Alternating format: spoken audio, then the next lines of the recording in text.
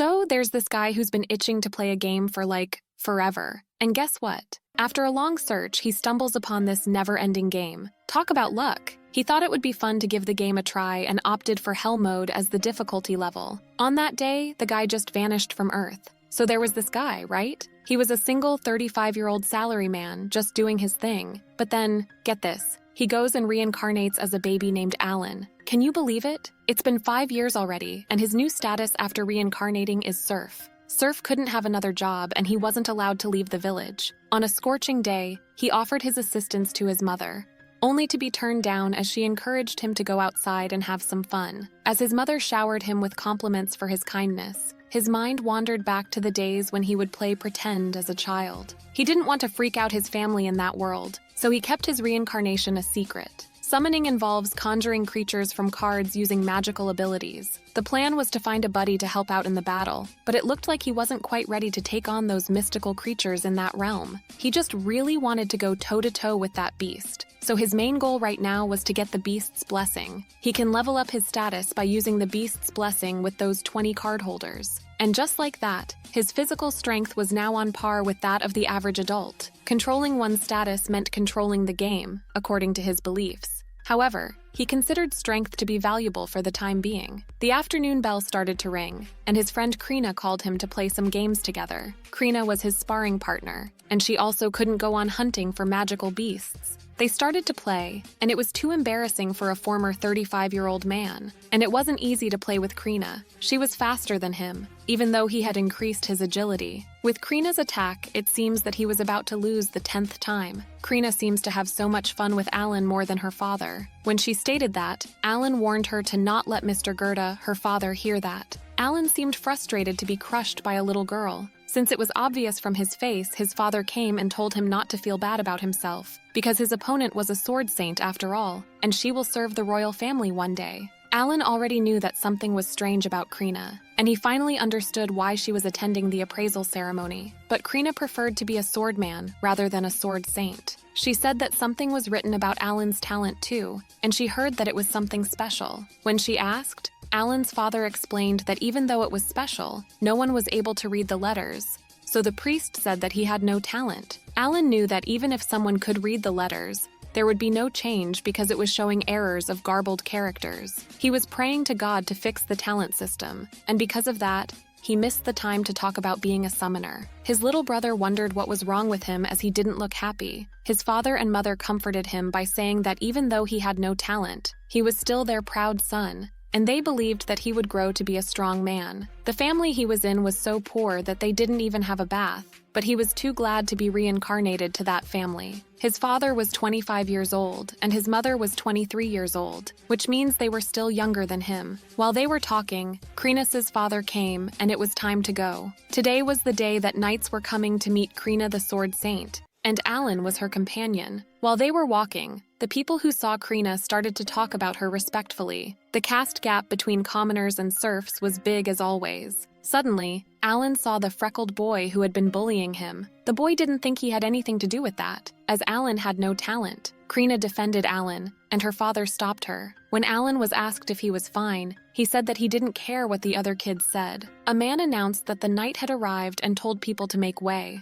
The kids' eyes sparkled when they saw the leader of the swordsman knights. The leader asked if she was the sword saint, and Krina confirmed him. Unexpectedly, the man said that they had to have a duel to test her talent. False talent was a capital crime. When her father tried to object, the man stated that if she refused, he and his daughter would be sentenced to death. Alan was furious and found that unreasonable. Krina's father was still not pleasant with the idea of that, but she seemed to be fine with it and accepted to do it. Her opponent was a man named Ryfriend, and he was a spear user. Krina's father was worried, but it seemed like she was having fun with a grown man. She swung her sword like it had no weight, making everyone surprised except Alan because he knew that she had been playing knights since she was 3, and her swordsman hip skill surpassed his even in hell mode. He finds a chance to kick her to the wall and creates a huge damage. Krina's father couldn't bear watching that scene, but the soldiers were holding him. Alan wanted to do something, but his current status was too low to fight back. But he didn't want her and her family to die. Suddenly, Krina stood up. She jumped on him to counterattack, and she was successful. She was about to continue, but the leader stopped her.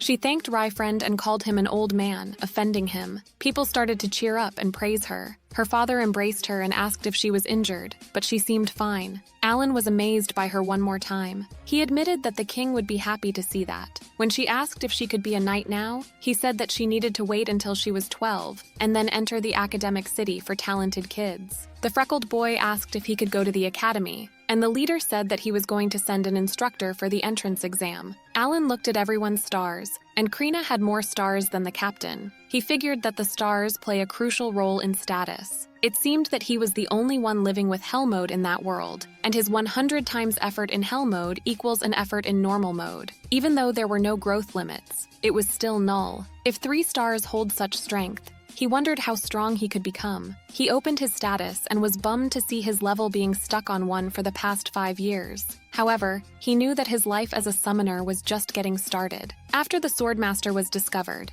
his nameless village was renamed Krina Village. Fall had come, and he was 6 now, but still at level 1. Starting at 3 years old, after practicing 1,000 times, his throwing skill had reached level 3, but he would need another 5 years to reach Hell Mode. After practicing his daily throwing exercise, he went home. At night, his father was late today, which was a strange thing. His dad was the leader of the Beast Hunter team in fall and winter. Farmers weren't allowed to do business, so they had to accept it in order to earn more income. When he checked outside, he saw a bunch of men, including Krina's father, carrying his dad. Teresia, Alan's mother, was sobbing her eyes out when she saw her husband Rodin's heavily injured body. Krina's father told her to calm down. Rodin's wound was already closed. Teresia asked where they found that expensive medicine. They found a mirage flower in the woods, and the knights gave them money to buy it. Alan was questioning what was happening because his dad could defeat over 3-meter-tall greed boars and fight 10 of those every year, and his level was always raised considerably. He eventually asked Krina's father, and he said that according to the directive of the village chief, this year, commoners could also participate, and they thought it was easy money, but then panicked and broke the team formation. Rodin did his best to protect them, but ended up getting the most damage. They spent all night waiting for Rodin to wake up, and when the sun rose, he opened his eyes. Teresia and Alan's little brother embraced Rodin while crying from happiness this time. Alan was the oldest there, but couldn't understand why he felt so strange seeing them all together. Between him and that family, he felt like there was an invisible wall. Gelda told Rodin to rest and reassured him that he would take care of everything until Rodin completely healed. Alan interrupted him, saying that it was fine and he was going to take care of his dad's business. He was not going to allow anyone to harm his family. His parents were shocked. It was time for him to quit pretending like a kid, and he made his decision. The next day arrived, and he had already started to work. Farmers had to give the landlord 60% of the harvested crops. To ensure that his family would get through that winter, he needed to store up enough food, so he worked hard. 2 days later, he seemed to have a lot more than he needed. It was time for the meat. And after a while, he was done with that either. The experience he had accumulated for so long was finally enough to open the new skill called Card Enhancement, and it was used to increase the summoned stats. He even got some new members. He summoned Bianta and ordered it to use its skill. With his provoke, he could catch about 50 birds. Then they would be fine for the winter. But there weren't any birds around, even though Biantas were using their skill.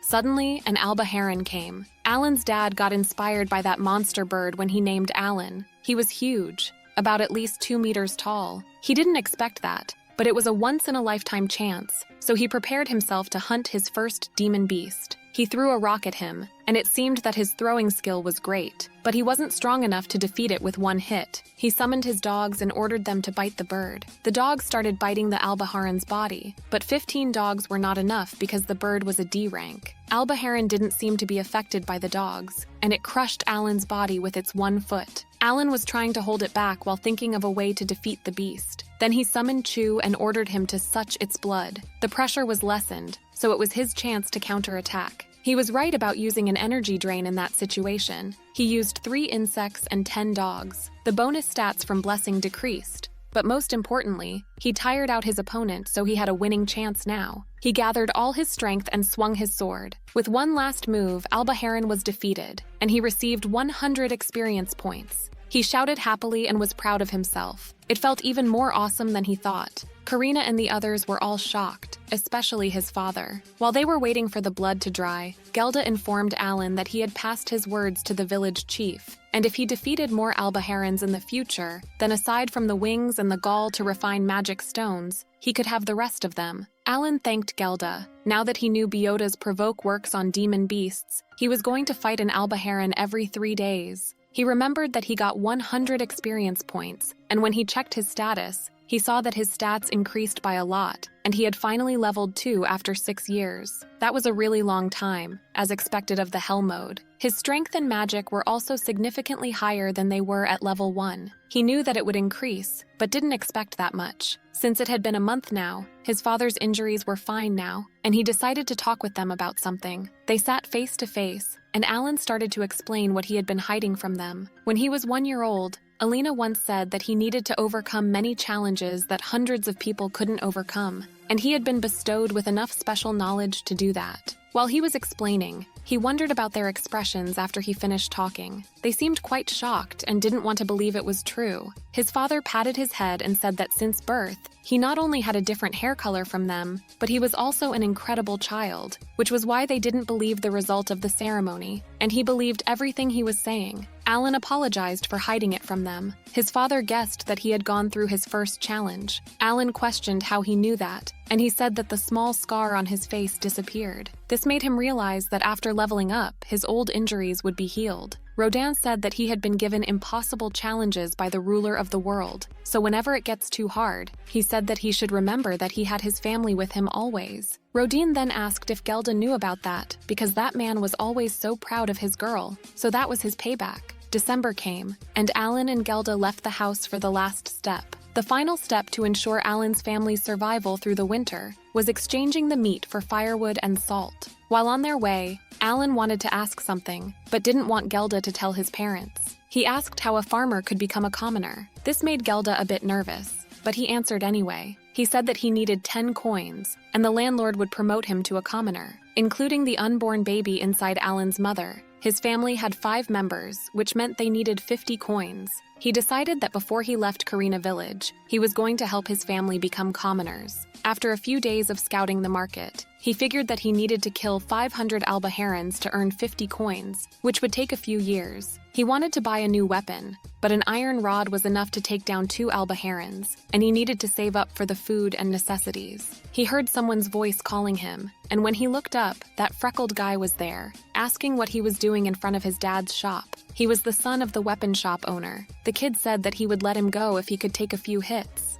Alan hated that kind of useless fights that don't give any experience points in games. When he ignored him and turned to take off the things on his back, the kid thought he was running away, but he was just getting ready to fight. Alan said that he didn't need to ask because he would knock down whoever stood in his way. He told him to come at him in a competing manner. The kid seemed pretty mad and immediately went to attack, but Alan easily dodged him. He was nothing compared to Karina. He defeated him in a second and asked if he wanted to do it again. The kid was trembling and sweating in anger and said that he was going to beat him next time. He said that he would buy something next time and left the shop. 9 months passed and little Miura was born. While Tarisha was watching them with the baby in her arms, Alan and Dagora were fighting again, but it didn't seem like it was an actual fight as Alan was instructing him about his movements. Alan had been practicing with Mashu, his brother who was 3 years old, and Dagora. He couldn't wait for the assessment in 2 years. At night, Gelda and Rodin came and they seemed pretty exhausted. The village chief summoned them, and this year the target had increased by 5, so they needed to kill 15 boars in total.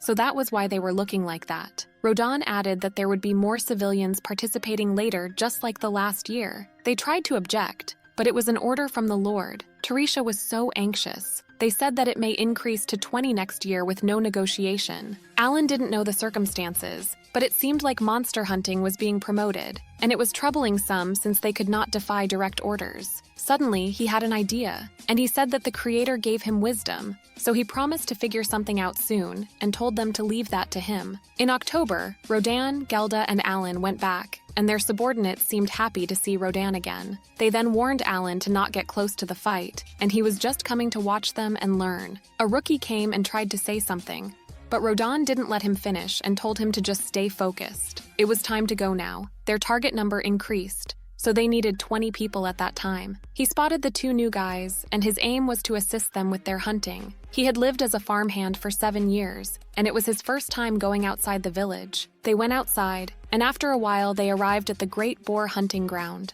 The Hakurtu mountain was ahead of them, and great boars usually leave the mountains in autumn. Just as the name indicated, there was a white dragon living on top of the mountain, and he dreamed that one day it would become his quarry. One of the workers informed the others that it was coming. The boar appeared, and it was terrifyingly powerful, but Gelda and the others seemed pretty confident. The boar came at them, but they collectively worked and stopped it. Their tactic was to lure the prey to them, then hold it down and attack its key points. Alan informed the new guy that it was his turn now. Last year, as per the chief's order, civilians were tasked with holding the boars down because it seemed simple enough, but they weren't strong enough, so it caused trouble. As a result, Alan's dad was heavily injured. Right from the start, it was a mistake to let the newcomers charge ahead. They just needed to hide and wait for the opportunity. After the new guys went to help, it was Denka's turn. Denka used his skill, and Rodan defeated the boar with one move. The new ones were shocked and happy that their power was increasing, just as Alan thought their experience greatly increased, and if they kept that up,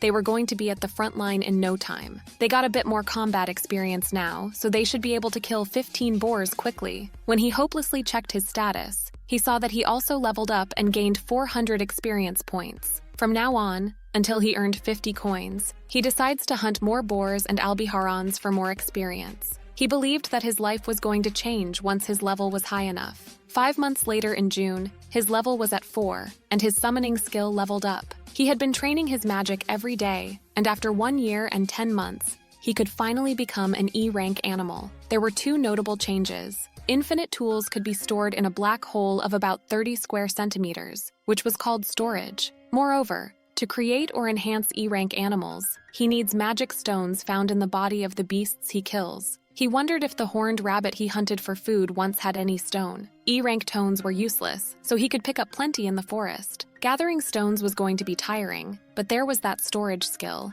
3 months later, he could summon E-ranking animals. He also learned the intention of the game maker. He had always wondered how a summoner was going to fight, and how they could make the most of their ability. The game maker was also the creator of that world, and he could finally see his path now. He examined the animals he summoned. Insects weaken the opponents, animals attack, birds transmit and collect information, and the grass heals. Thus, the classes of summons take on every role in a battle, so that was the true power of a summoner. The future suddenly flashed before his eyes, an army of summoned beasts that could defeat every enemy, flatten every battlefield, and the leader of that army was Alan. One day, the Lord Granbull came to their village for the first time. Since he was the one who ordered them to beat 20 boars, Alan didn't like him at all. He was only there to watch them hunt boars, yet he brought so many people with him. He thanked them to coming to greet him. He also said that the order of hunting 20 boar came directly from the king, so he couldn't refuse. Alan was surprised that the story was getting bigger and bigger. Granbull noticed Alan and asked if he was the man's son. When Alan was introduced as the hunter Rodan's child and their deputy guide, Granbull's daughter Cecil called Rodan a serf. Granbull got angry at her and said that the serfs were still his good people and warned her. She apologized, but still glared at Alan unfriendly,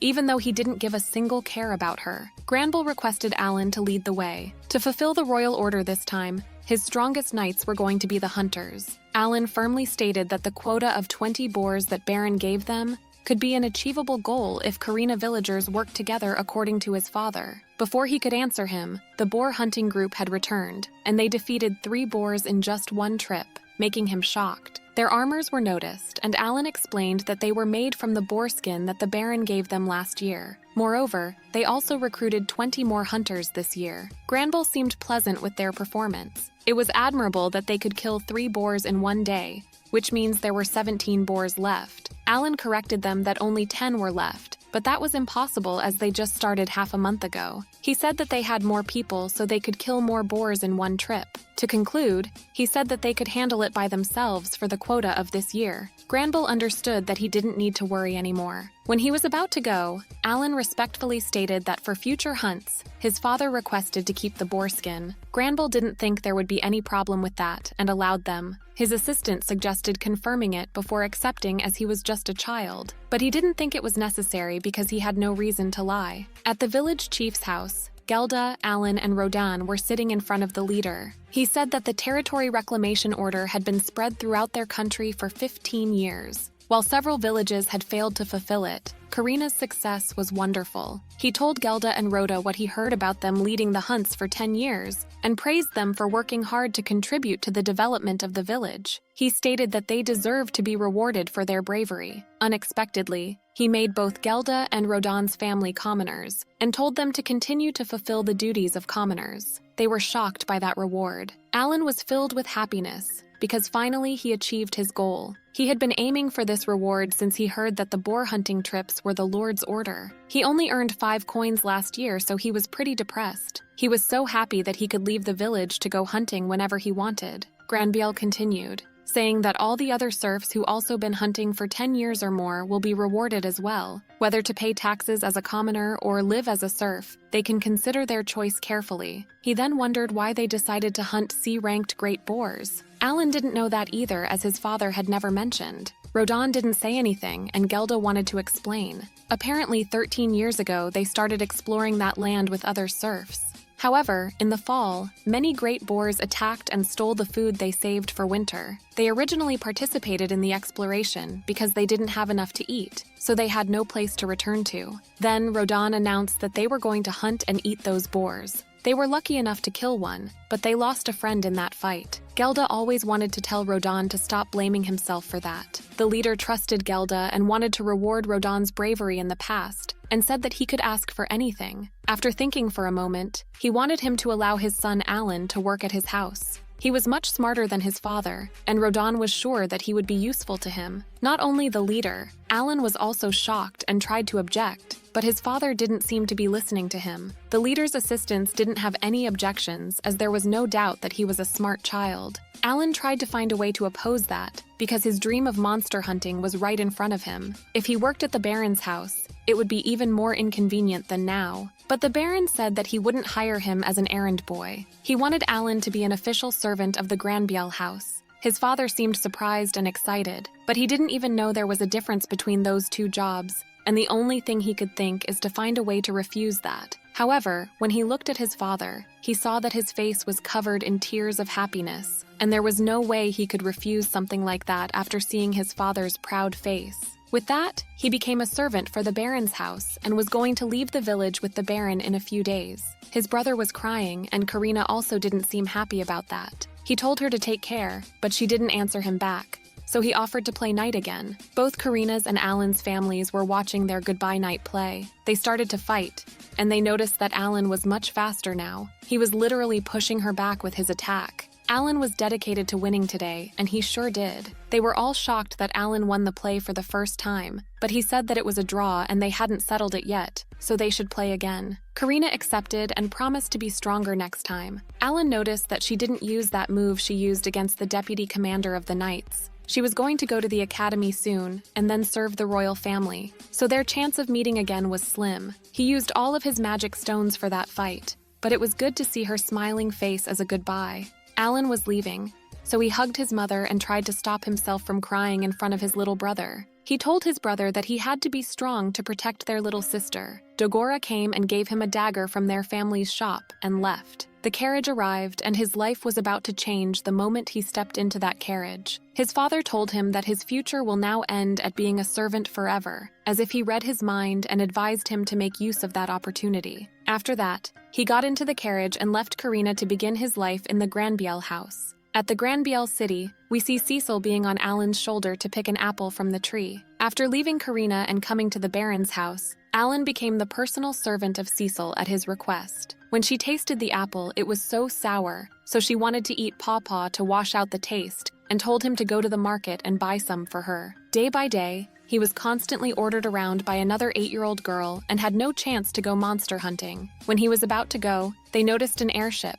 and it looked like a flying city. Cecil corrected him that it was a magic ship. Her brother was going to return from the academy in spring, as she mentioned. She then told him to hurry up and go. After another day as a servant, he returned to the loft behind the mansion and had a good sleep. He smelled a poo, which ability was restore someone's energy in 5 to 6 hours for 24 hours after smelling its scent. His room was only about the size of one room in a net cafe, but since no one lived there other than him, He could practice magic as much as he wanted. He got ready and entered the mansion. Risco greeted him and asked if he was all right being Cecil's servant. In Baron Granbiel's house, there were 30 servants in total. In this world, a noble house also includes their servants. However, those who had only worked there for a short time wouldn't include it. After having breakfast with the servants, he went to Cecil's room. He had two main duties in that house. First, taking care of Cecil and serving meals. The servants' meals were simple, like bread and vegetable soup, but the family's meals weren't like that. He wondered if the Baron family was trying to be frugal. Lady Granbiel noticed that Alan was used to working here now. He said that everyone had been helping him a lot. She couldn't even tell he was a serf because of his looks and intelligence, but Granbiel knew that he didn't have any talent. It was understandable that he knew a lot of things about him, but Cecil seemed surprised that he didn't. She said that she was a sorcerer and her Mihai was a swordsman. Alan was impressed as sorcerer was a 2-star talent. Her father, Mr. Granbiel, warned Cecil to not carelessly reveal her talent like that. He then turned to Thomas, his other son. Thomas was crying because he didn't have any talent either, but wanted to study at the academy like his older brother and Cecil. Talents were more likely to appear among low-ranking commoners and serfs, so it wasn't surprising to Alan. 2 among 3 of their children had talents, which was the real point. He was surprised because it was a rare thing to happen. Lady Granbiel stated that Thomas didn't need to apologize, and Mr. Granbiel added by saying he was accepted into the House of Lords, and he would meet great people without talents there. Lady Granbiel mentioned that she and Mr. Granbiel met at a ball there. Cecil was going to be studying at the academy when she was 12, and start learning like Karina and Dagora. In the next scene, Alan has a day off, so he goes out to the city to collect information. There was no curfew for a servant, so he needed to come back before the next morning. The market was located at the north gate of the territory, and it was a 2-hour walk to the central square of the market. If he starts from the south gate, it would take 4 hours. While he was exploring the city, he realized that Karina Village was no match for that place. He then arrived at the Adventurer Guild. In this world, there was an organization of adventurers called the Adventurer Guild. Basically, adventurers earn a living by hunting monsters, and that was exactly the job Alan needed. He could earn both experience points and money. When he entered, the receptionist woman said that adventurers could only sign up when they were 12 years old, so he wasn't allowed to join. This devastated him, but even though he wanted to work as a servant for a few years to please his dad, he was not planning to give up on monster hunting. Before he left the Adventurers Guild, he noticed that there was a bulletin board for mission requests. There were a lot of species there like horned rabbits, ogres, armored ants, and so on. But strangely, there was no information on where they usually live. While he was checking the board, a man saw him and asked why there was a kid in there and told him that this was not a playground. Alan ignored his statement and asked where he could find that type of monster. The man didn't understand why he was asking him in an annoyed manner. Alan answered that he would go away if he answered. The man explained that it was usually difficult to get to those places, so it doesn't state where they live. They say the closer you get to the White Dragon Mountain, the more high-level monsters appear. Alan was surprised that he was telling him everything. The White Dragon Mountain was the place where the great boars were born. The man mentioned that he had never been there, but he heard that it would take 7 days to get there from here. Since he answered Alan's question, he should go away, but he asked if he was familiar with the roads around there, making him annoyed. Alan then noticed that there was one monster that had written its place, and it was Murugolsh. He realized that his father named Machu after those. The man said that those things were too fast for adventurers like him, so he left that to the knights. When Alan asked about the White Dragon, he said that he was hoping the knights would kill that one too. It was still a mystery of that place.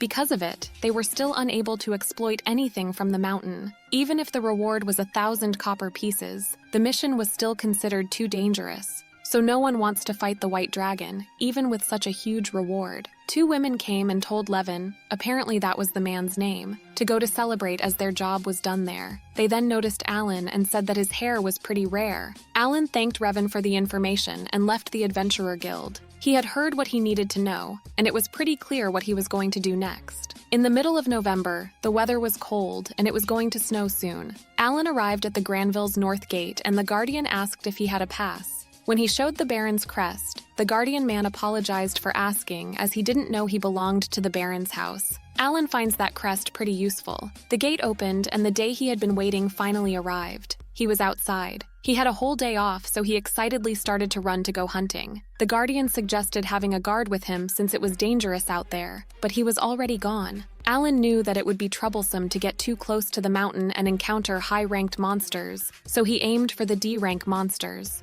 If they were like the Albaharan, he wouldn't lose. He had run 10 kilometers and stopped in the middle of the forest. He summoned a bird named Hook and told him to move to the right by 1 meter to test its intelligence, and it moved right away. He patted its head.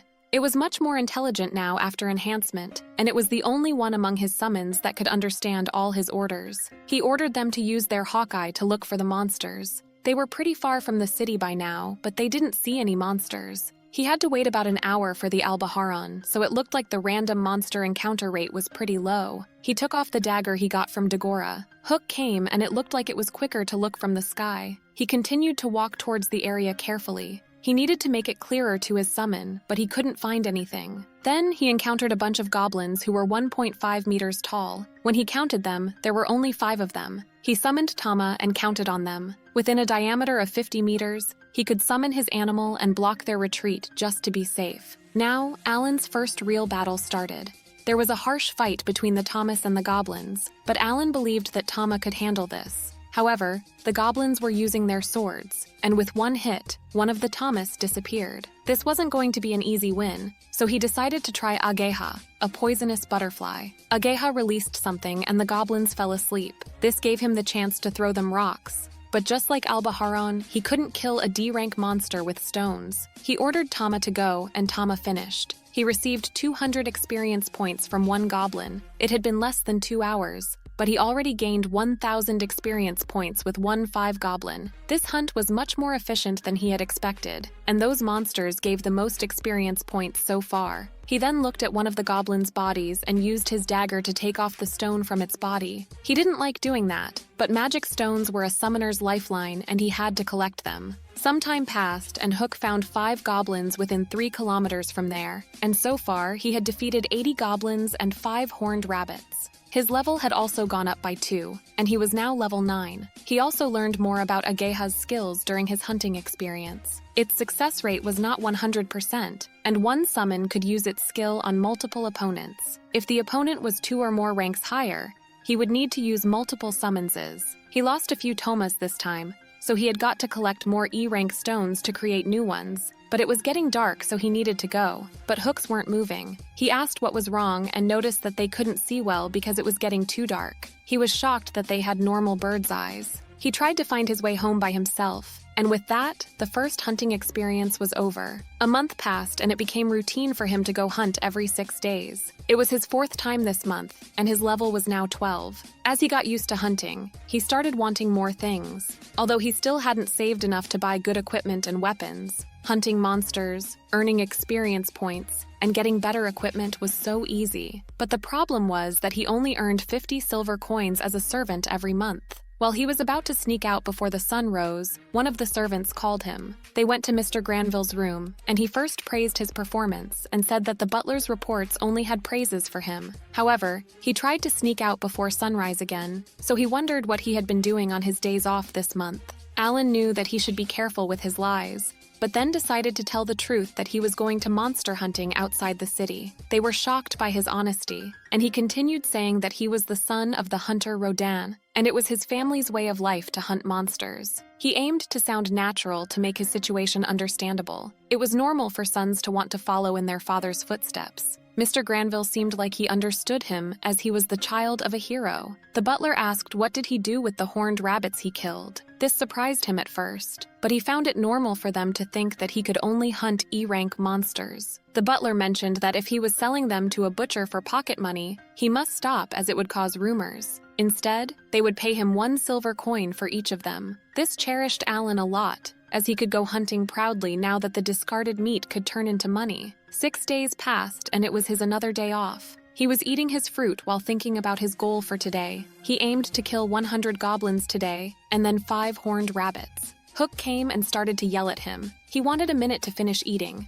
but the bird just didn't stop yelling. Hook then flew towards somewhere and he started to follow him. Hook was going too far because he instructed it to search within 3 kilometers. As he ran, he started to hear some people's voices, and it seemed like there was a fight. There were 4 goblins, and the people who were fighting with them were the guy named Levin and his team from the Adventurer Guild. Levin was heavily injured, so only the 2 of them were able to fight. Alan remembered them and immediately got 3 iron balls custom-made by a weapon shop. He aimed one of the goblins and shot it with the ball. The girl was shocked, but they didn't have time to chat, so Alan only said that he was there to help. With the number 2, he shot another goblin and there were only 2 goblins left, but they weren't dying or anything. He didn't want to use his summons in front of other people, so he was on his own this time. Before he ran towards the goblins, he informed the other girl that he would take of those on the right. Until now, he had been avoiding fighting the goblins directly just to keep his borrowed clothes clean. He already defeated one of them in a minute and then moved to the next. Meanwhile, the other girl named Marishi killed one of the goblins. But Levin didn't seem like he was going to make it, so she had to heal him because the other girl was almost out of mana. Marishi couldn't hold her tears back. While they were praying that Levin would be all right, Alan already killed 3 goblins and came for their help. The girls were shocked, but he didn't care, and said that he had some herbs on him and asked if they wanted to use them. The girls were desperate and were willing to pay as much as he wanted. He took off the recovery herb thinking it was probably a health recovery herb. He didn't want to use Levin as a test subject, but there was no other choice. Fortunately, the herb worked and his wound immediately healed. He even opened his eyes. The girls were so happy that Levin was okay, and Alan was glad that the herb worked. He then moved to Marishi and healed her arm. They were shocked that it healed her arm in a second, and he has the Marazi flower, which was a precious herb. Alan's father didn't heal so fast when he was injured like that. Marazi flower could recover one's maximum physical strength, and recovery herb could only heal to some extent. Levin then realized that the boy who saved his life was the boy that he met at the guild before and asked what was his talent. When Alan said that he wasn't given any talent, they were taken aback and found him pretty cool. They wanted to pay him back for saving them, but all he wanted was for them to not tell anyone about him. He just wanted to go back to the hunt. They didn't mind that, but asked if there was anything else. Alan wanted their magic stones from the goblins and 100 of their E-rank stones, and that was enough for him. When they gave him what he wanted, they headed to the city as they weren't lucky today. After they left, Alan wanted to check before going back to hunting and summoned Hook. He asked why it didn't follow his instructions about staying away from other people. Hook seemed pretty timid. When he noticed its face, he realized that Hook was just autonomous. Summons were supposed to follow the master's orders. Alan thought their stats and skills were for the summon to determine how to use them, but Hook ignored his instructions and prioritized its own will. So those were the type of summons created by the god of this world. He comforted Hook that he wasn't blaming him and said that next time, he would think about his instructions in case he found someone who needed help again. This time, Hook warbled because of its happiness. A few days after parting with Levin's team, he now knew that the summons had minds of their own, and he had also managed to gather 100 E-rank magic stones. From now on, he didn't know how he was going to progress on his path to becoming a summoner,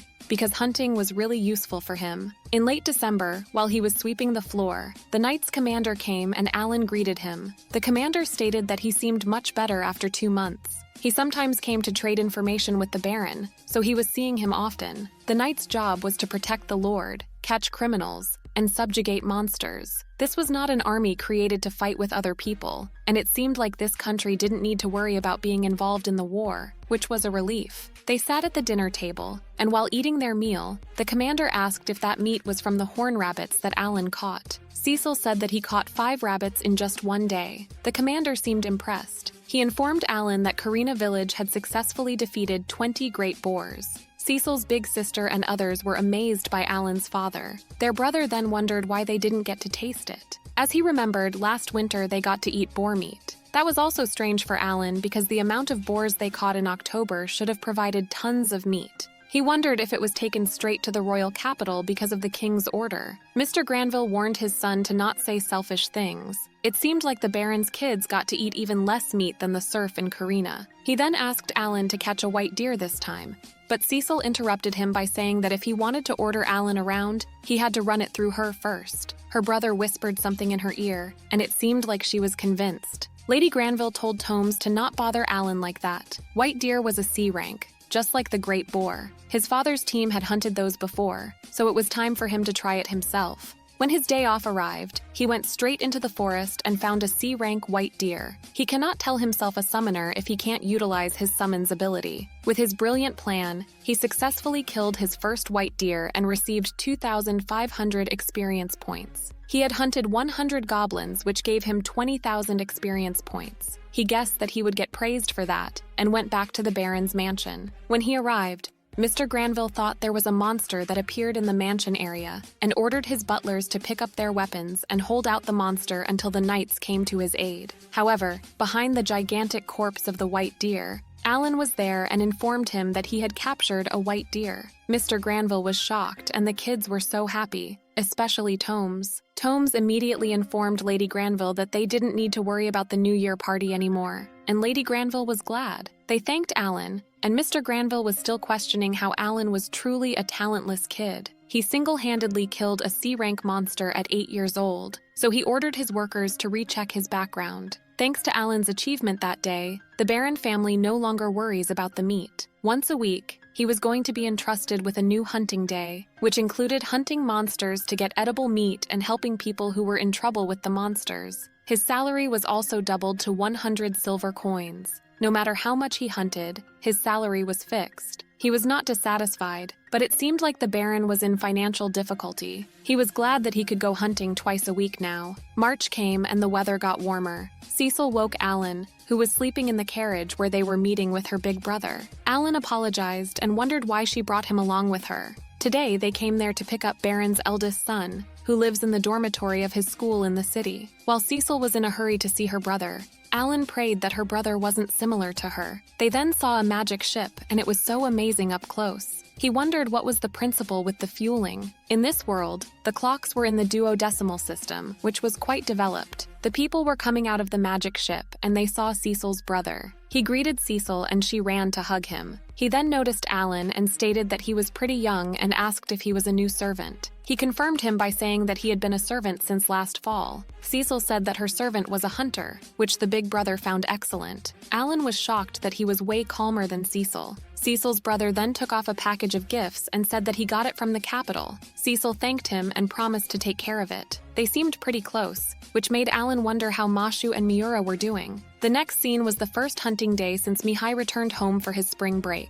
and Cecil ordered Alan to hunt a lot. So he hunted 5 horned rabbits, big toad feet, and an abarred ori. He wondered if they were having a feast when he returned. His storage was limitless, but those things were too big to be put through the hole, so he had attracted a lot of attention walking like that on the streets. The guardian welcomed him and opened the door. When they went inside the mansion area, he saw that Mihai and the commander were practicing. From what he saw, he found Mihai's movements amazing, and it was his first time seeing the commander using his sword. The commander decided to stop for today and stated that Mihai improved a lot in the past year. Mihai thanked him, but then said that he was 13, so he didn't want him to call him young master. The whole family was watching them, and Cecil noticed that Alan was back. She said that the head chef would be happy for his hunted animals. Mihai approached Alan and asked if he had time to spare with him. Alan seemed surprised, and before he answered, the commander lent his sword to him. The sword was the miserable, as expected of the commander. It was Alan's first fight since that one against Karina. He checked his status, and his status was still in hunting mode, but he wanted to fight seriously. Cecil worried if Alan could use such a big sword, but Thomas wasn't worried as he could defeat a C-rank monster. They got ready, and the commander started their fight. Alan tried not to get hurt and be careful. With their first touch, Alan noticed that something was off as the attack wasn't really strong, and the strike didn't do anything to Mihai. He didn't realize until now that he was losing speed. He went back and made a powerful attack, but Mihai stopped him with one hand. While they were fighting, Lady Granville seemed worried so. The commander comforted her that Mihai had survived through a year in the academy, so there was no way he could lose to someone who had never gone to school. With that, Mihai made his last attack and caused Alan to lose the match. The duel ended there, and Mihai praised Alan's skill, saying that he was excellent for a young boy. Alan thanked him, but was still shocked at how strong he was. Cecil and Thomas came, and they praised how fast their brother was. He said that he had to be fast because he was going to fight in the dungeon during the summer vacation. They seemed pretty shocked. He said that they were going to fight monsters in the dungeon, and he was told to drop out if he can't get through it. His siblings were upset that he wouldn't be home this summer. He said that even though it could be tough, the holy sword Dobrig gave him his sword, so it was fun too. Alan was listening to him carefully and found it amazing. Exploring the dungeon and learning from the holy sword was indeed amazing. When Cecil asked when he was going to be at home again, Mihai said that the next spring break. Alan confidently wanted to fight with him again at that time. This surprised him for a moment, but accepted. He then told him to take care of his sister, and he said yes, like he was steadily establishing his position as a servant. He wanted to go hunting every day. At this rate, he was going to be Cecil's servant for the rest of his life, and he knew he needed to find a way to quit without bringing shame to his dad. A few days passed, and Mihai returned to the academy with the magic ship he came there with. Cecil's eyes teared up while all Alan could think about was the dungeon where Karina, Cecil, and Dagora were going to go. In the next scene, Baron Granbiel was hosting Viscount Clanel, who were one rank higher than Baron. Alan entered while they were talking, and Viscount found his hair pretty rare. Alan served them the boar meat, and Viscount Clanel seemed to like it. Alan was glaring at him with hostility because he was the one who ordered the unreasonable boar hunting. The Granbiel and Clanel territories lie beside each other across the White Dragon Mountain. Inside the mountain, there was a vein of mithril, but the White Dragon was in the Granbiel territory. Thus, only the Kalnal territory flourishes by mining mithril. However, 100 years ago, the White Dragon was in the Kalnal territory. The situation was the opposite of now. The two territories seem to have been on bad terms for generations because of the White Dragon and the mining of mithril. Whatever the reason behind Viscount Kalnal's bad personality was, it didn't matter when he told the king to order the boar hunting. Mr. Granbiel required to know what was the reason for him to come there. He said that a few days ago, his youngest daughter attended the appraisal ceremony, and he was there to tell him the result. His youngest was the same age as Mashu.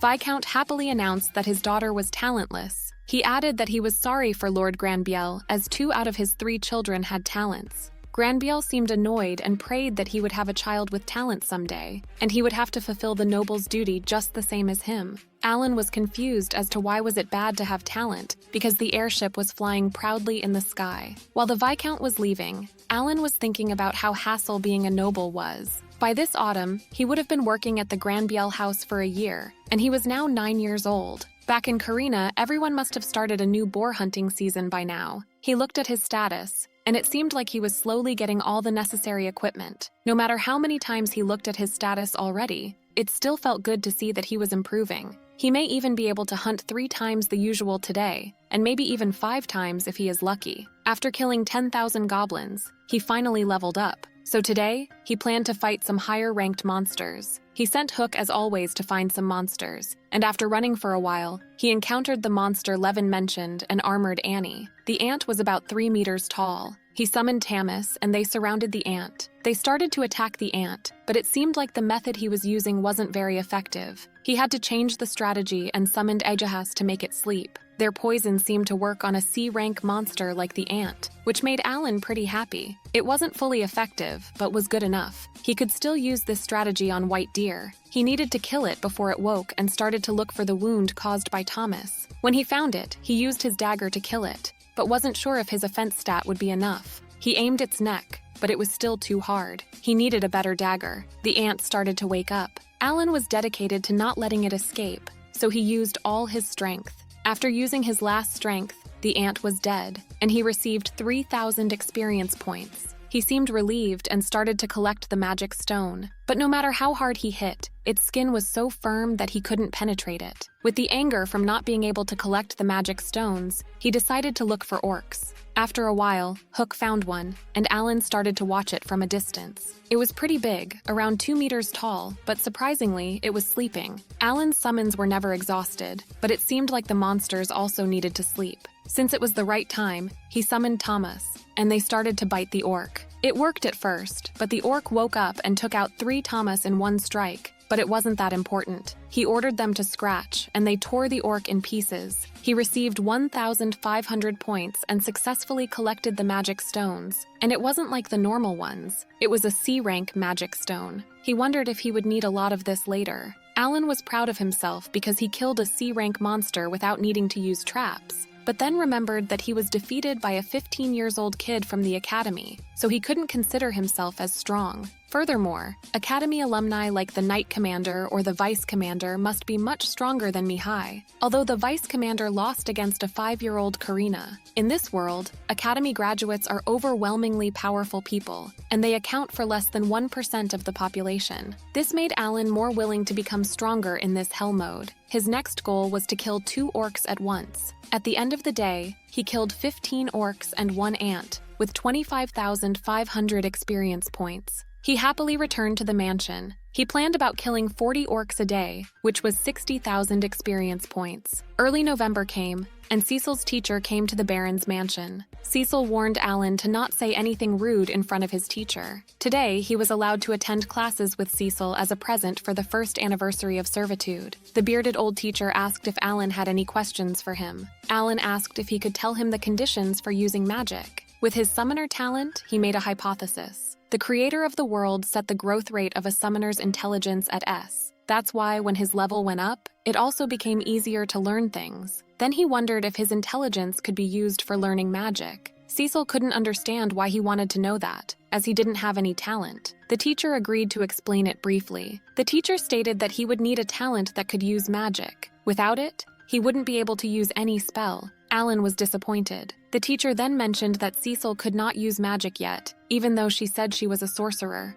She wanted the teacher to bring out his crystal ball to prove that she could use magic. She did prove it because the crystal lit up. Alan wanted to try it too, and the teacher allowed him. It was his chance to see if he could use magic. But no matter how hard he tried, the crystal ball didn't shine. He couldn't believe magic was impossible for him, because if that was the case, then what the heck was his high intelligence for? With his current status, he couldn't use magic, and he couldn't win with a sword either. Thus, the hypothesis was quietly denounced. December arrived, and it had been a year since he was officially allowed to hunt, and somehow he had gained many more acquaintances in the city. While he was in the town, he noticed some hustle between the villagers and Levin's team running towards somewhere. Alan approached them and asked what was happening. Levin said that Madagalshu appeared near the south gate. Alan asked if they were going to fight, but they were definitely not. Only the strongest person in the territory, the Knight Commander, would have a chance against that thing. But the Commander and the Vice Commander were absent right now. That's why they need to evacuate people before the monster kills everyone.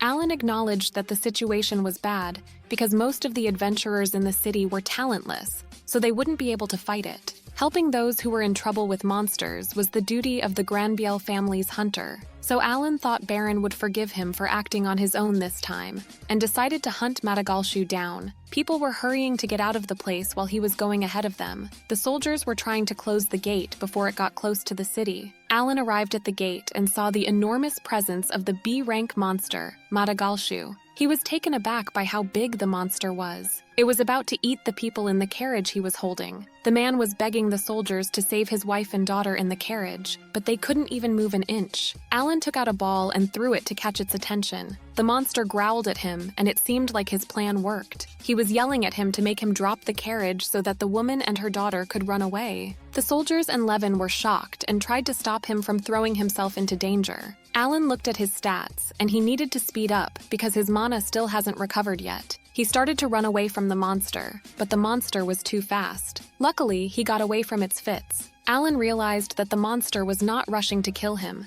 It was literally having fun. He cursed at his father's naming skills. The Madagalshu was grinning gleefully while Alan was full of anger. He was about to make it regret not attacking him.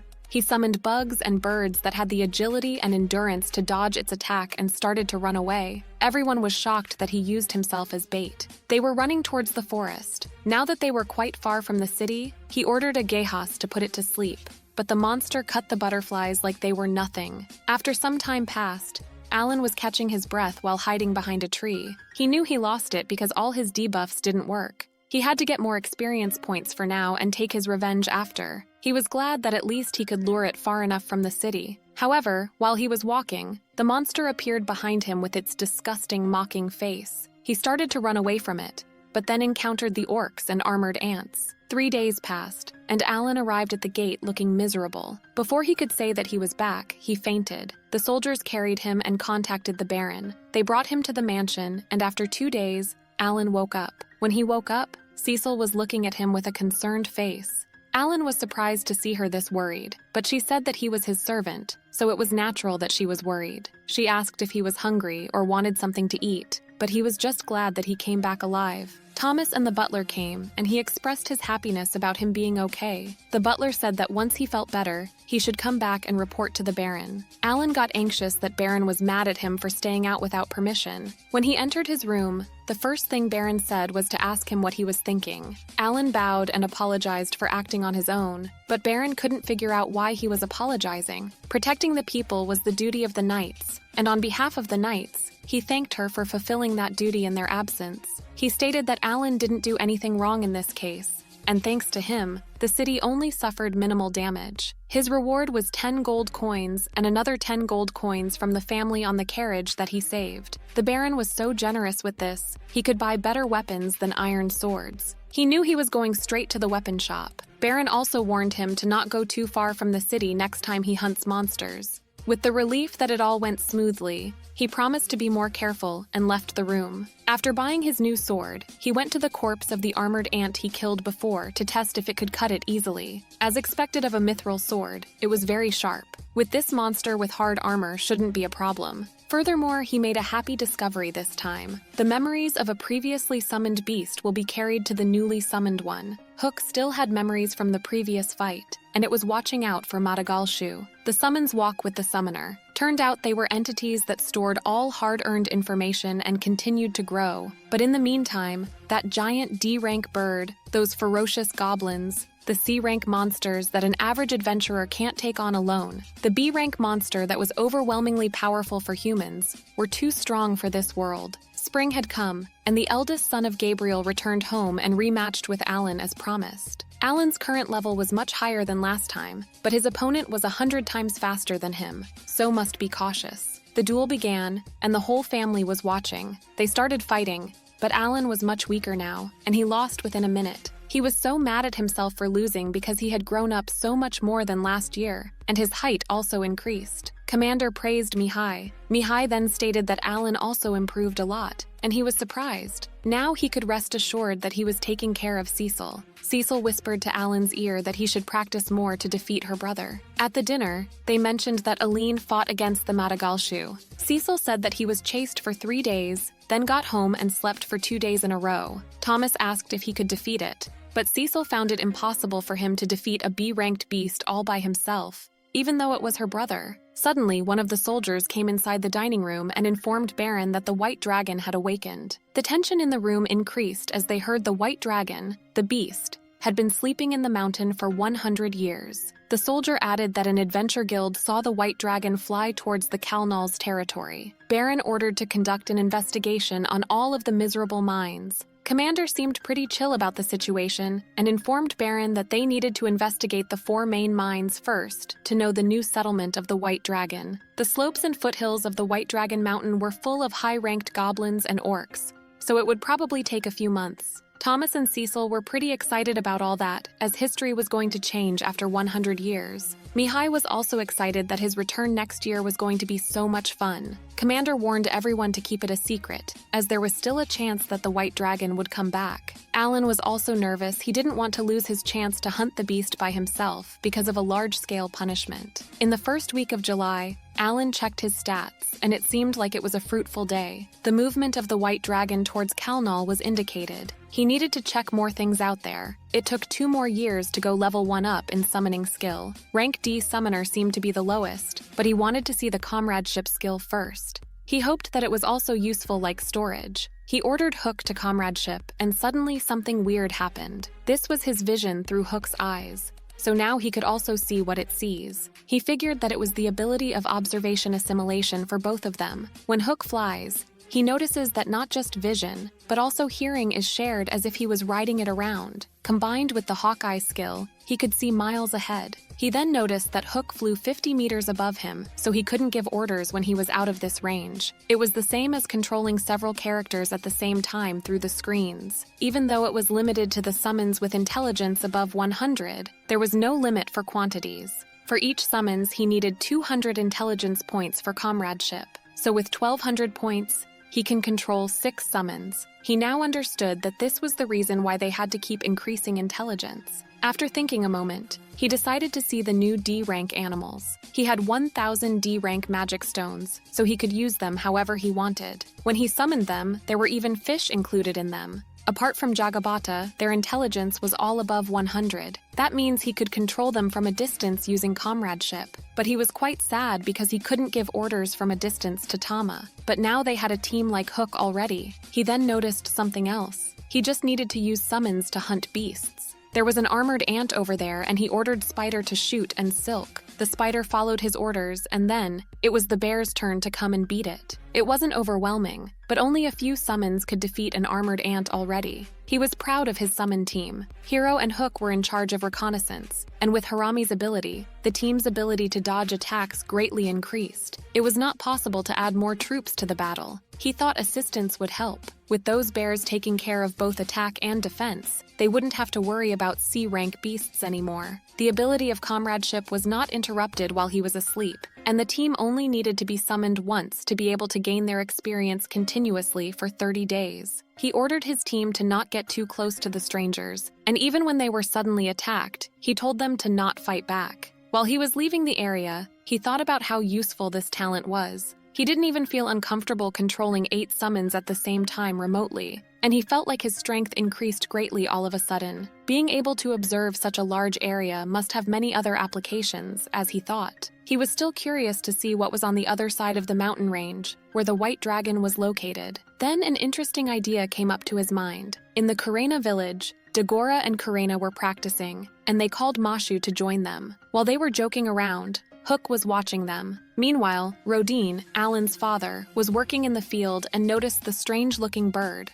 Hook. Hook then checked the house to see what his mom and Miura were doing. His mother was doing Miura's hair, and they seemed to be in a good mood. When Hook left the house, he dropped 1 gold coin for them. Alan decided to visit them every day, and was actually glad that he had the comradeship skills. October was also the month he turned 10 years old. He had been working for the Baron's house for 2 years. While they were having their tea times, Baron asked what was the situation at the mines now that the investigation had been going on for half a year. Commander stated that just as they feared, after more than 100 years of absence, that place was now full of magic beasts. Not only around the 4 mines, but magic beasts even gathered near the Mithril refinery. Overall, they needed to clean up the magic beasts, recruit people to form a mining team, and build a transport route. Commander believed that it would take 3 years to restore the nearest coal mine to this city. 3 years was a lot for them. Baron knew it was overwhelming, but asked the commander to try to escalate it as fast as possible. He then asked about the situation in Kalnal. Commander informed him that they were too hasty to exploit the mines and angered the White Dragon, as Baron expected.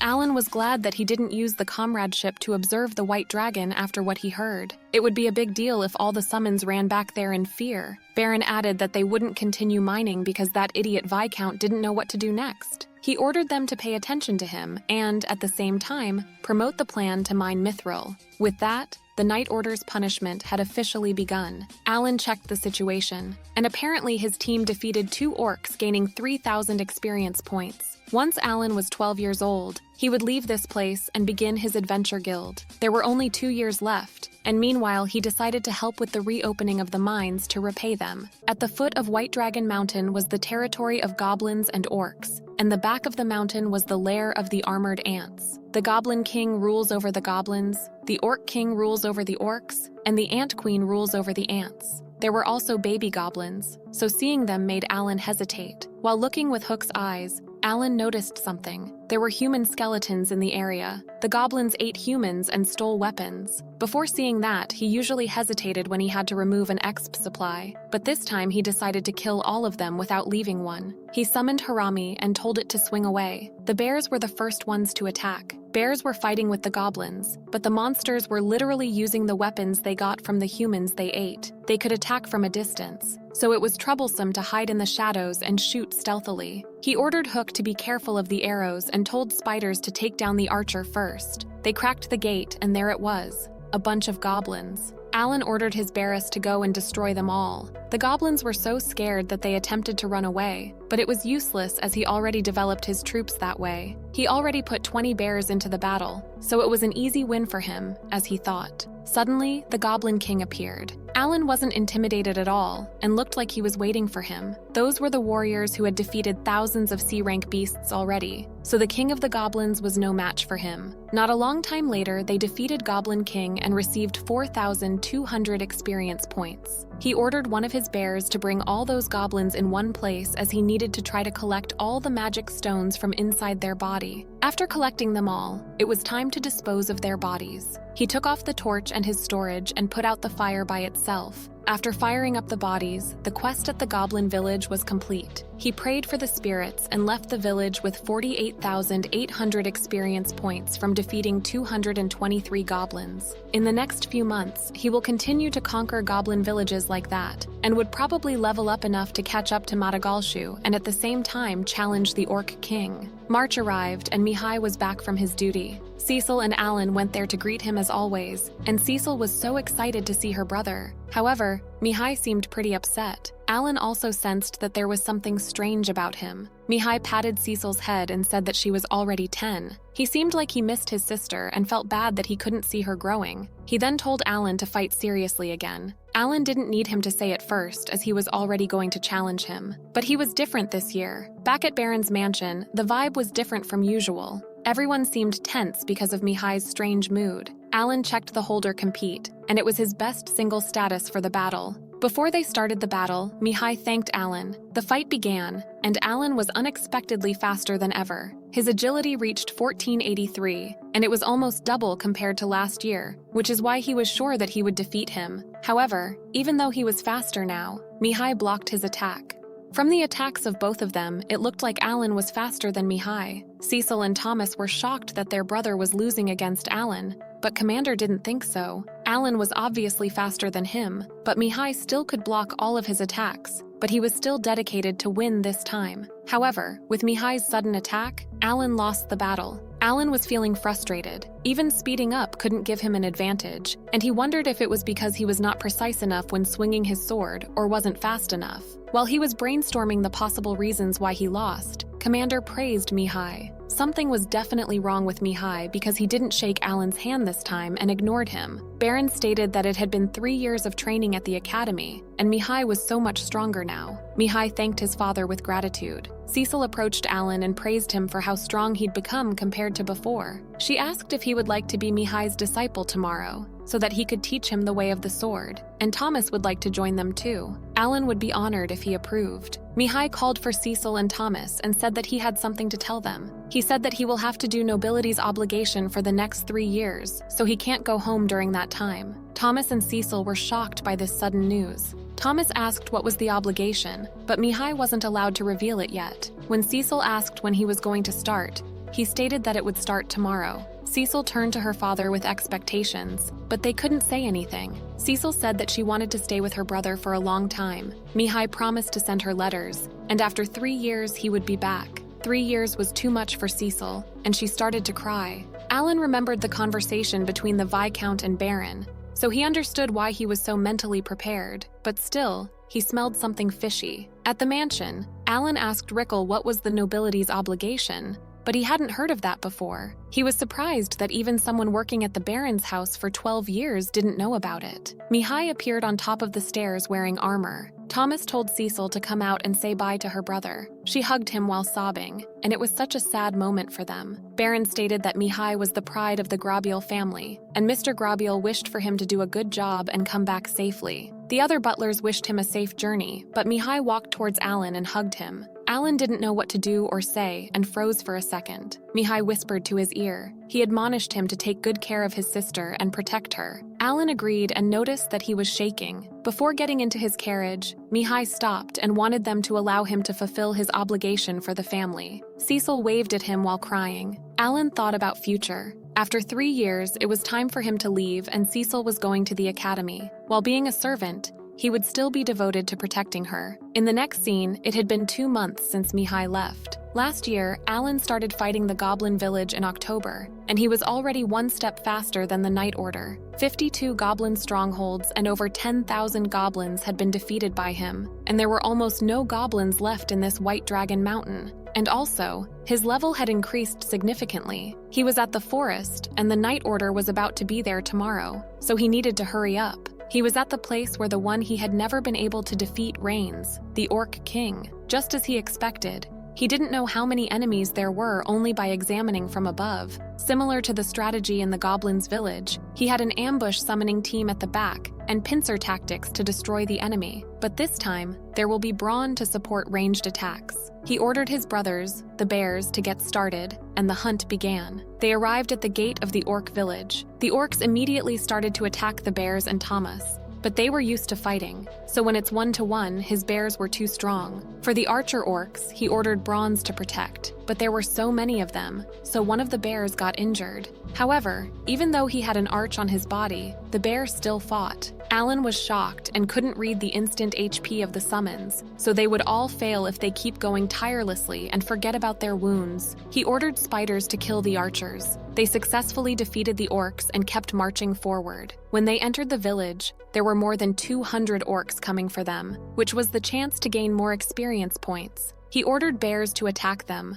while the ambush team from behind also launches an attack. Everything was going well so far, but it took longer than the goblins. He had already defeated about 100 of them, but wondered why the king hadn't appeared yet. Suddenly, a huge amount of magic power appeared, and they barely could defend themselves. Alan was taken aback by the orcs because there should only be one boss. Instead, there were 3 of them. It was a dangerous situation, but Alan seemed like he was glad to have his first magic attack from the beast. Alan couldn't understand if they were aiming at him or at Brawn. The orcs sent another fireball. It was so hot, but at this rate he could still handle it. However, this time they sent 3 fireballs. Orcs knew how to aim where Brawn wasn't covering. He took off a stone from the storage and threw it to the orcs. He managed to defeat one of the orcs and got 2,000 experience points. He had 2 iron balls left, so he must not miss the shot. When he was about to throw it, the king disappeared. They were out of his attack range, and it was hard to handle everything as his battle strength was being lessened. Plus,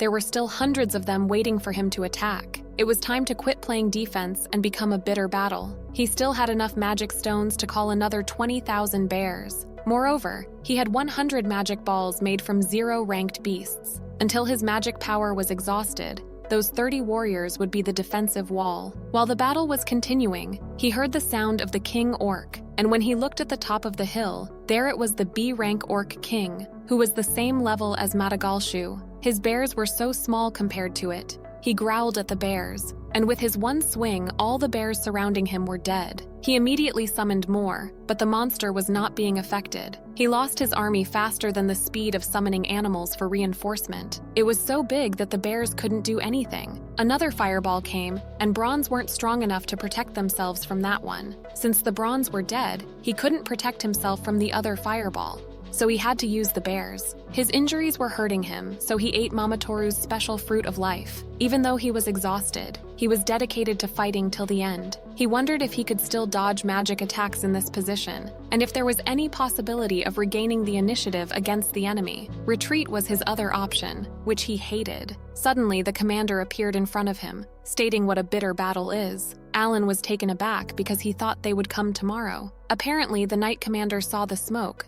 so he came to check it out. He asked what he did, and Alan said that he was just trying to raid the orc village. The commander then noticed the bears, making Alan nervously tremble. The bears shouldn't be mixed with magic beasts, so he made them disappear and suggested the commander go back together. However, the commander ignored the summoned beasts and didn't seem to falter in front of the king orc. Alan heard before that he could defeat Madagalshu alone, and that he was the strongest man in Granville territory. The commander instructed the others that he was going to defeat the Orc King himself, and the rest was up to them. Alan was surprised to see the deputy team. He originally intended to secretly monopolize the experience, but this was still good. It was a chance to observe those two show their true power. The commander and the king orc were standing in front of each other without doing anything, making Alan wonder if it was safe to stand like that. The king orc made the first attack and swung its weapon on him, but the commander stopped it with only one hand. Lord Knight Commander fought for a long time with a fighting style that overwhelmed the opponent and earned the nickname, the Battle Demon Zenith. The fight was crazy.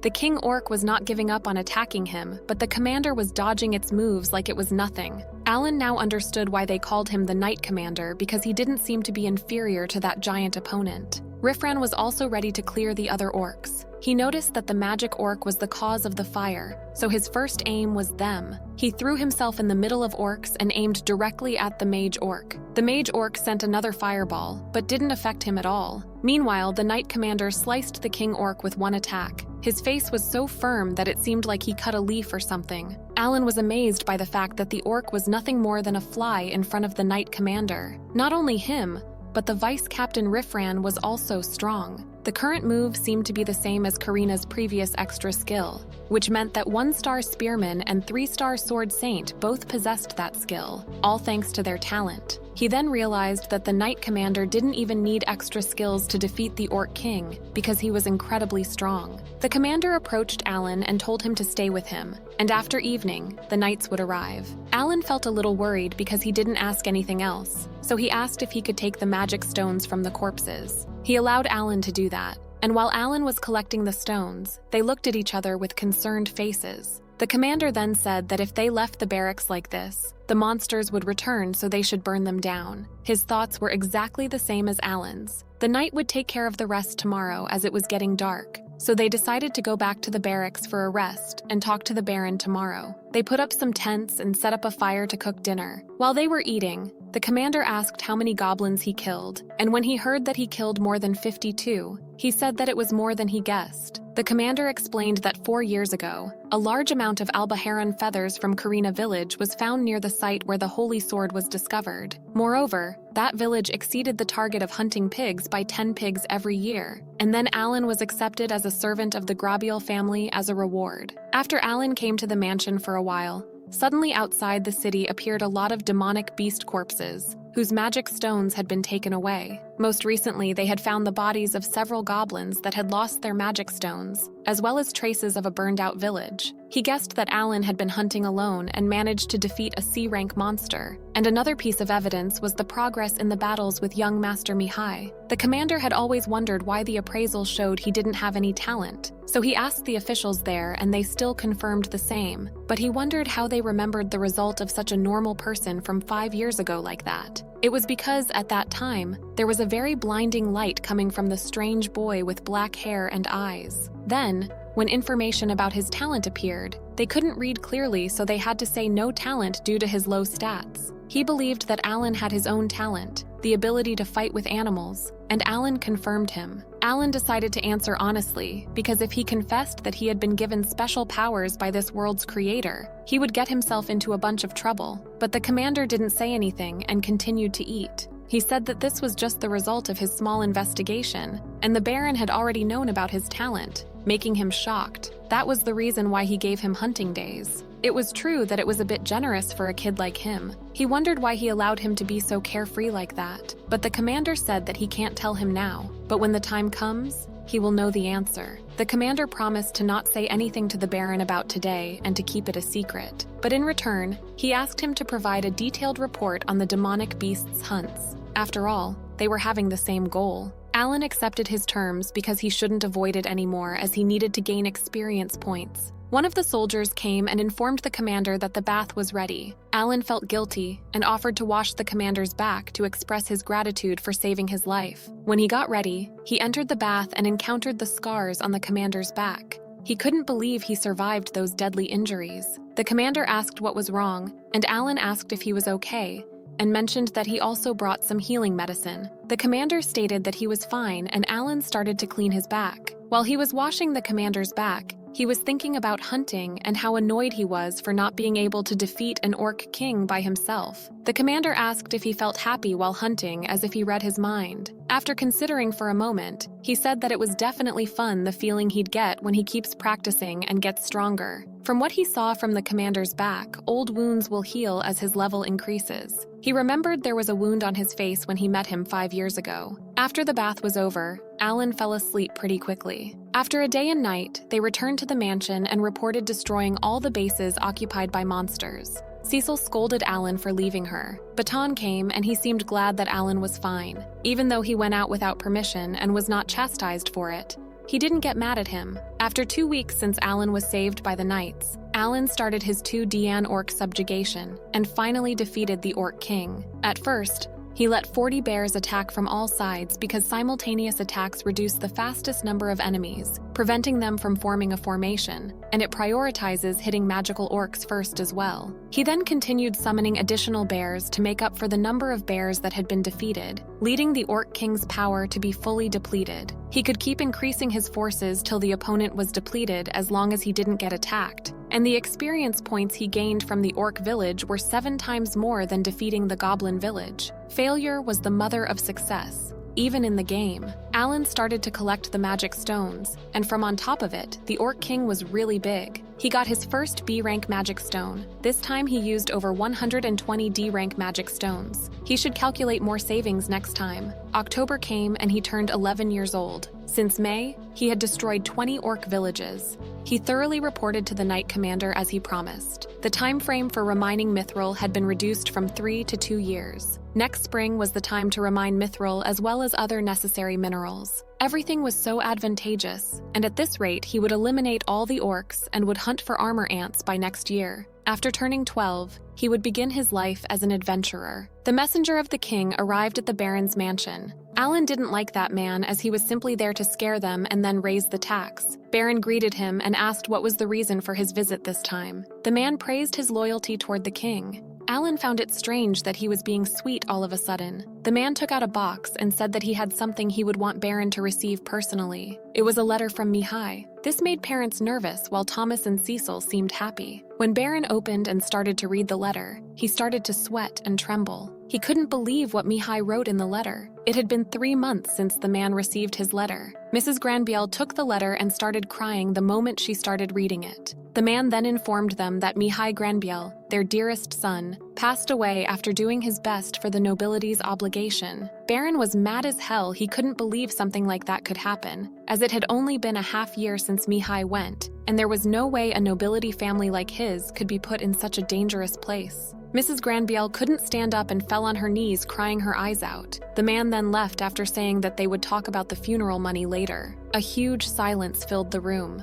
Alan was still shocked. He recalled the memory of Mihai telling him to protect his sister, and couldn't believe he had foreseen this coming. Cecil was still in shock, and asked her father what was going on, and what Mihai wrote in the letter. Baron told everyone to leave the room, including Thomas. Alan found this pretty weird. The door closed, and Alan was in the hall swiping the floor while all the maids were crying about Mihai's unexpected death. The entire Baron family was shocked after reading that letter, so Alan really wondered what was written in it. Cecil's angry voice was heard from the hall. It seemed like Baron was trying to explain to her that it was all for the nobility's obligation, but Cecil denied believing that their lives were this worthless that they were sacrificed like that. She stormed out while sobbing. Alan realized that Cecil would have to follow the same path as her brother in the future. The idea of that made him furious at the Baron, but when he saw his face, he realized that there was nothing else they could do, and this was the duty of all nobles. At night, when the dinner was ready, the butler and Alan brought her food to her room, but she wasn't answering. Baron told them to leave her alone and talk tomorrow. Cecil had already gone to bed, but Tomes was still panicking. After all, he was the next lord of the Granville family. The morning arrived, and neither Thomas nor Cecil ate breakfast. Rickle said that before coming there, he heard rumors that Gabriel's family had a short life. The Baron's parents and brother also passed away very early, even knowing that he was still so upset about the young master's sudden death.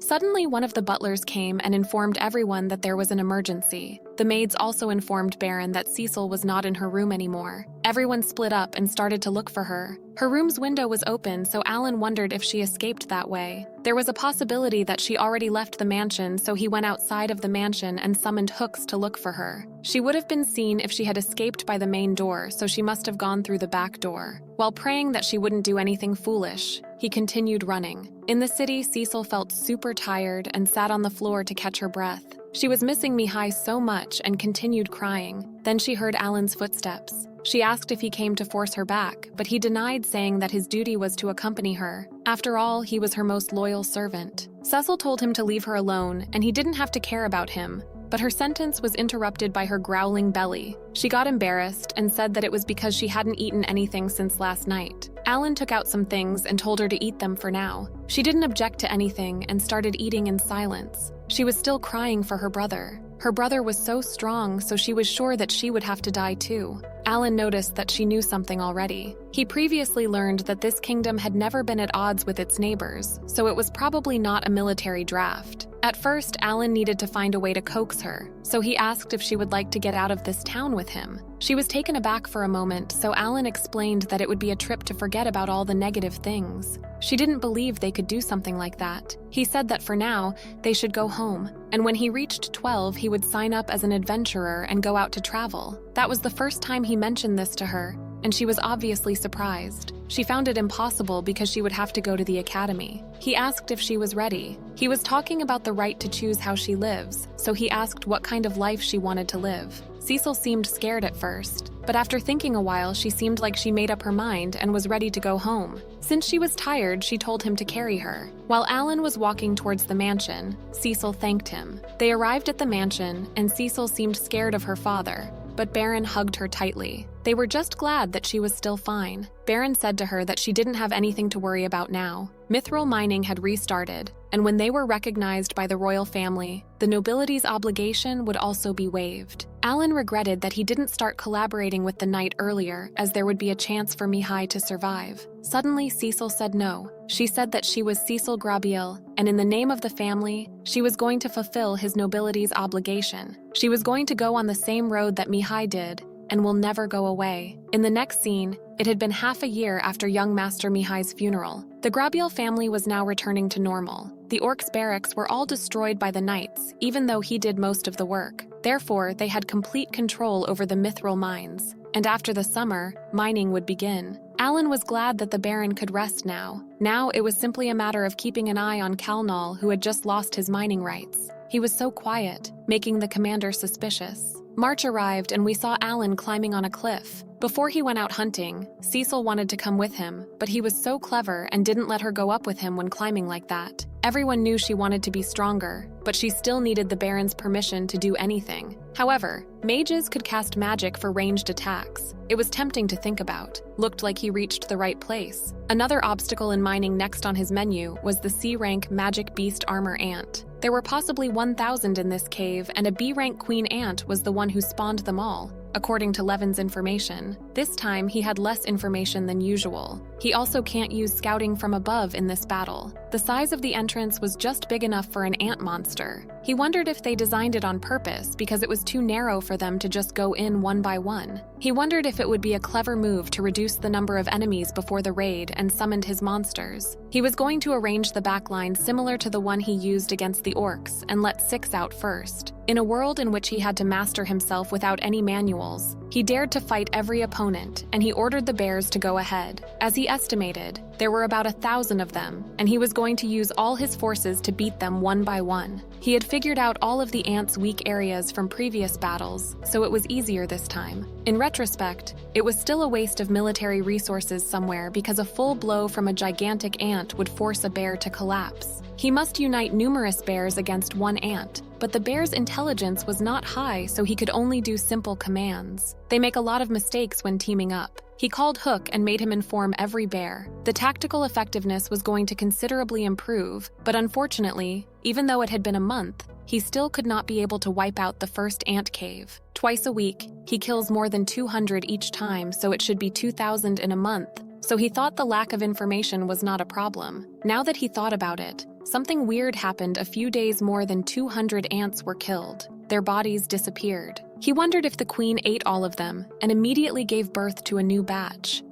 Even though he got a lot of experience this time, they kept crawling out, making it difficult to gather all of the magical stones. He had to change his strategy before making another attack on the cave. In May, the Baron had agreed to change the service and hunting schedule. Now he could hunt 2 days in a row. He had been there watching all the time, and so far he killed more than 300. Suddenly, he and the bears heard something. Alan's plan worked because it stopped. It looked like they had stopped coming out of the cave. Except for the queen, there was probably a lot inside the cave, so the first goal was to send more summoned beasts to scout the area. He sent a bunch of hollows to examine the area. It was like a giant maze, and there were small rooms. After a while, the ants found them, so now he had to summon it again. He ordered bears to clean up the remaining ants. It was true that bears were bad at seeing in the dark, so he was going to direct them through Hero's Night Eye. He then found the room of the newborn ants. Alan was focused on controlling 8 summons at the same time. He was deciding which direction the bears were going to attack and how heroes continued to scout the other way. He knew that he must give exact instructions because not a single one was allowed to live at this time, but unfortunately they got blocked again. He ordered Hero to go back to the cards. It felt like he was solving a mini-game in an RPG. It was also getting dark, so they had to get back to the mansion.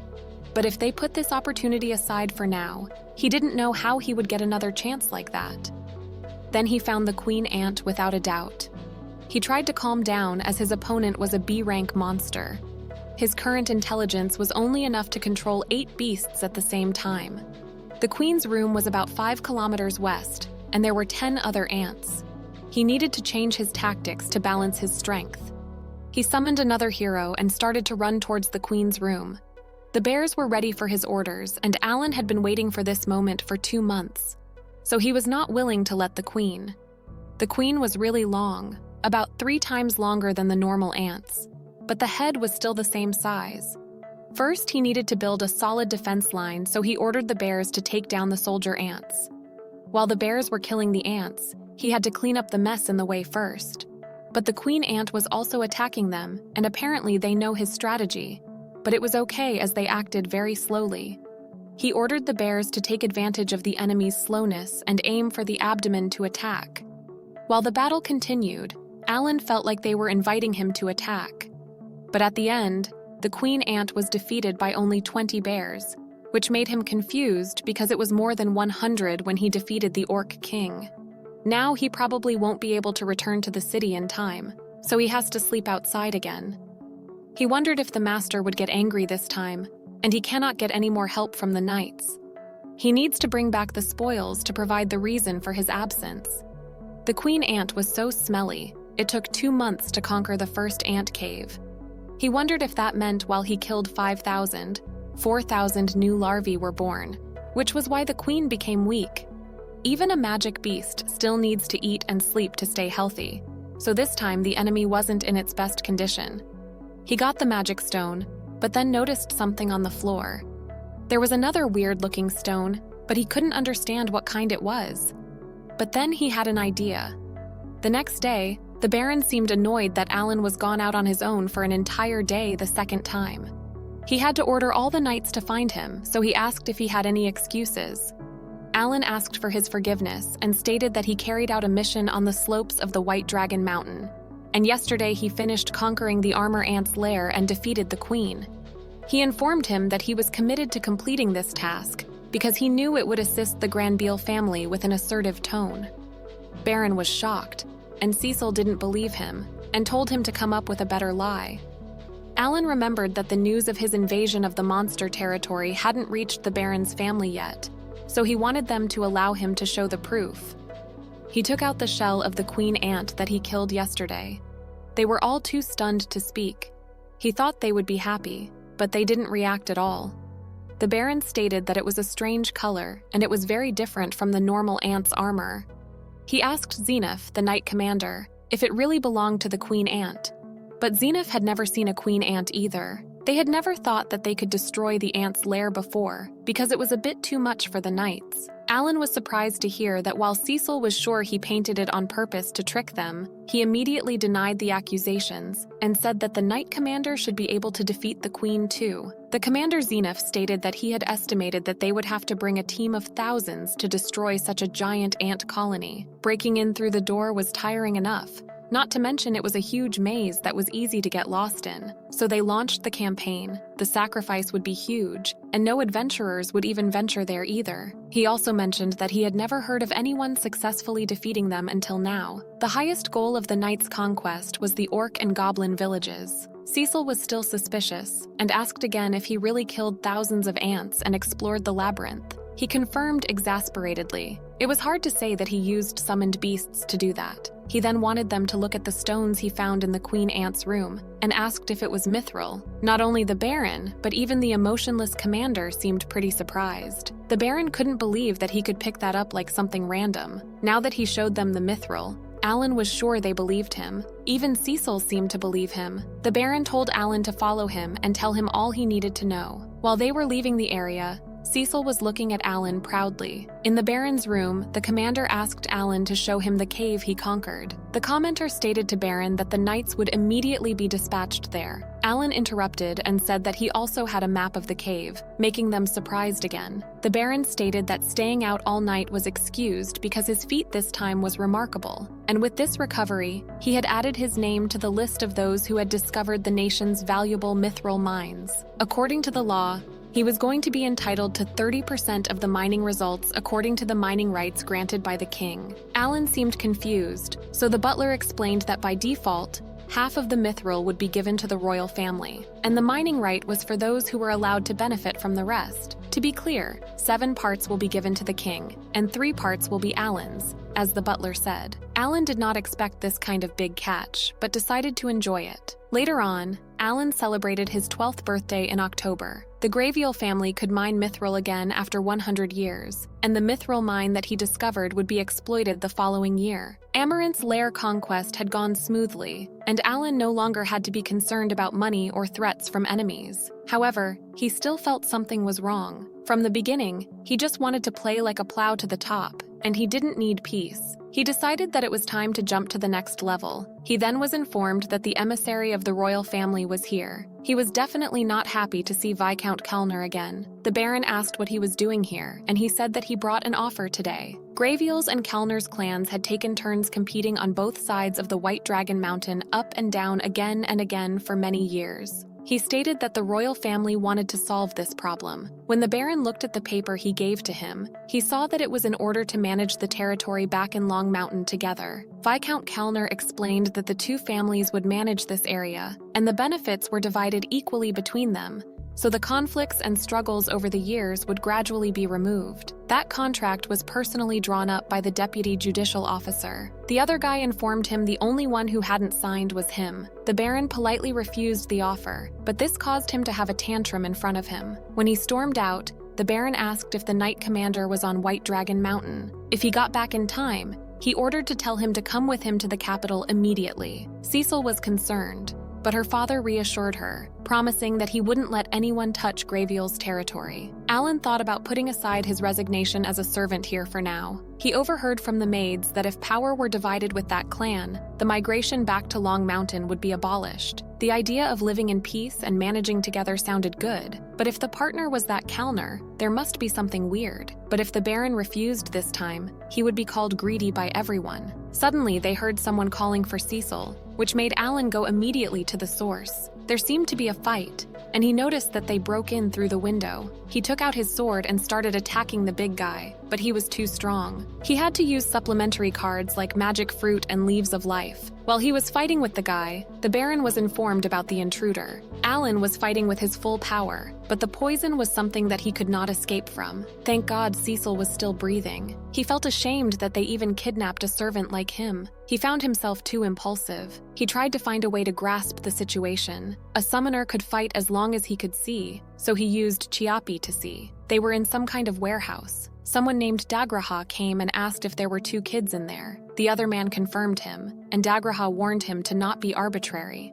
as he wouldn't forgive him next time. He ordered them to kill the black-haired kid, Alan, to save space. Now it was clear that Dagraha was more dangerous than the other 3 combined. He came back from the battlefield, and he was just a fugitive who had been on the run for over a year. He overheard that they were planning to beat Zenith, the Knight Commander. One of them mentioned that Zenith had always fulfilled his duty for the past 10 years, so he wasn't sure if he could beat him. Also, Zenith's soldiers were actually almost all dead, which made them giggle. Alan didn't understand what they were saying, but was sure there was a war somewhere. The situation was that there were at least 4 enemies. He was tied, and these guys seemed to have been hired by someone who targeted Cecil. It was always better to save yourself than wait for someone to save you, so he started to think about a way to escape. But he remembered that he lost his mithril sword and only had 2 iron balls and 1 short sword. One of them went to the bathroom, so it was a chance for Chiapi to explore the escape route. The man was confused that there was a bird on the ship, which meant they were on a ship, but there was no sea near the Grabiel territory. He was in a great ship. It was getting darker. The boat suddenly started wobbling. Someone started to thank for trusting Bahona's service and informed the people on the ship that the airflow was unstable right now, and even if the movement wasn't affected, it would be good to pay attention if the magic airship was shaken.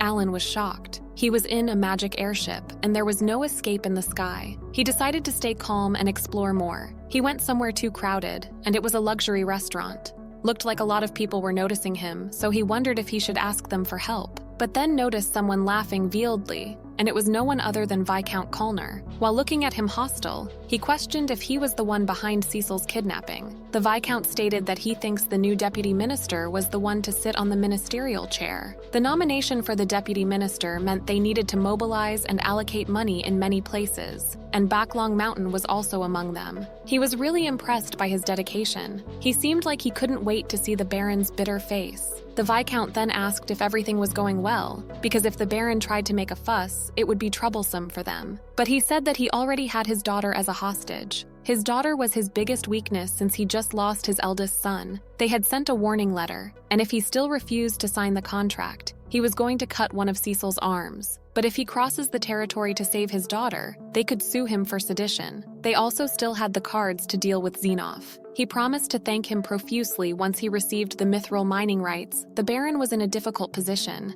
Alan had to quickly figure out a way to rescue Cecil. While he was thinking about a way to save her, she woke up and tried to scream. The big guy noticed that she couldn't use magic yet, so he said that they were about to reach Kalnal City, so she should give up. But she didn't, and she kicked Alan to wake him up. The big guy stood up. Alan noticed that he was going to do something to her, so he needed to act now. The plan to protect the holder had already been prepared, so he started to strike back. When they saw the magic beast, everyone was shocked. The beast attacked one of them only, and meanwhile Alan got rid of the rope he was tied and was ready to strike back. But they were comfortable, as he didn't seem to carry any weapon. Alan summoned the bears and ordered them to bite and scratch. While they were all in shock, Alan took down one of them. The big guy seemed pissed off by him. He was dedicated to cleaning up before their allies came, so he didn't mind killing him this time. He summoned the brawn and used his shield. He couldn't beat Bear in one hit, so they could buy time this way. He summoned a bunch of beasts, and meanwhile he was going to be on guard if he was aiming for Cecil. He ordered Chew to weaken him and Spider to tie him up. The big guy was indeed taken aback by his ability to manipulate the magic beasts. Alan aimed at his neck, but it was so hard and his sword couldn't penetrate. He then used his fist to knock him out, and it looked like it worked. Then it was announced that the ship was about to land, so he immediately went to Cecil to untie her. At that moment, Dagraha came and stated his surprise about Alan. He kicked Alan in the stomach so fast that he couldn't even see. He attacked him as soon as he turned around,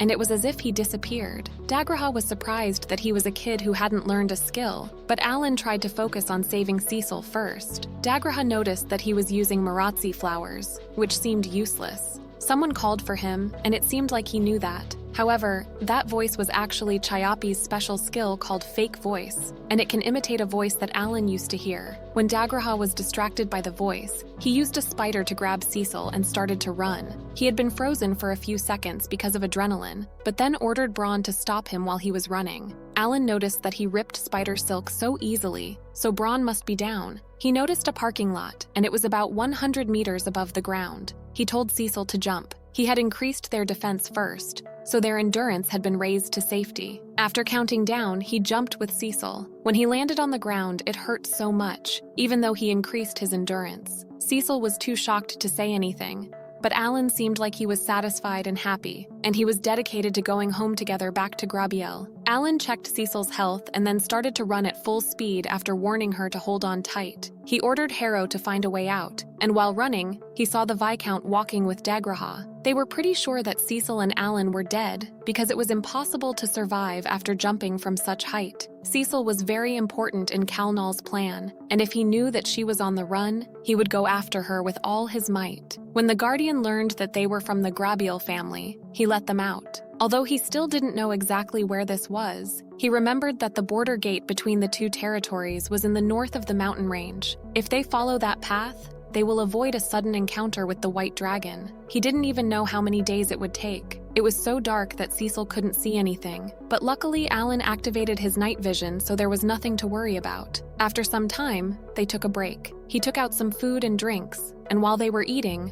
Cecil wanted to confirm that he could talk to magic beasts. He said that all his summoned beasts were very docile. He asked if she was afraid of him, but they had known each other for 4 years, so it was no surprise. Meanwhile, Alan was checking them. Dagraha knew that they were still alive, and shockingly, he was heading straight to the cave where they were resting. He suspected that he had a tracing skill, so he told Cecil that they needed to get out of there. He had to raise the speed stat to lose them quickly. He started to run in a different style to see what his tracing style was. Dagraha probably follows in the exact footsteps he left behind. Thus, his talent may be reconnaissance, the type that was good at tracing the enemy. So he decided to go beyond the trees to not leave obvious footprints. It seemed like his plan worked. Cecil wondered if he was going to fight with him, but he was the leader of the group that forced them to the spaceship, so the chance of winning was very low. The view here was quite good, and the other direction was to the White Dragon Mountain. He ordered Braun to raise his shield and started to jump from one shield to another to not leave any footprints. They were already several kilometers ahead of them, and his speed had slowed down. They found a safe place to spend the night. It would take 3 days for them to arrive at their home, so it would be good to take advantage of the chance to rest. While she was lying down, she wondered why Alan was hiding his talent. He explained that it was not a good thing to say. Cecil fell asleep not so later, but he was still waiting for Dagraha to give up and go home. The sun rose, and apparently he found the footprints on the tree trunk, but the last footprint was a few kilometers away from him now. Dagraha figured that Alan noticed his skill and started to spiral run. Alan had to erase his footprints again. The morning of the second day after running away from Council City, at the northern border gate of the White Dragon Mountain, the soldiers saw Cecil and Alan. They seemed miserable, so until the carriage was prepared, they were going to rest. They were going to give them a horse, but Alan sensed something and told them to leave them like this. He started to run again, so Cecil wondered why he looked so tense. He said that the summoned beast he sent had lost sight of Dagraha. Just like when they were in the rain, he suddenly disappeared. So there were 2 possibilities. He was fast enough to get past Hook's eagle eye, or he noticed Hook's tracking. Cecil suggested staying with the night order, but they would cause trouble for them too, as he was hired to deal with even that night captain. Cecil thought he would be fine if he left her, but he reassured her by saying that he was faster than him anyway, and he had a promise with young Master Mihai that he was going to protect Cecil at all costs. While they were running, he sent 2 more Hook to scout Dagraha. The morning of the 3rd day after leaving Kalnal, he was still running with the hope that they would arrive tomorrow. He told Cecil to eat the medicinal herbs. Suddenly, Madagalshu appeared, and it was the one whose eyes he broke 3 years ago. It was dangerous to be chased by 2 enemies at the same time, so he decided to take down the monster first, but Cecil was worried. He comforted her, saying that it was different from that one because it wasn't targeting her. He confidently stood up against the Madagalshu. It had been 3 years since he last fought with him, so he seemed excited. Cecil was worried about Alan, but couldn't make a noise because he warned her to always keep quiet to not let it detect her. He needed to defeat this beast before Dagraha caught them. His strategy was simple. He was going to take full advantage of his army, but he can't just waste them either. So he first ordered Braun to use their shield to besiege it. He was doubting that it would work, but it did. The bears took advantage of this opportunity and started to chew. He decided to use the attack that took one of his eyes, but this time he was dedicated to taking both his eyes. Cecil was amazed by how he fought. He was strong enough to defeat the Ogre King, and Madagalshu was just a B-rank superior monster. However, he was shocked to see that it could jump very high. Alan could manage to use Braun's shield to defend his attack in the last second. He was shocked by what happened, and Madagalshu got him. When she saw Alan being captured, Cecil couldn't stop herself from calling his name, but he told her to stay away. Madagalshu was enjoying the feeling of killing Alan slowly. He used 2 glasses of life. Madagalshu then held his head and was about to chew him to death. He bit him, but before it could continue, Alan took out his short sword and stabbed his other eye, but he was still trying to eat him. Luckily, Alan changed cards as soon as he was caught by him. Although he didn't know its status, when he hit the bronze without defeating them, it proved that its strength was less than 2,000. He had already created 100 tons of Grass of Life in case he had to fight a death battle with Dagraha, so he was going to keep using them until Madagalshu was exhausted. He had a nostalgic feeling while using healing continuously when facing a powerful boss in the game. Madagalshu eventually got tired and died. Alan was proud of himself. Cecil immediately went to him. She was so scared when she saw him in the mouth of the monster and started to cry. He apologized for scaring her, but it wasn't over yet, because Degraha was there, standing in front of them. Degraha was furious and wanted to kill him right there. He didn't expect Alan to defeat Amadagalshu. Alan ran out of iron balls and his sword was still stuck in the eye of the monster. None of his summoned beasts could stop him. He only had a few choices, so it was easy to decide. He told Cecil to step back and that he was going to defeat him no matter what. Before he knew it, Degraha kicked him in the stomach. He didn't even have time to see his movements and he was already kicked away. Also, Degraha seemed to figure out Alan's skills, and the fact that he ran out of magic power now. It seemed like everything was about to end when a small explosion happened right next to Degraha. Cecil somehow managed to use magic skills. Alan didn't have a weapon and his magic power was exhausted, so she felt obligated to save him, even though her father warned her to not use it until she entered the academy. She tried to use Fireball, but missed it. Degraha hit Cecil and teased Alan. Alan reminded him that he escaped from the battlefield after only 1 year, and now he was making a living by kidnapping children. This triggered him, and he kicked Alan once again. Even though he was being kicked, Alan wanted him to get more angry. This idiot. Degraha says everything, and he consumes mana when using skills. Now he understood more about the skill structure of the others. Skills were divided into 3 types. The first type was the type that requires the subject's magic power. Next was the type formed by training from a young age, and the kind of extra skills that he didn't have. Before reincarnating, he was that the people here were originally from normal mode, so almost all of them possess extra skills. He had the inherent skill of a summoner. The talent here was an inherent skill bestowed on each person. So scouts like Degraha would already have scouting skills, and his extra skill was tracking. Even though it hurt so much,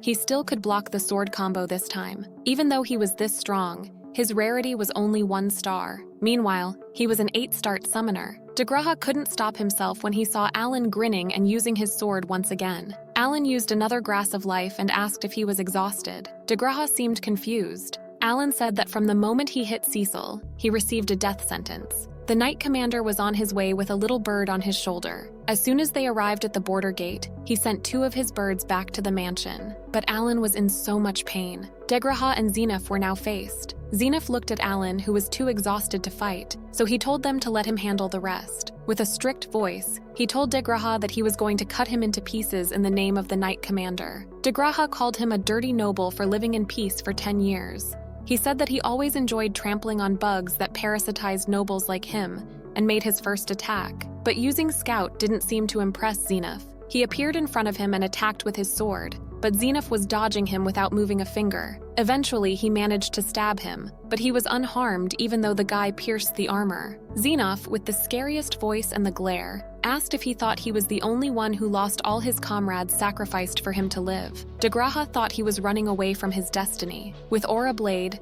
Zenith sliced him in 2. He was a man of his word. Alan and Cecil were amazed by him. After that, they safely returned to their home and the Baron welcomed them. With that, the chase between them and Degraha ended after 4 days. In the next scene, Alan is taking his first bath in this world. The last quest was hard for him, but he also learned a lot. Now he needs to have a plan to resist poison and prepare clothes to change during the mission. And when the Knight Commander killed Degraha, if it was like a demonic beast, the increased experience would have already shown through the grimoire, but he didn't see any notifications. The bath was over, and it was time to report everything to the Baron. He wore his clothes and went to the Baron's office and told him about everything that happened. He explained that to win the position of Justice Minister, a lot of money needed to be raised, so the Royal Messenger and Kalnal colluded. The proposed case of jointly managed mithril mining was also part of their plan. The Baron was furious after hearing those information, and he decided to report all this to the palace. Alan didn't think reporting would change anything. This case involved even the royal emissary, and it would most likely be handled smoothly by placing all the blame on Kalnal. He stood up and stated that he had an idea. He said that he was going to give his mining privileges and hand it over to the Baron. With that privilege, he would have more weight on the negotiating table to handle this case thoroughly, which means that he secretly bribed the royal insider. Alan mentioned that he was also taken advantage of by them in the first place through the noble's obligations. The Baron was the kind of guy who didn't want to go through the back door, but then there would be a second and third Kalnal to harm him.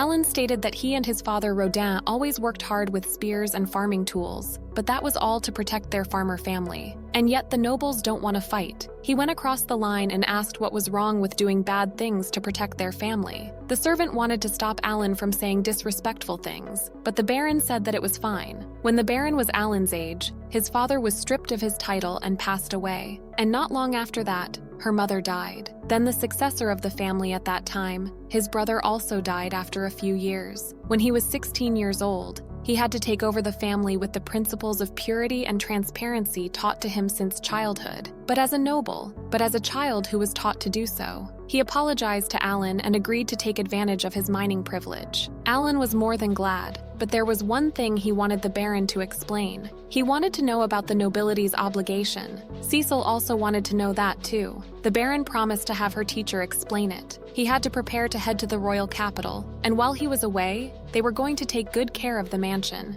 A few days after the Baron went to the capital, the teacher came and stated that it was good to know that Cecil was safe. Cecil didn't want to be an ignorant child and wanted to know about the nobility's obligation. The teacher said that he received a request from the Baron and wanted Alan and Cecil to keep what he was going to say as a secret. It was a long story, so he wanted them to take a look at a map of the world first. The largest land in the middle was the territory of the Zhongying Empire. Their Radashu kingdom was located there at the Yato. The north lies the Jiamut empires.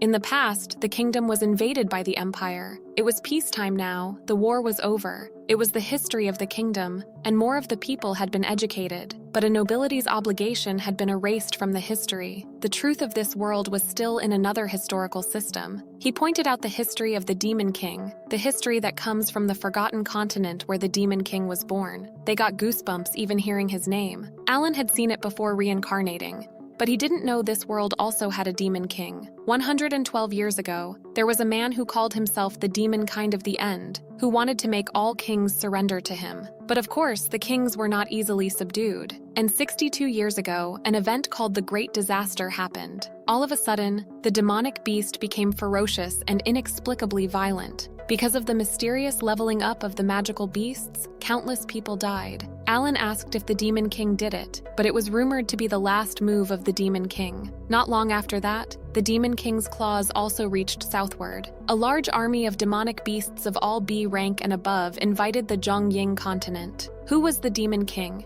and how could he manipulate magic beasts? No one knew. The demon army didn't stop until there were no more people left standing. Additionally, the demon army also invaded 2 other continents. In the Vukis continent, they fought back with giant golems, a result of their superior technology. Next was the elves' residence, Roseheim. They also fought bravely thanks to the elemental magic given to them by the Elemental King. Both Cecil and Alan were shocked by every new information they heard. To stop the expansion of the Demon King, the Alliance of 5 Continents was formed. Under the agreement, the countries would share their forces and resources. However, the situation did not improve. The lack of talent, the too many warriors on the front lines were sacrificed, and the Baron's father was also caught up in the war. At that time, the system of 1 academy per country was born. The system gathered all the talented people in the country to train warriors to support the front lines. Even so, it still couldn't slow down the Demon King's invasion, and a quarter of the Gamut Empire completely fell into his hands. At that time, the teacher also fought to protect the world. Most of his comrades were dead, and the situation had gotten worse and worse. However, the world creator Alemia did not abandon humans, and the hope of humans was born. And Helios,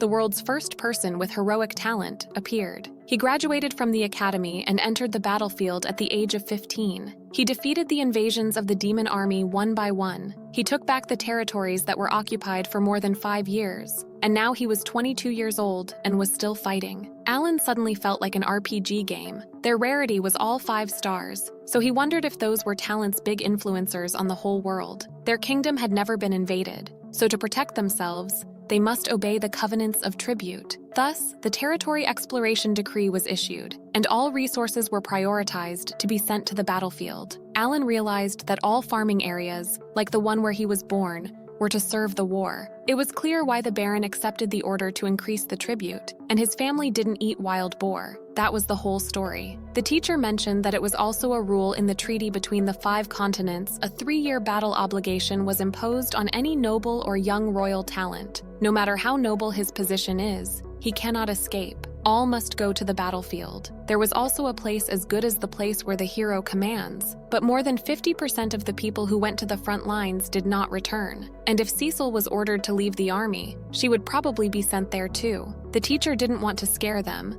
but there were still benefits to performing obligations. After 3 years, if you return, you will enjoy leisurely positions with a good salary like him. Just like Cecil, he was a magician, and that was the reason why he was chosen to be her teacher. He promised to teach her everything he could before she joined the academy. Alan had a question. The Demon King had appeared. The world in normal mode had been destroyed. 10 years after the hero appeared, Alan decided to choose Hell mode when coming to this world. There was a possibility that this place was waiting for someone to choose to enter Hell mode. Now the combat power was in balance as the Demon Lord and hero coexist, and he was the one who tipped the scales. The Baron returned to the mansion in November. Having spent a month in the royal capital, he assured everyone that everything was fine now that the matter with Calnal had been resolved, and he would no longer be able to harm them. The Baron summoned Alan and thanked him for rescuing Cecil from Calnal's grasp. He gave him 200 coins for defeating Madagalshu, and another 200 for rescuing his daughter.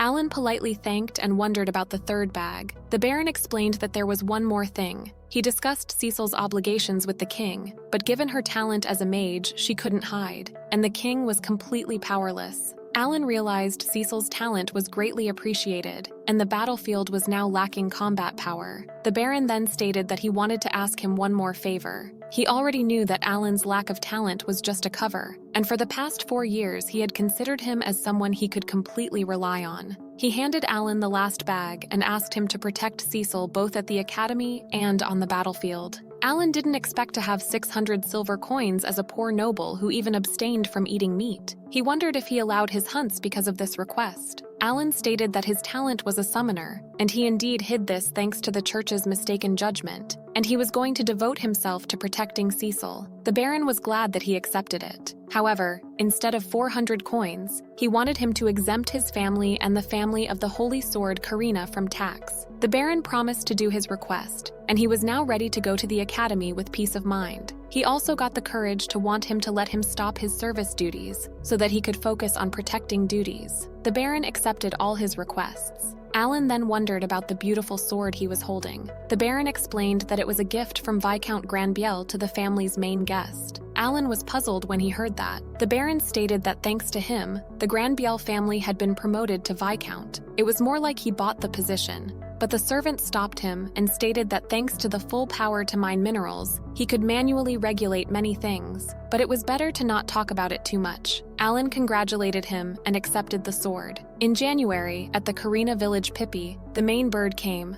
but it looked like there was no mail today. Suddenly, Alan showed up and corrected them that that bird's name was actually Chiapi. They were all shocked, and his mother couldn't stop tearing up. However, his little sister couldn't remember him, as the last time she saw him was when she was 1 year old. Alan felt horrible that his family didn't recognize him. They invited him inside, and Alan noticed that their house shrunk. While he was drinking soup, his brother mentioned that he read all of his letters, and his father wondered if he was going to the same school as Karina and Dogora. Her mother thanked him for sending them money, but was concerned that he could afford to live well. He told them to not worry about him, but it looked like he wouldn't be able to send money anymore. He said that he was taking a break from serving the Baron's house and would be going to the academy instead. Everyone was taken aback by this news. He shows them the sword he got as an award for saving Cecil. His mother was still in shock. His father asked what happened in the last 4 years. Instead of answering their questions, he took out 100 silver coins and gave them. His parents didn't want to accept it and told him to keep it and spend it in the academy, but he already had 600 silver coins left when he sold the armor ants. They were flabbergasted. He mentioned that it was a C-ranked monster that nests on the slopes of White Dragon Mountain,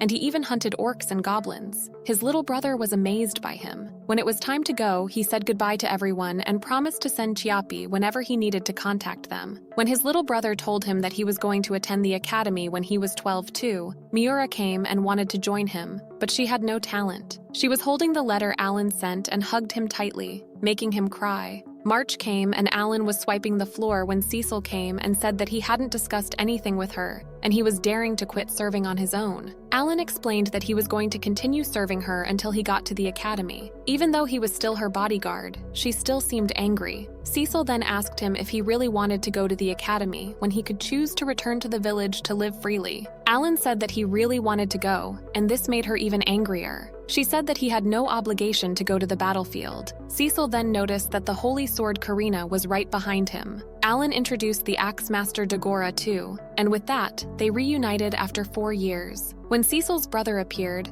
Karina was scolding Alan for not returning to the village earlier. He defended himself by saying that he couldn't stop studying for the exam and wondered if they were ready. They both seemed pretty confident about this exam. When Karina mentioned that she could even take down a giant wild boar, Cecil seemed intimidated by them. Alan reminded them that the exam had an academic test, but Karina ignored his question and asked him if he was taking the exam too. Since it was decided 3 months ago, he has been studying too. When Dagora remembered that he had a talent too, Alan apologized to them for lying. Dagora tried to make it seem like he already knew it, but Karina reminded him that he lost to Alan too. Alan introduced Cecil to Karina and Dagora. Cecil politely stated that it was nice to meet them, and then her brother Thomas introduced himself and hoped that they would become good friends with his sister. Karina immediately held her hand, wishing to help each other in the future while Dagora was stuttering. Karina wouldn't care if the other person was a noble, so it wasn't so surprising to Alan. The Baron came and asked if they were done with the introduction. He then thanked Karina for coming. Karina's friendly demeanor made everyone shocked. After greeting Dagora too, the Baron told them to relax at the Granville mansion for the next 3 days, and if there was anything they needed, they could just call his servant. They entered the mansion, and Karina was amazed at how big it was. They ate lots of delicious food and then jumped on their bed while Alan was swearing to Cecil that she was the swordmaster. As expected of the swordmaster who only appears once every 10 years, she was no different from the treasure of the whole kingdom. When Karina and Dagora were expressing their excitement about the academy and the dungeons, Cecil and Alan were concerned. Cecil asked if it was okay to tell them the truth. It was not okay, but they should wait for the right time to tell those two everything, because it was serious, life-threatening news. After graduation, Karina would also become a baron, and then the nobility's obligation would be activated, and they were going to have to go to the battle together with Cecil. Dagora could join them later. They were all going to be living at the academy together, so Alan hoped they would get closer during this time. 3 days later, they were already in pact. Thomas came and asked Alan to help Cecil learn to fight on her own. Cecil's mother studied the history of the Demon King at the Nobles Institute, but at the academy, the Baron wanted Alan to not reveal this to the other students and just study hard.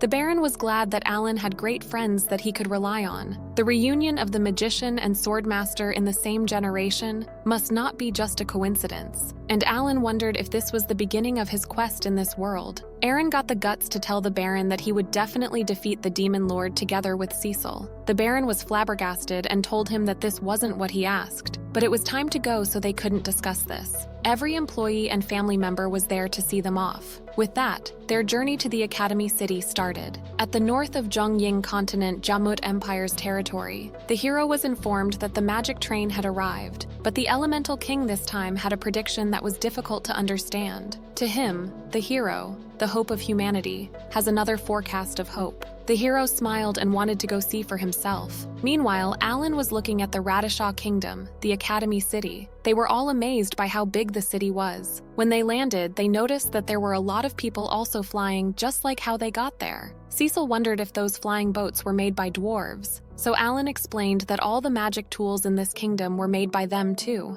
especially since they share currency and technology with this place. They then, for the first time in their life, saw a train. Alan went to get the tickets like he always used the train, and they went inside. While the others were shocked that it was moving, Alan was appreciating the civilization in this place. They arrived at the academy, and it was pretty crowded. Alan heard that there were about 20,000 applicants every year. Cecil didn't expect there to be so many talented people around her age. To go to the battlefield 3 years later, they had to pass all the tests first, raise their level, and get that thing in this city. They got in line and were welcomed by a woman.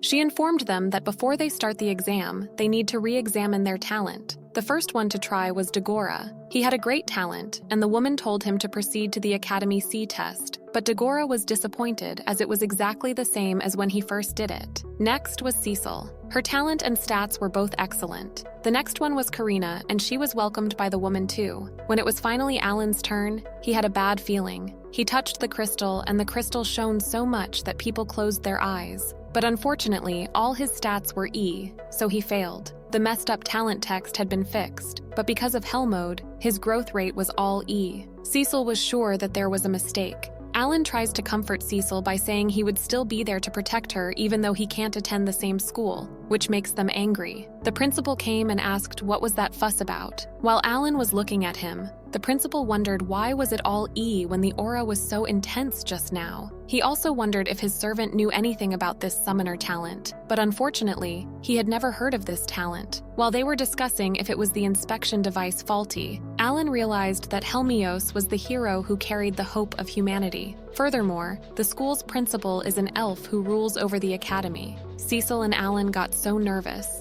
The hero looked at Alan and stated that his offensive power was 570, and both intelligence and magic power were around 1630. The stats were close to that of a great mage. However, he didn't see any magical abilities. Alan was shocked that he could see his status. When he said it was his talent that he didn't understand, Alan seemed annoyed. He apologized to Alan and stated that it was the appraisal machine's fault, but he really wanted to see that summoner ability first. Cecil was about to tell him to summon something, but he stopped her and wanted him to introduce himself first. He said that he was Helmios, often referred to as Hero. He then wanted him to use the appraisal machine to show him his ability so that everything would be fair. When Helmios touched the machine, everyone saw that he was even stronger than the Swordmaster. It was Alan's turn, so he summoned Kurosuke. They were pretty surprised to see it. Alan found it amazing that he had the skill to assess other people's stats, but he couldn't see the bonus stats from his beast summoning and grimoire, and he was pretty annoyed by him. He proved that he had the ability, so he excused himself,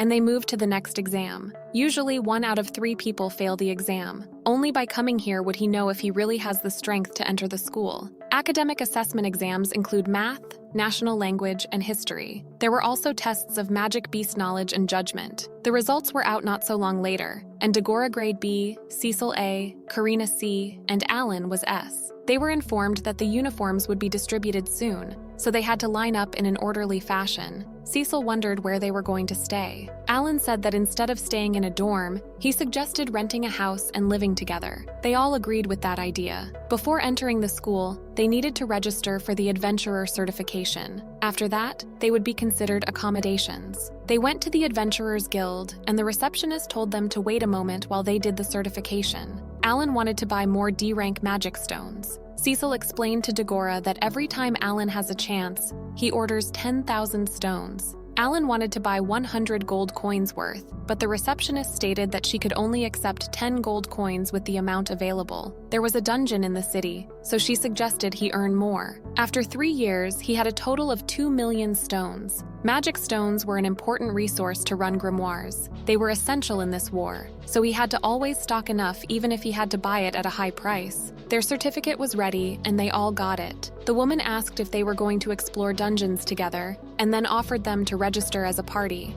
Alan asked Cecil to name their party, but Cecil wanted him to choose it. After thinking for a while, he comes up with the name Game Junkies. They were pretty confused, so he explained that Game Junkies means those who bet everything to reach the top. In his previous life, due to being busy with work, he hadn't reached the level of a true try-hard gamer. Now he had an 8-star talent, even cooler than a hero, so he must live a solid and majestic life. His main goal was to become the strongest. After getting answers to all his questions, they started to look for a house, and a state agent showed them the house that met their requirements. It was comfortable enough to accommodate 20 people, very suitable for dungeon explorers, and the location was very close to the dungeon and food court. The rent per month was 10 gold coins, so Alan didn't think twice. In the dining room, while they were having lunch, Alan and Cecil told Karina and Dagora to feel free to eat while listening to their story, and started to tell them about the nobility's obligation. After finishing their story, Alan stated that he was going to defeat the Demon King and all of the demon army together with Cecil. Karina was already with Alan in this goal. Alan told Dagora that the chances of surviving were only half, so he should think about it slowly. But defeating the Demon King and becoming a hero forever known sounded cool to Dagora, so he was in. Suddenly, a book appeared in front of them, and on the cover, it was written that Karina, Cecil, and Dagora had become a teammate. Alan was more surprised that the others could see it. He wondered if that was because they were a team now. Karina asked what they needed to prepare to fight the Demon King. He explained that there were 3 crucial things: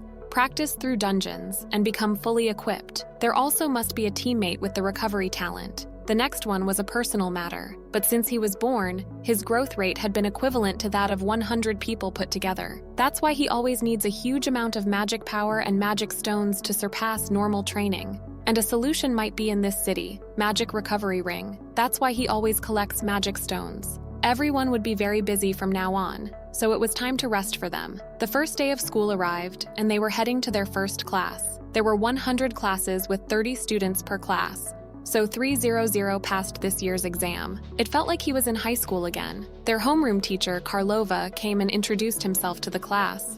Normally, he was the guild master of the Adventurers Guild in the royal capital, and his talent was Swordmaster. He was transferred here because a Sword Saint was enrolled this year. Not Karina got the class's attention. Meanwhile, Alan was thinking about the Adventurers Guild cooperating with the 5-Continent Alliance. The teacher explained that this class included serfs, commoners, and a few nobles, but that didn't matter. He strictly told them to drop the formal speech when talking with each other, because they were now students of the academy. Alan teased Cecil and called her by her name for the first time, and she was so pissed off that she immediately choked him. The school had classes 4 out of 6 days a week. General education in the morning and afternoon classes was based on each student's talent. Naturally, there was no summoner class, so Alan had been given the liberty to join any class. On their first holiday since attending the academy, they were going to a rank C dungeon. Cecil was not happy with Alan and Karina's excitement. Someone told them to go to room 205, so they started to look for that room. Thanks to Alan, they were all ready to go, and all their gear cost 150 gold. They arrived at room 205. When they went inside, they saw a huge cube,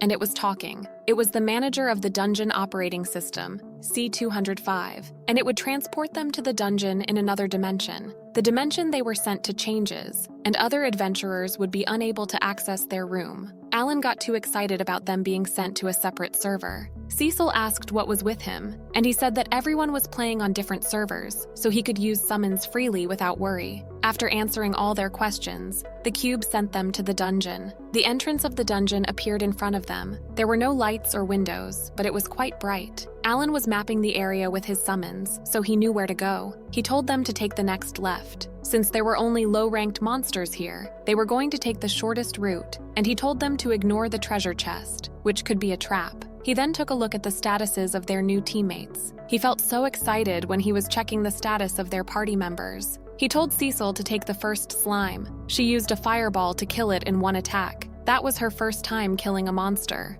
Alan then reminded Karina and Dagora that they could use their skills, but they didn't seem to have enough knowledge. 2 monsters came, so Karina and Dagora took them easily. Cecil leveled up for the first time, so she felt quite energetic. With that, they cleared the first floor in 1 day. In the dungeon, no matter where in the middle you stop, you can continue from there the next day. So he found a way to take advantage of this convenience. He left the hunting on that floor to the summoned beast. He just arranged to summon beasts all over the dungeon and go to school with peace of mind. Sweeping 1 floor per day would yield about 200 magic stones each day, and the deeper you got in the dungeon, the higher amount of magic stones and experience gained. On their 5th day of studying while exploring the dungeon, they reached the 6th floor and encountered the bottom floor where the boss of the dungeon was located. Cecil found this as an opportunity for everyone to learn more about Alan's talent, so they leave this boss to him. He had used 35,000 D-rank magic stones and then 7,000 magic balls to upgrade the power. By only using his bears, he easily took down the boss, and they won in 1 attack. They also got a steel sword as a reward. Alan offered to take it to the weapon shop and see how much they could get. The sword cost 1 gold coin, which helped with the cost of living. Dungeon bosses only appear once a day, so they were going to go at the end of the school day. Come to think of it, the dungeons were pretty convenient, but its most convenient part was the space teleport feature. Cecil felt tired, but it was fun to practice non-stop, and she felt happy to see her level keep increasing. In May, teacher Karlova came and informed the class that in 3 months after the summer break, there would be a dungeon exploration test, and those who failed was going to be expelled from the school. They will each explore 1 dungeon in groups no bigger than 8, and they can't ask anyone outside the school or any of the upperclassmen to join. Last year, 20 people died. The The students were shocked when they heard this, but not Alan's team because they already knew about the Demon King. The students started to surround Karina asking for partnership, and since she couldn't say no to anyone, she looked at Alan helplessly. He told his team to stand up and turn to class. He stated that their team needed a member with expertise in support and recovery, and added that they already cleared 2 sea-level dungeons. The students were surprised. Alan continued by stating that they currently run 2 expeditions per week, and the condition was that they must be able to attend at least one of the 2 sessions. He warned them that dungeons were dangerous, so they needed to have faith in their teammates' abilities. He added that rewards would be shared equally, and by limiting the number of members, each person would get more. One of the classmates seemed concerned, so he said that they could feel free to bring them their concern. Alan was awesome, but no one had applied yet as no one in this class was good at healing. While they were having lunch in the dining hall, one of the classmates came and introduced himself as the classmate with the cleric talent and wanted him to be more specific. Alan wanted to discuss his while eating, but he said that he doesn't eat lunch. Alan figured out what was happening, so he gave him 2 silver coins after saying that it would be awkward if they were the only ones eating. The boy went and got himself some food, and Karina offered him more of her food. He asked if he could get a decent income from dungeons. When Alan said that each time they explored, they got about 20 to 40 silver coins, which seemed a lot for the boy. He asked if he could participate, and Alan accepted. The team was so happy that they had a new member, and they started giving him more food. They had to wait for such a long time to get a cleric, so they must give him a warm welcome. The first day of exploration after Kill joined the team came, and they were in a sea-level dungeon. Kill was wondering if the practice was effective as he didn't do anything. Alan stated that if they fought with their teammates to defeat demonic beasts, they would become strong together. Alan told them to take care of the front line, and he firmly covered the back. 2 weeks later, on their 3rd day of dungeon exploration, they arrived at the bottom floor, and this time Alan left those to Cecil, Karina, and Dagora. Kill seemed amazed by them. After defeating the boss, Kill healed Dagora's arm, and Alan asked if he studied magic at school. He said that he knew it before coming there, and he worked as a healer at the church. They envy him because he could use his skill. Suddenly, the treasure came, and he was so fast that they couldn't even see him going there. The reward was a mithril hand shield, and it was worth 15 gold coins. He gave Kill his part of the award, and Kill asked if he could officially join their group. When they shook hands and made it official, the notification appeared, which startled Kill. While looking at Kill's status, Alan informed Kill that they had rented their own house as a base and asked if he wanted to move in. Kill strictly refused his offer and started to run. Cecil figured from his name that he wasn't a noble, so he didn't have to go to the battlefield, but his healing talent was needed to fight the demon army. He was always alone at school, so they wanted to get closer to him. In June, Alan woke everyone up in the middle of the night. He finally succeeded in unlocking that awakening skill, but wondered what was this skill doing, and if it was worth wasting a lot of magic stones. After 3 years, he finally had a new summons. He summoned his new beasts. There were various monsters, and one of them could even talk to him. It could also go through walls. Next, he decided to test out new skills and summon Denka, a bug. His stats didn't change, only an awakening stats was added at the end. He tried out the skill and was surrounded by bugs. It was a pretty terrifying technique, so he decided to see how the others would awaken. He went home and introduced them to their new comrade, Maria. Cecil seemed annoyed, but Alan didn't bother. He was looking forward to using the new skill in the dungeon. 2 days later, the academy was welcoming a special guest. This was a yearly event to raise the morale of the students, and the guests were Swordmaster Doberg, Hero Helmios, and Swordmaster Sylvia. The first question was from Karina. She asked Doberg how she could use her skills. Their teacher explained to Doberg who Karina was. Doberg asked her why she wanted to use skills so much, and she said that she wanted to get stronger, and Alan could use his skills, so she wanted to use it too. Hero Helmios mentioned Alan before. Doberg told Karina to come over there, and she followed him without any worry. Doberg told her to come at him and be conscious of her skills. Alan and Cecil seemed concerned. Karina attacked Doberg, but of course she didn't damage him. He reminded her to try using her skills. Karina attacked Doberg over and over until she got so tired. Doberg triggered her by saying that she would be able to use her skill maybe in 1 more year. She continues attacking her. They continued to fight until it got dark outside. Hero Helmios offered to have a friendly match, but was rejected immediately by Alan. It had been 8 hours, and Karina would probably reach her limit very soon. Doberg asked once again if she had given up, but she refused. Since long ago, she always noticed that Alan was always thinking about something. Since Alan had a big dream, she was dedicated to being stronger. Doberg told her to focus on how to use the skill and charge for the last time. One last slash and Karina succeeded in using her skill. Everyone was speechless. Doberg told her to not forget that feeling. Karina was too tired to say anything, and she just passed out. Alan held her and gave her his healing potion. Helmios asked Doberg why he didn't use the skill and taught her how to do it. He said that it was useless that way for someone like her. Hero Helmios then wondered what Alan's big dream was, but Alan politely stated that he was going to tell him when he could completely trust him. At the start of the next chapter, they were at the sea-level dungeon 3rd floor. Alan said he had been waiting for exploration day. He told them he would show off the new beast summons today. Then he ordered huge birds to come out, and then a couple of huge birds appeared.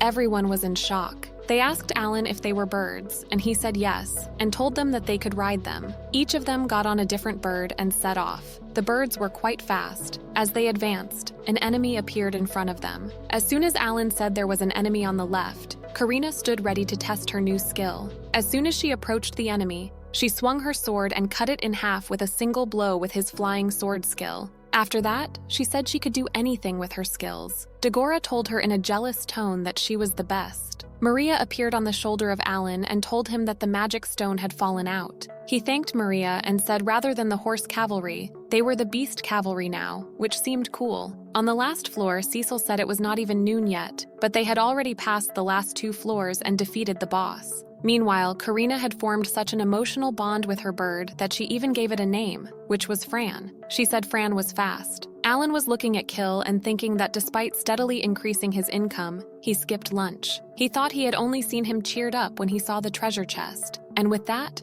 they had finished conquering 3 C-rank dungeons. Karina wanted to celebrate Kill becoming an official member of the group and wanted to give a feast. However, Kill said he would feel bad for the rest of his household. Alan asked him if his family was from that city. He said no. The 8 of them moved there together when he got into the school. Kill said his family also couldn't find a job, so they couldn't earn anything. So if it was just him enjoying things, it didn't feel right. Cecil told Alan that it looked like the right time. Then Alan told Kill that they were actually looking for someone to take care of the housework at their place, and asked him if he and his family would be willing to move into their house together. He said there was plenty of room left, and of course, he would still pay them. He told him that they were a team so he wouldn't let anyone suffer. Cecil also wanted to convince him, so she told Kill that they would divide the treasures found into 6 parts. She said 1/6 of the salary for the Kill family to take care of the house, and instead the magic stones would all go to Alan. Karina said Alan needed a lot of magic stones to level up. They all gave theirs up to him. She asked Kill if that was fair. He apologized and also thanked all of them.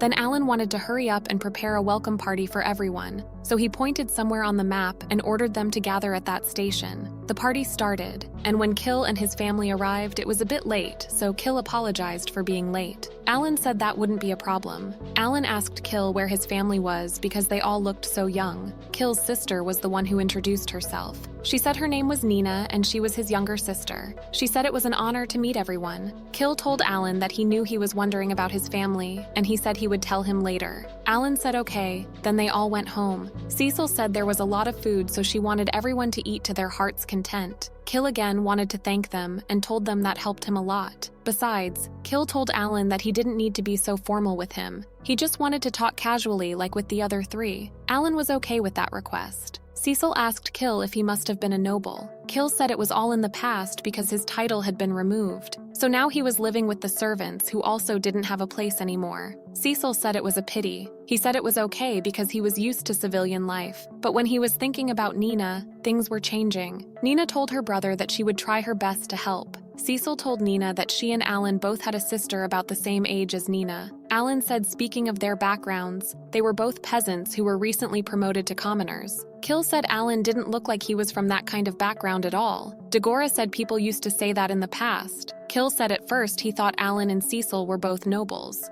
Cecil asked him if he knew that she was a noble. Karina said they were all from the same territory. Kill said he was a little jealous seeing them who had known each other since childhood, so asked them where they 4 came from. Alan said Granbiel territory. Kill asked Cecil if she was the young miss of the Granbiel family, and there was something strange in his eyes. Kill's family held Nina and told her to step back. Suddenly, Kill's eyes filled with anger and told Cecil that it was her who defeated House Calnal. Kill said his father's name was Cabroni Calnal. Dagora asked Alan what was going on, and Alan said it was about the dispute with the Calnals late last year. Kill was a bag of nerves and asked Alan if it was all that he was going to say. Kill said he heard from a royal emissary that it was all a trap from the Granbiel family. He asked in anger what they even did to them. Alan told Kill that he didn't expect to meet Calnal's son. Alan said the royal emissary said before that he was glad to have a child without talent, and said it must have been Nina. Then Kill was the child with talent, so he became a viscount because he brought down the Calnals. Cecil said she understood and wanted to explain everything. However, Cecil said first she needed to talk to Kill privately. She asked others to exit. Cecil and Kill were in the same room alone.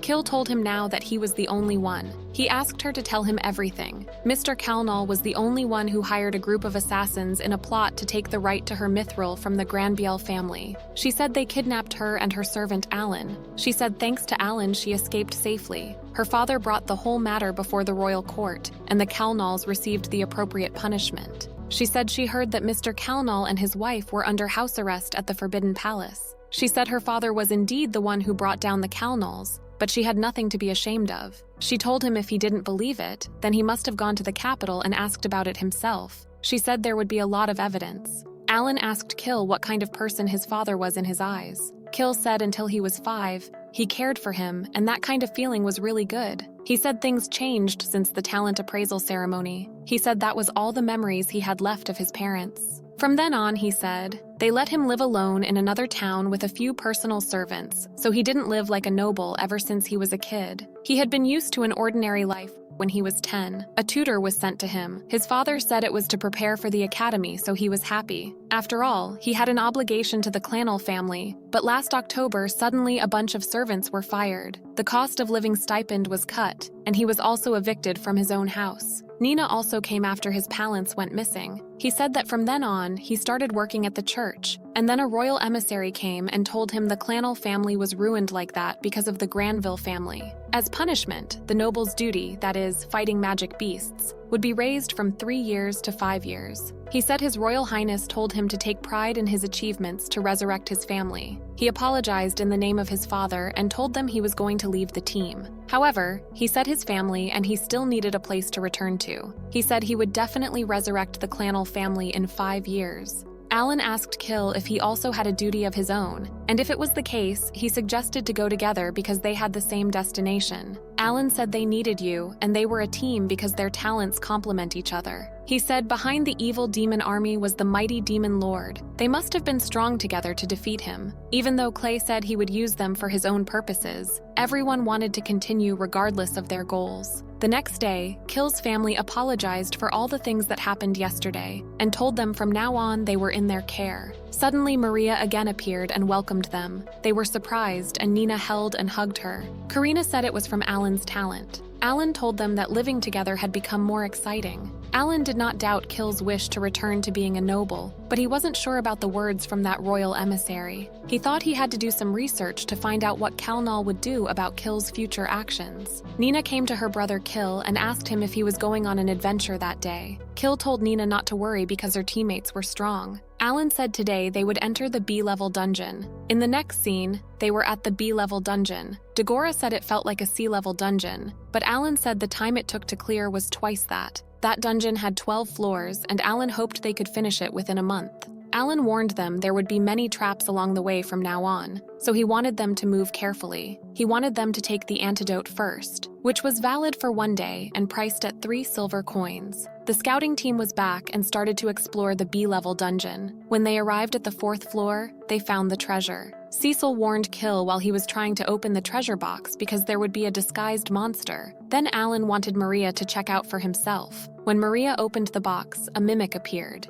Then Maria destroyed it with the help of psycho skill and acquired 20,000 experience points. The treasure was a mithril spear, which sold for about 50 gold coins. Alan warned Dagora because the beast was approaching again. Then Dagora tried to use his full body armor skill and took down the monster. He was happy that he could use his skill. It was July and they were at the B-level dungeon bottom floor. Kill told them that was the boss of that dungeon. Karina said it made the great boars look small. It was a huge B-rank boar. It was about 5 meters tall. Alan wanted not to be complacent at this time. Looking at the stats, it was true that they could not lose. They all worked together and did their best. Alan was in command and they defeated one huge boar and acquired 24,000 experience. They were all happy that they defeated a B-rank monster. Meanwhile, Kill dramatically restored health to allies within a 10-meter radius, including summoned beasts. Then they found a silver box, and there was a scarletite knuckles, which was made of flaming metal ore, more precious than mithril. Kill said no one used it as equipment, so wanted to sell it and make a lot of money. He thought it would probably be worth about 100 gold coins. Alan said he thought Kill was trying to make money for his family, but maybe he just really liked money. He thought Kill would be a money maniac or Elkia money addict. Alan thought it was the first B-level dungeon with this growth rate. They would fail on the battlefield again and again, so the demon army must be extremely strong. He thought he had to raise everyone's levels even more and his own too.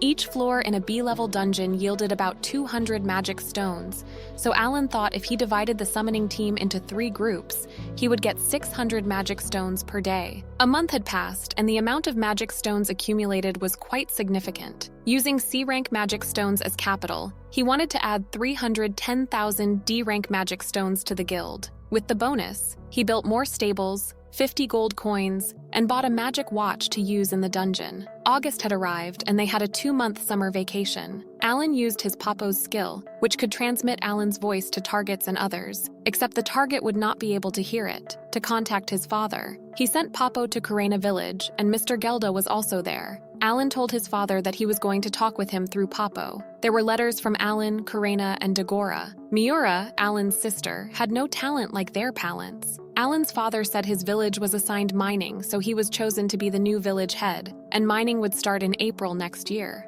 Alan congratulated his father and said that he had also been the leader of the team for nearly 10 years, of course. He would be elected. Dagora's father and Gelda were also going to help. Alan thought his palants were both over 30 years old. They had been working very hard to raise them. Alan asked his father if once he had become village head, he would learn how to read. His father smiled and Papo came to Granbiel. Alan also talked with Cecil's father and said regardless of Cecil and Kill, he would be counting on him. He asked if the Kelnal family would revive the subject after completing the 5-year service. The Baron said if the king said so, there would be a possibility. However, he said, that could be a conspiracy since Kill had the cleric talent. When Kill successfully returned from the battlefield, he would be used by the king. More than half of the nobles thought this was a way to advance their children, and the Baron was also glad to have a healer next to his daughter. The Baron said most of the people who could heal were farmers or commoners, mostly working within the country. So on the battlefield, the elves became the healers, but elves wouldn't move for personal reasons. He said that was why he wanted to take advantage of having that healing noble as a protection amulet for his child. It was possible that even if they completed their duties after 3 years, they wouldn't be allowed to return. He said Clanel kicked Kill out of the house because he considered his son only as a pawn who didn't need education or love. Alan told the Baron, so the royal emissary tricked Kill into doing his duty even though he was a commoner. The Baron approved that and said Kill loved his family very much and always tried to save and earn money to take care of them. If he wanted to give up his job and return to being a noble, he said, he had a way to help. Alan told him there was still a way to go until the battlefield and requested him to wait patiently for news. Alan told everyone that everything he talked about was with Cecil's father. Dagora thought that the royal messenger must have been the enemy. Alan told him that was not, and the story of the family revival was still possible. Cecil wanted to wait and see how her father's report went in the royal capital. Kill thanked everyone and said no matter what the outcome,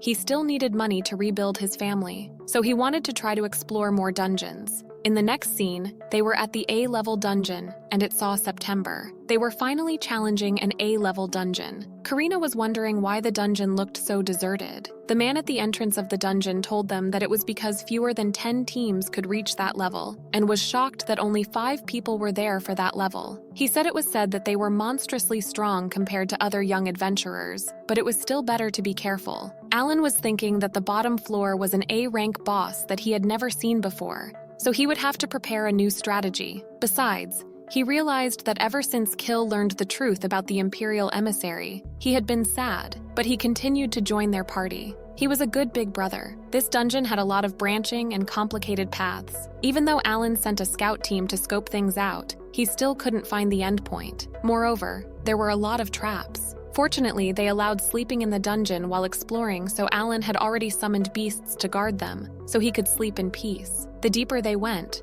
the more B-rank monsters they met. There were 2 orc kings and 1 cyclops ahead. Karina took down hers and went to Dagora's help. 2 orc kings were defeated and 20,000 experience received. Now only the Cyclops remained. Kill realized a trap and immediately warned Dagora and Cecil. It was a teleport trap that forcibly teleported them to any location in the dungeon. Alan left the Cyclops to Karina and left to carefully prepare healing potions and magic fruit in case of any accidents. But there was a limit to how much he could prepare, so they had to find them quickly. The first was to recall all the summoned beasts planted in B-level dungeons. Alan wanted Maria to take those 2 awakening-skilled mana seeds and a leaf of life. 30 minutes later, Alan saw Dagora and Cecil while they were under attack by 2 dragon-like monsters. Alan ordered Maria to head over to them and then wanted Kill and Karina to hold on tight to their fans. When Alan arrived just in time, they were safe. Cecil told everyone to be more careful now, and Alan wanted to focus on how to avoid traps. When the end of September came, they said that day would be the day they conquered the last floor. When they arrived at the bottom floor, they faced the Great Warrior who was about 10 meters away. Alan told them if they thought about it the other way around, it was lucky their first encounter was an armor type with strong physical resistance. He told them if they could defeat it, then it would prove that other A-rank monsters wouldn't be a problem. Furthermore, if they succeed that time, their level would also increase significantly. Alan was thinking that they were getting farther and farther ahead of him, so he thought maybe he should have changed his cards to use a new formation. There were 3 options. The first one was Shark Oil, which increased the critical damage rate and was effective for 24 hours. The second one was the Substitute, which took the target's direct damage within a 50-meter radius range. The last one was the Flicker, which cancelled physical or magic attacks to a certain extent. Its effect lasted for 1 hour, and cooldown time was 1 day. Alan first summoned Team Cabello and then activated the maximum firepower. He defeated 10 Orc Kings and received 200,000 experience. He said now that was what a spell should have looked like. The boss was still there, and it was his time to be defeated. They all went together to kill him. Karina was stuck under the fist of the Great Warrior, but she said she was fine. After attacking him one by one and tiring and exploding some parts of him, Alan told them that they should take advantage of the situation and fully attack. They defeated 1 Great Warrior and received 480,000 experience. Everyone was so happy. The A-rank magic stone was really big. Then they saw the wooden treasure chest. They opened it and found a scarletite axe, which suited Dagora better than Mithril axe. Dagora thanked everyone for getting him that far. Alan thought it wasn't even a real battlefield, but it was already tense, so he had to level up and upgrade his equipment even more. When they proceeded, they came across a huge flying magic cube. The magic cube said hello to members of Game Junkies. It gave them an A-level dungeon clearing certificate. There was a mark on it. It said after obtaining 5 marks from clearing an A-level dungeon, that card would convert to a certificate of eligibility to explore S-level dungeons. They all seemed so overwhelmed to hear about the S-level dungeon. They wondered how big that level's monster would be. Kill was thinking about the treasure because he thought the treasure also would be worth a lot. Thus, the summer of exciting adventures had come to an end. In October, Alan turned 13 years old and went back to school after summer vacation. His other classmates were thanking him for giving them advice. They were shocked to hear that Alan's team cleared the A-rank dungeon, but it was expected from the swordmaster, Karina. Cecil asked what he was going to do after class, and he said that he was going to go around and find a way to practice more sword skills. Karina wanted to join him, but he refused as he couldn't stack cards to increase his combat power, because he was letting the summoners hunt in the A-rank dungeon. Their teacher came and grabbed Karina, saying that she would practice with him. One of their classmates, Leifo, came and wanted Alan to practice with him. While practicing with him, Alan recalled the previous practices he made with Mihai. 3 hours later, Karina and the teacher were still practicing.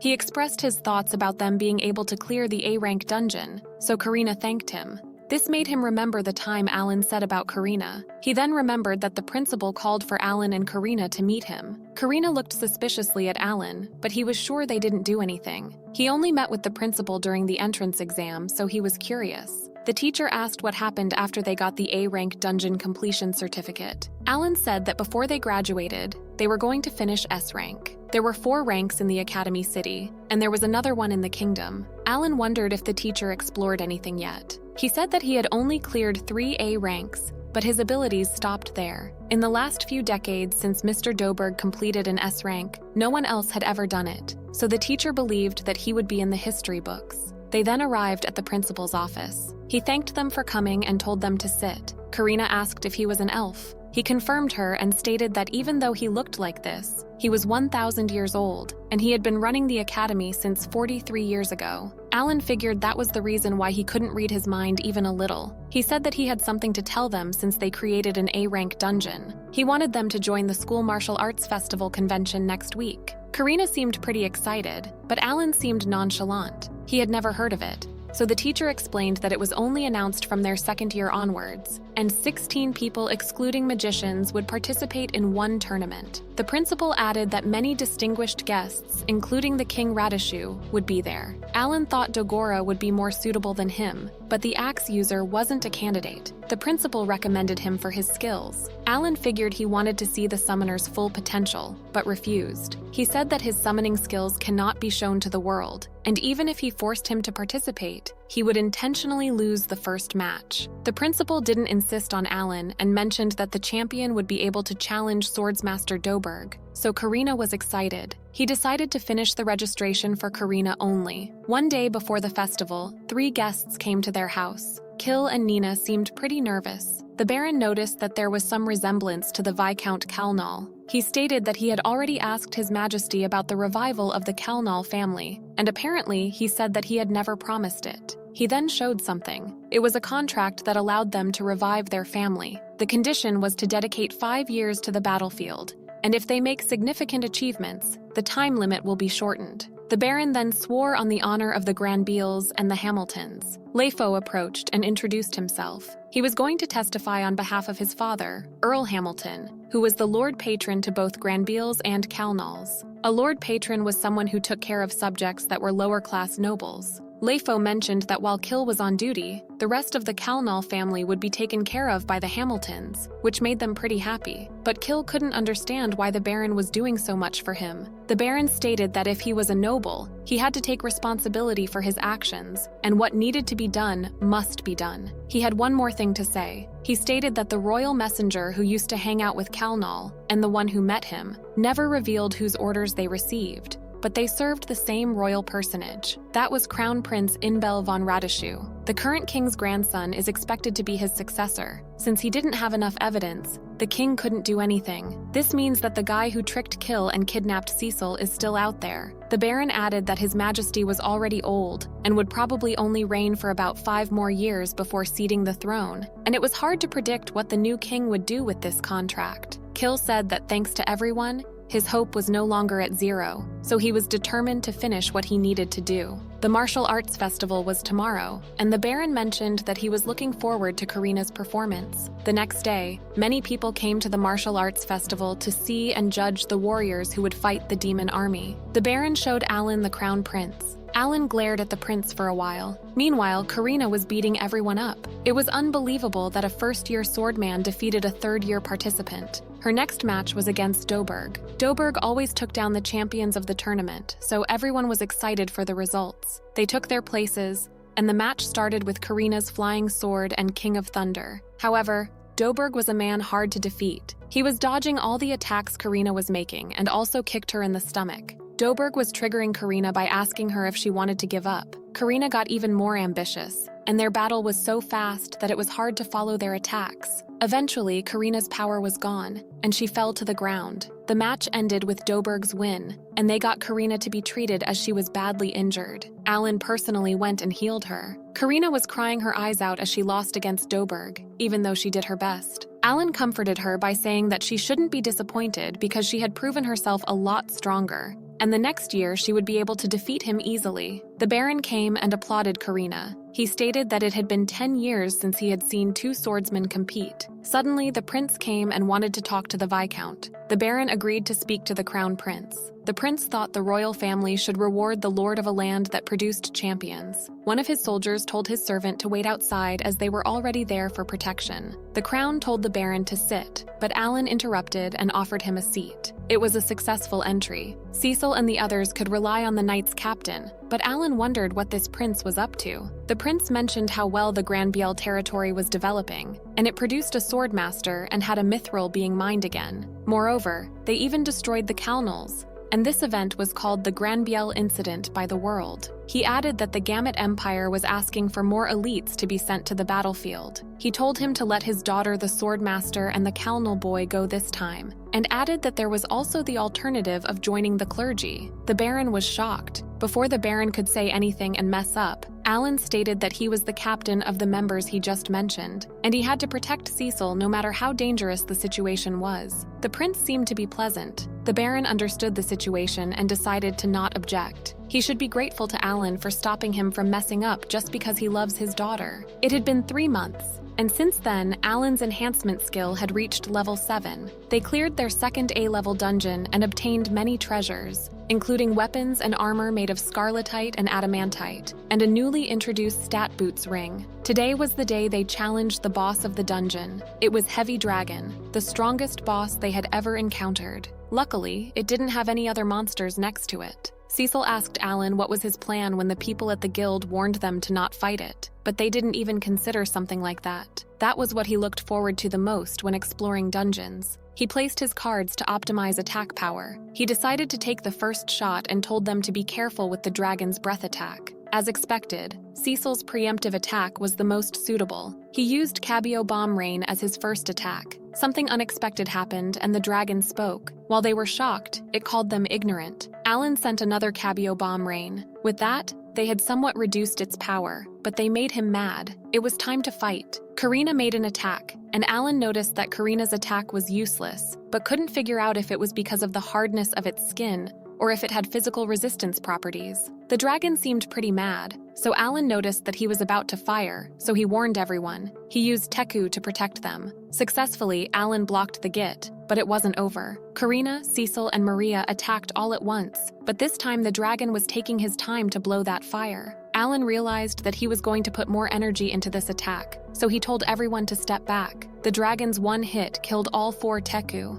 He was sure Cecil and Kill would be dead if they got hit by that, but he didn't have time to summon more, so he had to only protect Kill and Cecil. Kill immediately started healing everyone, but there was another attack coming. Alan told everyone that they still had a chance, and this was going to be a tug of war. He told them to stand in a line behind him, but Karina didn't seem to listening to him. She wasn't answering anything, and she suddenly started running towards the dragon while it was preparing for another blow. Karina didn't seem to be in herself, and she took the whole blow, but it didn't stop her. She sliced the dragon with one attack, awakening her extra skill. Everyone was puzzled by Karina's unexpected strength. Dagora and Alan saw this extra skill when they were 5 years old. Alan noticed that all the stats went up to 3,000, and there was also a super recovery of physical strength. She was recovering 1% every second. The dragon was furious and made another attack, but Karina was faster. She defeated the dragon with her sword. Everyone was once again in shock. She returned to her friends smiling like nothing happened. Everyone started to praise her. Cecil wondered how she could use it all of a sudden, but she couldn't give a proper answer. Kill noticed the golden chest and told them there was a ring inside of the chest. They hoped that it was the magic healing ring he had been looking for, but unfortunately, it was just a stamina cover ring. It was a bit sad, but they still had hope. Cecil wondered if they could defeat the White Dragon, the legendary creature rumored to be in the Grand Biel territory. Karina and Dagora seemed excited, but Alan was sure that they couldn't take it down yet. This time, Karina accidentally awakened her extra skill to win. Moreover, if they defeated the dragon, it would be hard for Kill to return as a lord. Kalnal was now under the royal family, and it was just an ordinary territory that had lost the right to mine mithril for 100 years. If the White Dragon was also defeated, the royal family would not hand over the land to Kill. But after Kill becomes lord, they are going to defeat the White Dragon. Their next aim was to defeat the Heavy Dragon with their strength. 3 months later, they had cleared the 3rd A-rank dungeon. Karina leveled up, and from now on it stopped, unexpectedly even though they were only 13 years old. Everyone except Alan had reached the level limit. Dagora was anxious that they couldn't get stronger if they had reached the level limit. Alan told him that they still had a lot of work to do. Firstly, they needed to master the extra skills themselves, and then collect as many support rings and powerful weapons as possible. They got 1 gold chest since then, but they felt empty now that they couldn't level up anymore. Alan remembered that some games set a threshold to break the level limit. If so, it could be expected that this world would also have the conditions to continue to level up even more. But the hero and Doberg were both level 60, so Alan needed to find another way to make the whole team stronger, because they had 2 years left until they went to the war.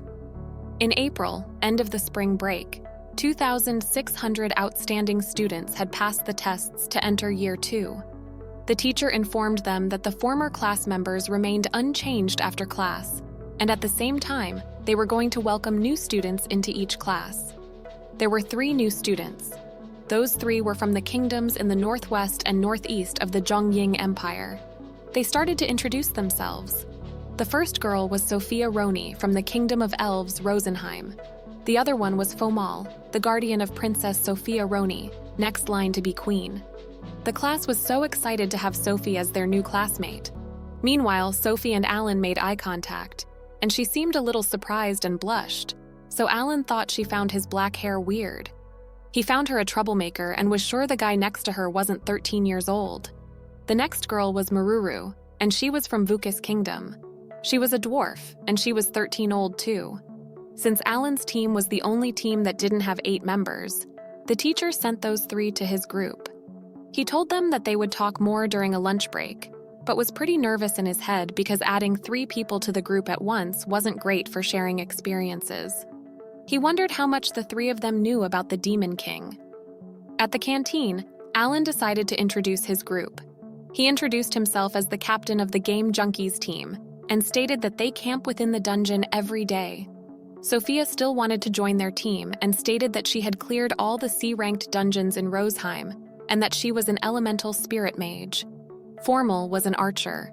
Maruru's talent was magic statue. Elemental spirit mage and magic statue were the talents that Alan had never heard of before. Cecil wondered if elemental spirits were the same as Alan's ability. Sophia got excited that they had the same skills. Malulu said that she wanted to go to the group too, but she had some personal problems so she couldn't help right away. But she still wanted to be stronger. They all seemed to know all about the war with the Demon King. The rest of the group members were enthusiastic about them, and this made Alan relieved. Suddenly, the principal appeared and told Alan that he was a bit worried about Princess Sophia. The principal was a high elf of the royal family, but Princess Sophia's position was much more than that. Not only was Formal tasked to protect her, but now Alan was too. He wanted him to keep an eye on her, and Alan took this job. 4 days later, there seemed to be a fest in the house. They were growing so fast, so Alan was glad that he rented this big house. He told Sophia to forgive him if he was being rude, as they would be living together now. When it was time to eat, our base team started to eat while elves were praying. Elves were a religious race, and they were praying the elemental king. They always privately thanked the one who bestowed elemental spirit magic on the whole race. Sophia explained that elemental spirits would grow according to sincere prayers, so they always pray for the elemental spirit king to become a god. Cecil asked Maruru why she wasn't praying, and she said that Mr. Degrani said it wasn't necessary. He was the god known as the dungeon master that the dwarves worship. Moreover, he also made a ton of magical devices, and they made magic props based on that. Sophia wondered if Alan worshipped anyone, but he wasn't. Kill worships the creator god Elmia. Dagora mentioned that the 3 of them would try the B-class dungeon soon and wondered if they should go back to the B rank too. The new members were shocked that they reached A-rank dungeons and felt like they would be obstacles to them, but Karina told them to not worry. Alan still thought they should keep the progress of exploring the A-rank dungeon until July, but they would stop by and re-explore the B level. Cecil is concerned about the time, so Alan explains that their team would split up into 2 groups to explore the dungeon. After the sudden increase in members, splitting the group was the best for them.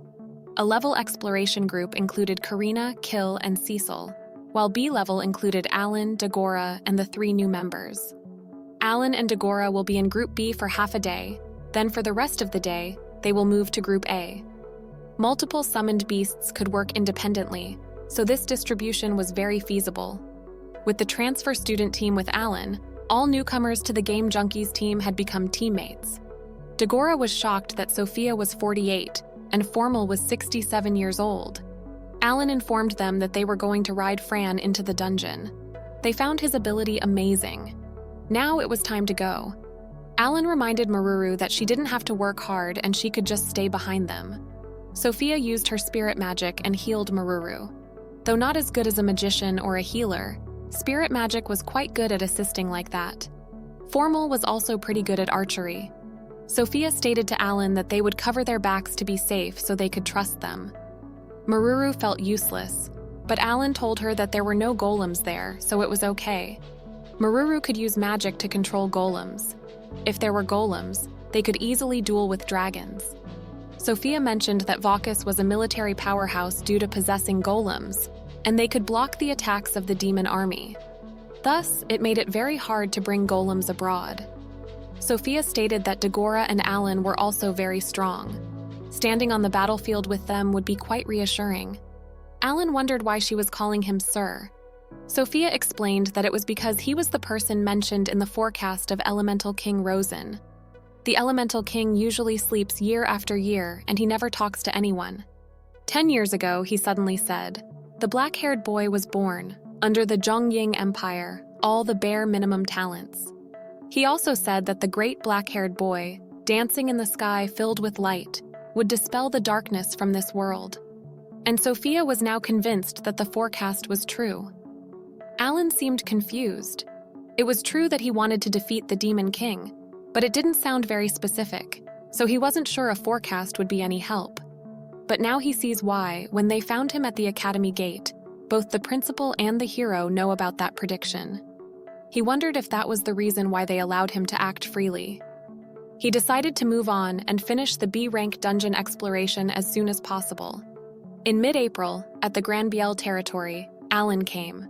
Maria also came and introduced herself as Alan's summoned beast, and informed them that from now on they were going to help them as head of the mining village there. Alan's siblings seemed pretty interested in the summoned beasts, while his father wondered what was the baggage. He said that it was weapons and tools that his friends and he bought it. Karina's father was amazed by the weapons they sent, while his father was concerned about Alan's financial situation. Alan explained that they earned 2,000 gold coins every month from the dungeons, and they had about 20,000 as capital. Alan then told Maria to help them, and if they caught board, they could eat it freely. At the end of July, they were once again at the dungeon, and Sophia used her extra skills, Great Spirit Manifestation, and defeated the monster. They were pretty impressed by her. She had gotten a lot stronger, and the summon didn't fail. Dagora found her once-a-day skill pretty strong, and Formal had it too. Those who can't use their extra skills seemed pretty jealous. Tomorrow was the beginning of summer vacation, and the principal called Alan and Karina over. The principal told them that someone wanted to see them today. Hermios came and asked Alan and Karina to join the Academy's martial arts conference this October. Karina accepted it while Alan refused. The principal wanted to know the reason why he didn't accept it, so he explained that there was no need to know his ability. The principal stated that although the content of the prophecy was vague, there was a high possibility that he was the one who could defeat the Demon King, and all of them wanted to know more about summoner abilities. Alan noticed that the way he spoke had changed, and he no longer seemed to be hiding things about the Demon King. If the principal was straightforward, then he needed to return the favor as well. He said that if he revealed his identity to the demon army, then they could plan to get rid of him. He was still maturing, and the participation in the conference was pointless. The principal let his breath out. Hermios then dropped his rare magic healing ring accidentally to show Alan. He stated that it was a gift from the Elemental King to thank him for saving elves from danger. He asked Alan if he needed any advice as he was looking for that in the dungeons, but Alan refused. Regardless, Hermios mentioned that mana regeneration rings cannot be found in dungeons, not even in S-rank ones. This information was actually a secret and shouldn't be revealed. Alan was staring right at him. He wanted Alan to stop glaring at him as he was only doing this because he was a kind person. He said that the dungeon master can't make magical recovery items because he met him and asked him directly, but he mentioned that it was possible to obtain orichalcum weapons in S-rank dungeons, but he advised him not to go. He knew everything Alan was looking for. Alan asked why he shouldn't go there. Hermios comfortably stated that some members of his group would die. Alan thanked him firmly for giving him such important information and asked what he wanted in the end. He said that this year's runner-up would have a chance to fight the swordsmaster Doberg, and the champion would be fighting with him, hero Hermios. If he won, he promised him that he would give a magic healing ring to him. Alan wanted to take a look at the ring, and it was amazing. He really wanted this ring. Hermios then asked if that was enough to make him join the conference. Alan thought about his priorities. He questioned which one was more important and decided that both were necessary, so he decided to join the conference. He asked if he could use items in combat, and Hermios confirmed him. He told him to prepare well as it was only 2 more months left. Alan was dedicated to crushing Hermios in front of the entire royal family and audience, then getting the ring. After that, Alan and Karina went home and gave everyone the news. They surely weren't expecting this. Sophia found it as an opportunity to show his abilities, but he was actually wanted to avoid that. But he must get the magic healing ring as soon as possible. Kill wondered if Alan had a way to defeat the strongest hero. With Alan's current ability, it was obviously impossible, so he was going to practice alone for the next month. To become stronger within 2 months, he'd need new summoned beasts, and would need to use many skills and accumulate as much experience as possible. Cecil stated that for summoners, using skills required a lot of magic stones, but the amount of magic stones obtained from guilds and cities and dungeons was not enough, so he planned to go to other big cities and buy more magic stones and also buy good items. He told everyone to focus on clearing the 5th level dungeon. He would still leave a group of summoned beasts to support them so they don't need to worry. They need to meet the conditions to enter the S-level dungeon. This will be Sophia's first A-level dungeon. Karina asked if Alan was going to give up on exploring the dungeons, and he said that if he had time, he would follow them. He told Karina to pay attention and master the extra skills for the upcoming Congress. Karina seemed pretty dedicated to become strong enough to defeat the hero. Dagora realized that before fighting the hero, she had to defeat Alan. They then said goodbye and promised to see each other after the summer break. 2 months later, Alan kept going to big and small guilds in this country to buy magic stones. In some places, the price of magic stones transactions increased significantly, but he had to accept it. 2 8,000 gold coins he earned from the dungeon were quite abundant. Finally, he got 1 million D and E-level magic stones. Clavel magic stones were quite expensive, so he only bought 100,000 of them. And with that, the summer vacation was over. His summoning skill reached level 2, and with his new powers, he was also able to summon some B-level beasts. When the summer vacation was over, he turned 14 years old. His teammates seemed like they missed him. Alan and his teammates were growing, and Sophia was once again amazed by him. In the 2nd year, there were new subjects, and that was the Demon King's history. It was the history which was not told to the people of the kingdom. The existence of the Demon King, the hero, and the fierce battle with the demon army in the northern part of the central continent. His class had 3 nobles and the holy sword, Kurena. Those 4 would definitely go to the battlefield to fulfill their noble duty. There was a meeting to decide if they would go to the battlefield with their group. Some people wanted to stay in the country as adventurers or soldiers, and didn't want to go to the battlefield, and the ones wanted to increase their achievements by fighting for 3 years.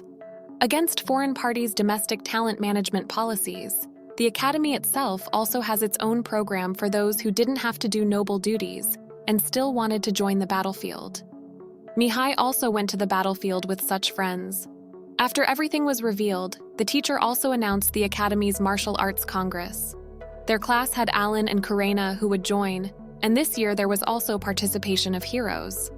A few days later, everyone came to see who would win the Congress. The Baron, elves, and even the Crown Prince. Alan won against a 3rd-year student who was called the Sword King. It had been a while since Cecil saw him use that sword. He was indeed pretty strong, but he must have something very strong to use against the hero. Hermios also noticed that he was hiding his true talent as usual, but a status like that can't be hidden forever. Now it was time for the dramatic final, Kurena versus Alan. Both were members of the famous Young Adventurers Guild game Junkies, which had successfully cleared all 5 A-level dungeons. Karena told Alan that she would not hold back this time. Alan felt nostalgic as it was 6 years from their last battle like this. The battle started with Karena's flying sword. Alan managed to protect himself, but Karena told him to summon the beast to protect him. However, Alan was still avoiding this option. Karena still hasn't unleashed the extra skill, but was attacking him non-stop. The audience was sure she would win. In terms of smash power and durability when attacking, Karena was better, but Alan's offense and speed were superior. Karena's still laughing and playing while hitting Alan, and he was doing his best to defend.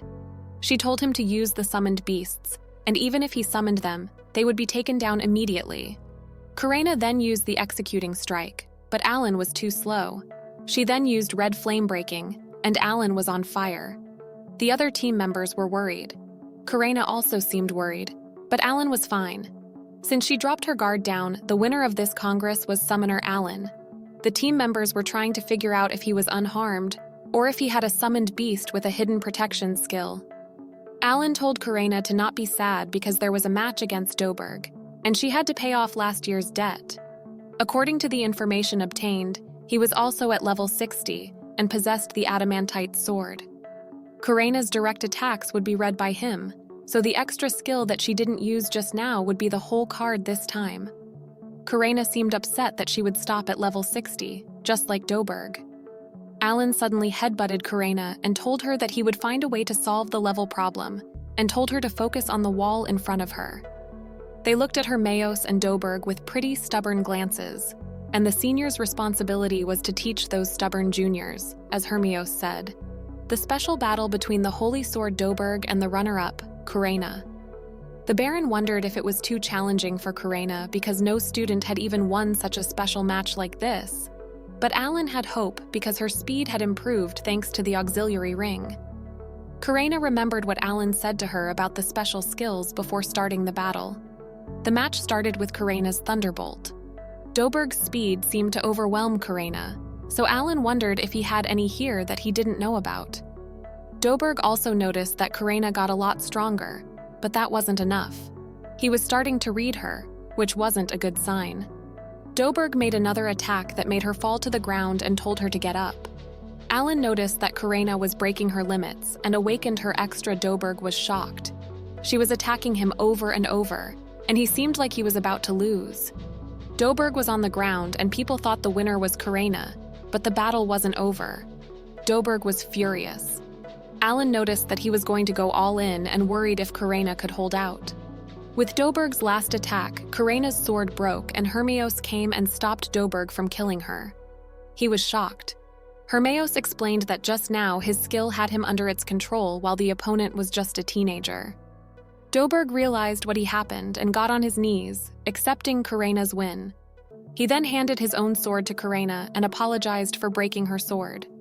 The people knew that Doberg had an obvious chance to win, but still, a 13-year-old student was able to drive him to the limit. Her performance was a treat for the eye, but Karena still seemed off. Hermeos noticed Alan's worried face. Alan thanked him for protecting Karena. Hermeos always kept an eye on Doberg because he was very competitive. Alan noticed that Hermeos was wearing the golden armor, which was the most powerful gear in the world. In this world, the existence of heroes was incredibly special. While millions of people were being slaughtered by the army and every kingdom fell to its destruction, heroes were the saviors sent by the gods. Hermeos went to war at the age of 15, and now he was 24 years old. He was the hope of mankind. But this didn't matter now, because Alan was surely wiping that winning smile off his face and taking back the recovery ring. Hermeos was sure that he would be famous after the tournament. That would be annoying for Alan for sure. Alan stated that he hates being dragged into those unnecessary fights, and if he takes a loss now, he wouldn't have to suffer any pain. This made Hermeos laugh, and he told Alan that no matter how hard he trained or what kind of tricks he hid, he shouldn't ever think of beating him. The match started, and Hermeos came at him with a burst of speed. Unexpectedly, Alan blocked his attack, but Hermeos was holding back because killing wasn't allowed there. Alan knew that if he was any slower, he would be dead now. Hermeos was incredibly strong, even without using any skills. Hermeos was also surprised because he thought Alan wasn't supposed to be able to deflect his attack. Although he had not yet activated the extra skill since they met, he had a wide range of skills. He wondered the reason behind that, which made Alan realize that he couldn't read through the summoner's blessing with his assessing ability. Hermios made another attack. He made fun of Alan for looking miserable. Alan had caught up with his pace, but usual counterattacks wouldn't work for the hero, so it was time to use a new skill. He summoned Doradora, his dragon, to attack Hermios. The hero was so surprised that Alan managed to hit him. The crowd had gone wild, and now it was Alan's turn to be the cool one. Surely Alan surpassed everyone's expectations by summoning a dragon. He wondered if he hurt Hermios, but according to his response, the dragon might not be sufficient enough. While some of his supporters were amazed by him, the other ones were just trying to figure out what he was trying to do. The Crown Prince seemed pretty nervous. Alan wanted him to use his skill, so he tried to force him by using Doradora's Awaken skill.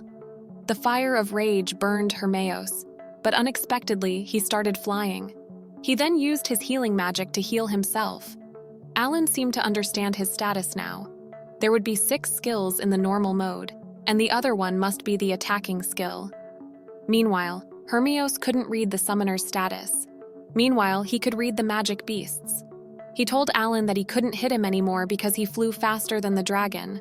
But Alan was laughing. He used Team Kebio to surround him and explode. Hermios thought he could get away with it, but Alan once again surrounded him. The audience was freaking out because they thought Alan was about to kill him. Alan noticed that his 7th skill, the high-speed summons, worked. Up until now, it took him 10 seconds to summon an individual. He could now call back a team in less than a second thanks to this new skill. As long as he focused his imagination, he could summon anything regardless of the number and type. All 70 cards of summoned beasts in the holder could now receive his call instantly. It still depended on the number of magic stones and power, but the fact that they can be summoned before the opponent takes notice was an advantage. Hermios realized that the situation wasn't good, so he attacked Alan from above, but he easily dodged him. Alan then summoned Korin, his 3-headed dog. Hermios felt like he was fighting an army of beasts. He cut the dog, but it didn't bleed. Hermios managed to hurt Alan even with the constant attack of the beasts. While they were healing themselves, Hermios decided to not hold back and warned Alan that he should surrender if he didn't want to die. But this was what he had been waiting for, the hero's attacking skill. Hermios used his Red Sparrow skill while the beasts were running towards him. He managed to cut the beasts and was about to hit Alan. The moment before he was about to get sliced by Hermios, Alan summoned Mira and defended himself. Its shield was so hard that even Hermios couldn't cut. Now it was time to counterattack.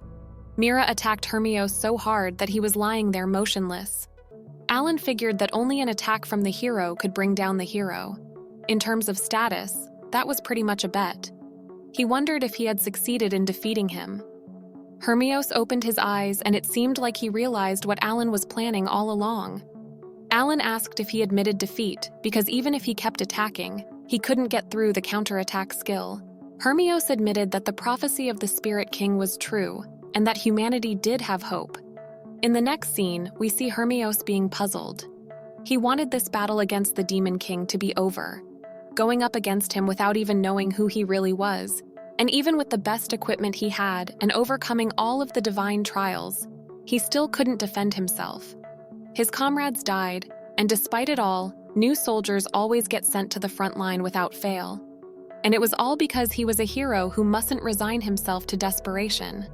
The countless lives they lost continued to fuel that fragile hope he had.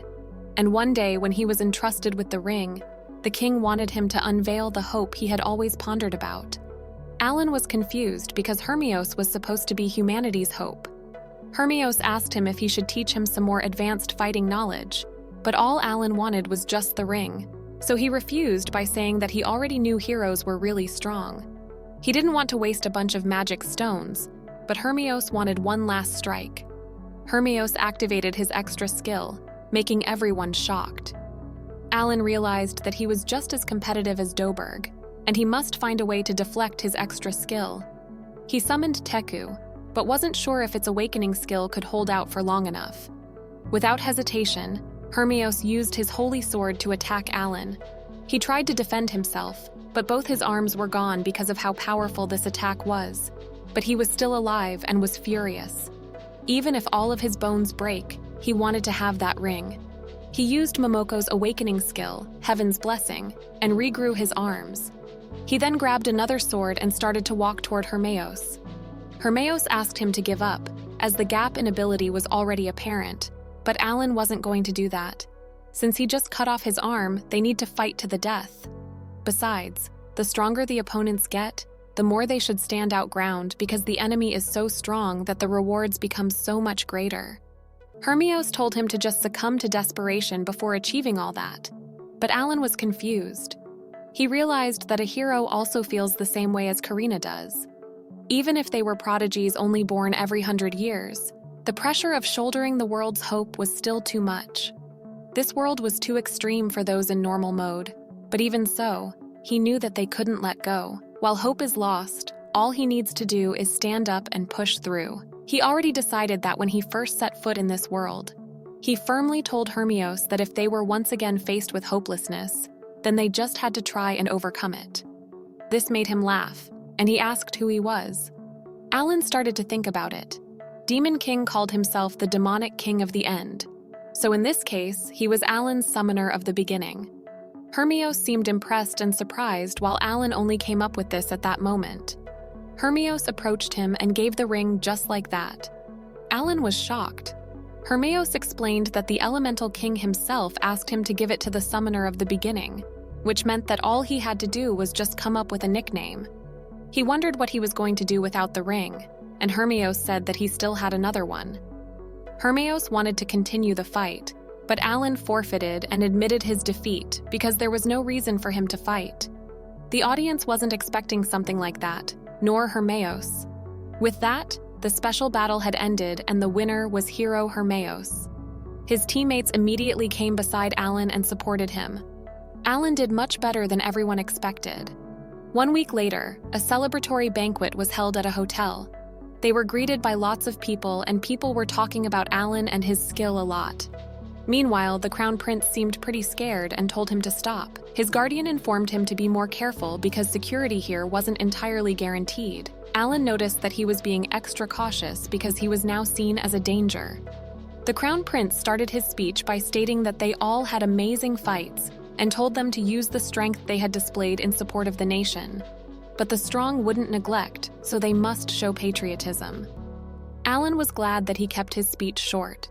The prince then told Alan that his battle against the hero was eye-opening, and he could say it was the pinnacle of all duels throughout the Academy's history. The Crown then laughed and stated that Sir Granville should have been promoting him long ago. Before the Baron was about to say something, Alan took a weapon out of nowhere and stated that he was a main guest of the Granville family. The tension in the room increased with the existence of the weapon. Alan continued, stating that he had gotten countless opportunities to grow thanks to the Granvilles, and no words could describe how grateful he was to them. The smile on his face was erased, and he stated that whenever necessary, he would become the guardian of the Granvilles, ready to destroy whatever harm there may be. The prince was startled by Alan's words and allowed him to leave. At the Guillemette Kingdom, Hermeos returned. His friend asked him about the E-rank boy he mentioned, and he stated that he somehow gave him hope. December arrived, and the game junkies were in the final stage of A-level dungeons. They had defeated the heavy dragon without using Karina's skill, even though it took a bit of time. Now that they had B-grade summons, A-level dungeons became so much easier to explore. Merle was at level 58 while Alan was 55. Sophia and Formal were already 60. The treasure appeared and it was a ring again. But it wasn't made from auriculum, which means it was true that they could only find them in S-level dungeons. A voice congratulated them and granted them the passes for S-level dungeons. Alan asked where were S-level dungeons, and the voice stated that they were at the Janpani Monastery of the Bacchus Empire. They thought Merle could know something about it. She said that she had never gone before, but she knew they worshipped God de Grigny, the one who created dungeons in the credence of the dwarfs. They need to wait before they can challenge S-level dungeons, Kill suggested, waiting until summer. Alan was wondering if they could transfer to the Bacchus Academy in year 3. Sophia suggested asking the principal. The voice stated that after clearing S-level dungeons, they could challenge the dungeon master. Kill wondered if the dungeon master was God de Grani. Alan was more interested in the grand prize. It was decided that their goal next year was to defeat S-level dungeons. A few days later, the king of Latashi passed. A kingdom-wide funeral was organized. Civilians were to dress in mourning clothes for a few days. In January, the crown prince came to the throne. Alan had always been mindful of the troubles that may come his way if people found out he was a summoner. 2 months went by uneventfully and without any mishaps. Now that he had a magic ring, spellcasting had become much more comfortable, so he actively chose to use skills requiring more mana to practice. While they were in the class, the teacher came in a hurry and stated that the principal called the game Junkies. When they went to the principal's office, he told them to listen carefully to what he had to say. Apparently, almost all of them had received a decree to enter battle from the new king of Latashi, even though they were still in their second year. As for Princess Sophia, Former, and Merle, they had received return orders from their homelands. Both Rosenheim and Bacchus had sent their official dispatches. According to the letter of decree, they had been summoned to Rosenheim. Alan was sure that something serious was going on, so he asked for more details. With an exhausted face, the principal informed them that a total of 10 million demons were heading for Rosenheim, Bacchus, and the whole Zhongying continent. That number was 10 times the number last time. The principal mentioned that in the past, demons would only gather in places with the weakest force, which was the Zhongying continent. Rosenheim received the blessings of the elemental king, and Bacchus had an army of golems under its command, but that had not been the case ever since the hero appeared. Right now, Rosenheim was the weakest link. Just a month ago, 3 million demons attacked Rosenheim and the northern bastion was destroyed. The elven army only came to 6 million. Not to mention they had to support the other 2 empires as well. 3 million demons have already surrounded the capital, and currently, 70% of Rosenheim's territory is under the Demon King's control. Sophia couldn't believe what she was hearing. She asked if the queen was safe, but the principal couldn't establish communication through magic objects, so they had no idea how she was. Sophia was speechless. The principal stated that there was a bloodbath in the south, and Rosenheim's fall was looming. Alan wondered if the war had already gone on for a whole month, and if there was any trouble communicating. The principal stated that elves had never liked tribes stepping foot upon their motherland, but he could never have thought this stubbornness would lead to such tragedies. Merle asked about the Baokis and the Zhongying continent. He said that both were fine as of now. There were 2 million enemies in Zhongying and 1 million were in Bacchus waiting to strike. The numbers were inconceivable. Alan was questioned about their aim. He asked about those elves helping with the healing over in Zhongying. The principal said that they also received orders to return to Rosenheim. There were about 1,000 in the team. Alan figured that the demons must be waiting in Zhongying for everyone to leave to make an attack. Cecil also wondered if Zhongying could hold up against 2 million demons without elves, but the answer was obvious. However, they had the hero with them. But no one was tricking anyone because the hero couldn't protect all of those alone. Alan noticed that the principal only mentioned about 6 million demons while there were 10 million. The principal explained that the rest was back up. 4 million were lying in ambush at sea. The team was debating where to go, and they figured that it would be better for them to go to Guillemot instead. Alan listened to them very carefully and stated that their only option was to save Rosenheim. Even the principal seemed surprised. He stated that the magic high-speed vessel would be prepared immediately for tomorrow's dispatch. Cecil required to know the reason behind his decision. Taking into account their number and strategies, this must be an army the Demon King had spent much more time preparing, but it was still not enough to completely overwhelm them. Therefore, they were going to attack in order of priority. That would be Rosengeen, Zhongying Continent, and Bacchus. They tried to spread out and wait so that the plan could work. Cecil then asked where those 4 million demons stationed at sea attacked first. He said that there was a high possibility that they would arrive right away if the Rosenheim battlefield saw a bad turn of events. Furthermore, he thought the Demon King had planned for this to happen. Withdrawing the whole support team from Zhongying would be a violation of the alliance of 5 continents. Alan was aware that this could lead to the failure of the alliance, Their operation also aims to completely sever the tight bonds they had always shared. Because of that, now was not the time to care about whether they were humans, elves, or dwarfs. Alan told them that they had to set their sights on saving Rosenheim, and this would help Latosh too. The members were still hopeless because 7 people versus 3 million demons wasn't something to be excited for. But Sophia told them that they had reasons to stay positive. Alan was the chosen one in the prophecy of the Elemental King, and the hero himself confirmed that he was the hope of humanity. Alan could see the expectation growing and everything was going too fast. Both weapons and gear were still not perfected, but he does inherently have the breakthrough talent. With a big smile and confidence on his face, he reminded them of their biggest goal, which was defeating the Demon King. The group seemed to pull it together, and they were dedicated to saving Sophie's mother and Former's homeland. Sophia and the other elves were both shocked and grateful. She felt so lucky to become their friend. Merle felt sorry for being summoned back to Bucus, but Sophia hugged her to comfort. Megora asked how the Zhongyin continent fought off 2 million demons without support from elves. Alan had a plan for that. They were going to send a large number of recovery leaves to Zhongying. The principal and the teacher seemed confused. Alan explained that it was a magical herb that could restore strength for 1,000 soldiers at the same time if they were within the restricted parameter. That was much more effective than the healing charm, as Kill said. Alan was going to send 600,000 of those to the front line. The principal wondered if that was also an ability of the summoner, but from Rosenheim, Elf's recovery lead. Sophia confirmed him. She added that this was going to be their apology gift for the withdrawal of forces from Zhongying without any negotiation. Alan continued explaining that after that, they were going to send this to the rest of the 5 continents, and the Alliance would prioritize saving Rosenheim, and if they succeed, they could consider the Demon King's plan spoiled. Alan was going to give 1,000 recovery leaves to Merle.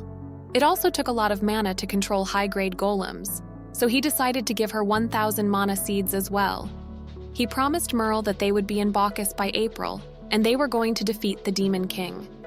Merle told them that she was going to wait for them at Bacchus, and would definitely show them her golem-controlling ability.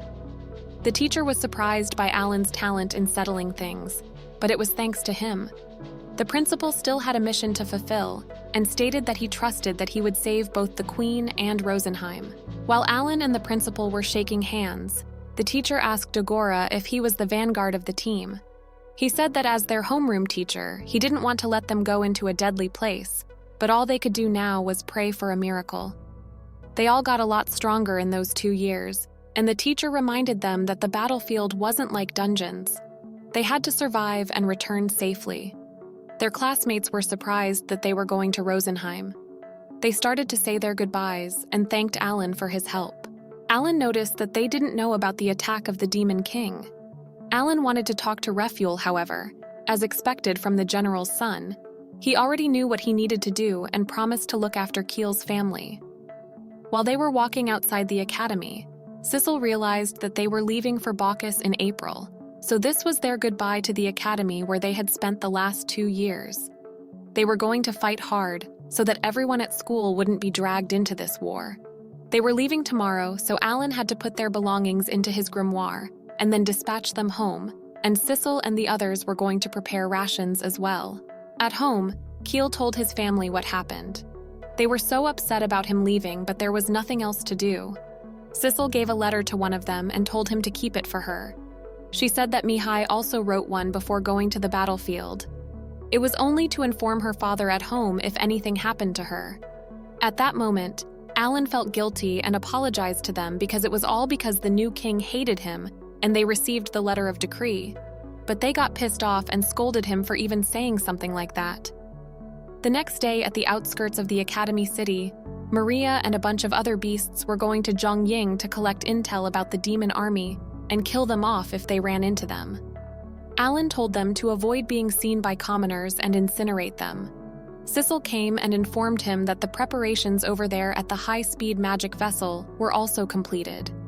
After saying goodbye to everyone, they were ready to go. While on their way to the Rosenheim, Karina and Sissel were concerned about the place, and Sophia explained that they should disguise themselves when they get there, just to be safe. It was a land that had closed itself off from the outside world for a long time. There, everyone was loved by spirits. All was at peace, and there was never any disagreement. They were currently heading to the seaport nest. It was the most tranquil place in the entire continent. Dogora asked if it would have been better if their families could take refuge there. Sophia said that her mother had by her side a lot of elite men, so there shouldn't be a problem. 4 days later, at the seaport nest, they arrived. Fortunately, the city hadn't been attacked yet. While they were walking around in the city, one of the soldiers recognized Sophia and informed her that she should go to the meeting of the elders. While they were going there, they saw suffering people everywhere. There weren't enough healers, and they didn't look like they could face the final battle. Sophia got permission from Alan to use the healing grasses for them. Alan wanted to know what was happening in this country as soon as possible. They split into 2 groups, and Alan informed the other group that he was going to summon the communication beast after the meeting was over. They arrived, and the first thing Sophia asked was the queen. The old man in front of her explained that she was currently in the city of Tiamo near the front line, and they didn't have enough magic stones to cast the communication spell now. Sophia asked if she was okay, but the man stated that tomorrow, the demon army was going to surround Tiamo and Nest was next. But Alan stated that things might still work out if that was the case. The elves weren't happy to see a human, but then they noticed that he had black hair. Sophia confirmed to them that he was the savior in the prophets of the elemental king, Alan. A man named Lucidral did seem to believe a little boy could save Rosenheim, but first, Alan wanted to heal him. He seemed to have given up on his wound, but still let him do his thing. Alan used heaven's blessings to treat his wound, and his arm regrew again. But they thought Alan had an elf magic harp. Alan asked how many casualties were in the citadel, and it was about 10,000. He explained that the elf's magic herbs could heal as well as restore both mana and strength. He gave them to Lucidral to give it all to the wounded within a small area. He informed him that they were going to save the queen in Tiamo. Lucidral mentioned that the citadel had run out of magic stones, so they couldn't run the magic vessel. It would take 1 entire month to travel there, but Alan was thinking about that. He summoned Era and Papo and explained that he would have a lot of things he needed to ask them about. So he was going to leave them there. The people in the room were shocked to see the spirits. Era introduced themselves as the beasts summoned by Alan. Alan explained that he was going to talk to them through this bird even when he wasn't there. Sophia told everyone to follow Alan's commands, and she was going with him. When they went outside, the citizens were worried something would happen to her, but she told them to not give up and reminded them that they were still living there. And they were the proof that hope had not yet abandoned this country. But those people had no home, food, or water. One of the women cried her eyes out while saying how her husband and her child were devoured by those monsters. Sophia couldn't say anything to that woman. Alan noticed the situation and grabbed Sophia. He summoned Glyph, and after she got in, Sophia turned to her people and stated that she came back to save Rosenheim. After they left, Lucidral told the soldier to order soldiers to take posts and wait for commands. Alan was going as fast as he could. If it takes 1 month by horse, it must be about 1,000 kilometers away, so it should be fine if they keep flying like that the entire time. 2 hours later, they saw Tiamo Citadel. Horo used the awakening skill to observe what was there. He saw that the demon army had already surrounded the citadel, but they had not attacked yet. It seemed the battle had been halted, so they still had time. At the entrance, the princess was greeted by the soldiers, and they brought her to the queen. Everyone, including the queen, was shocked to see her this soon. The queen informed them that Sophia's father and Fulmul's family had taken refuge at the nest. Alan noticed that something was hanging on the queen's shoulder. The queen then asked about the others, so Sophia introduced her team, Game Junkies. Alan stated that he was there as a backup. The other people in the room were glaring at Alan. It seemed not everyone completely believed in those prophets.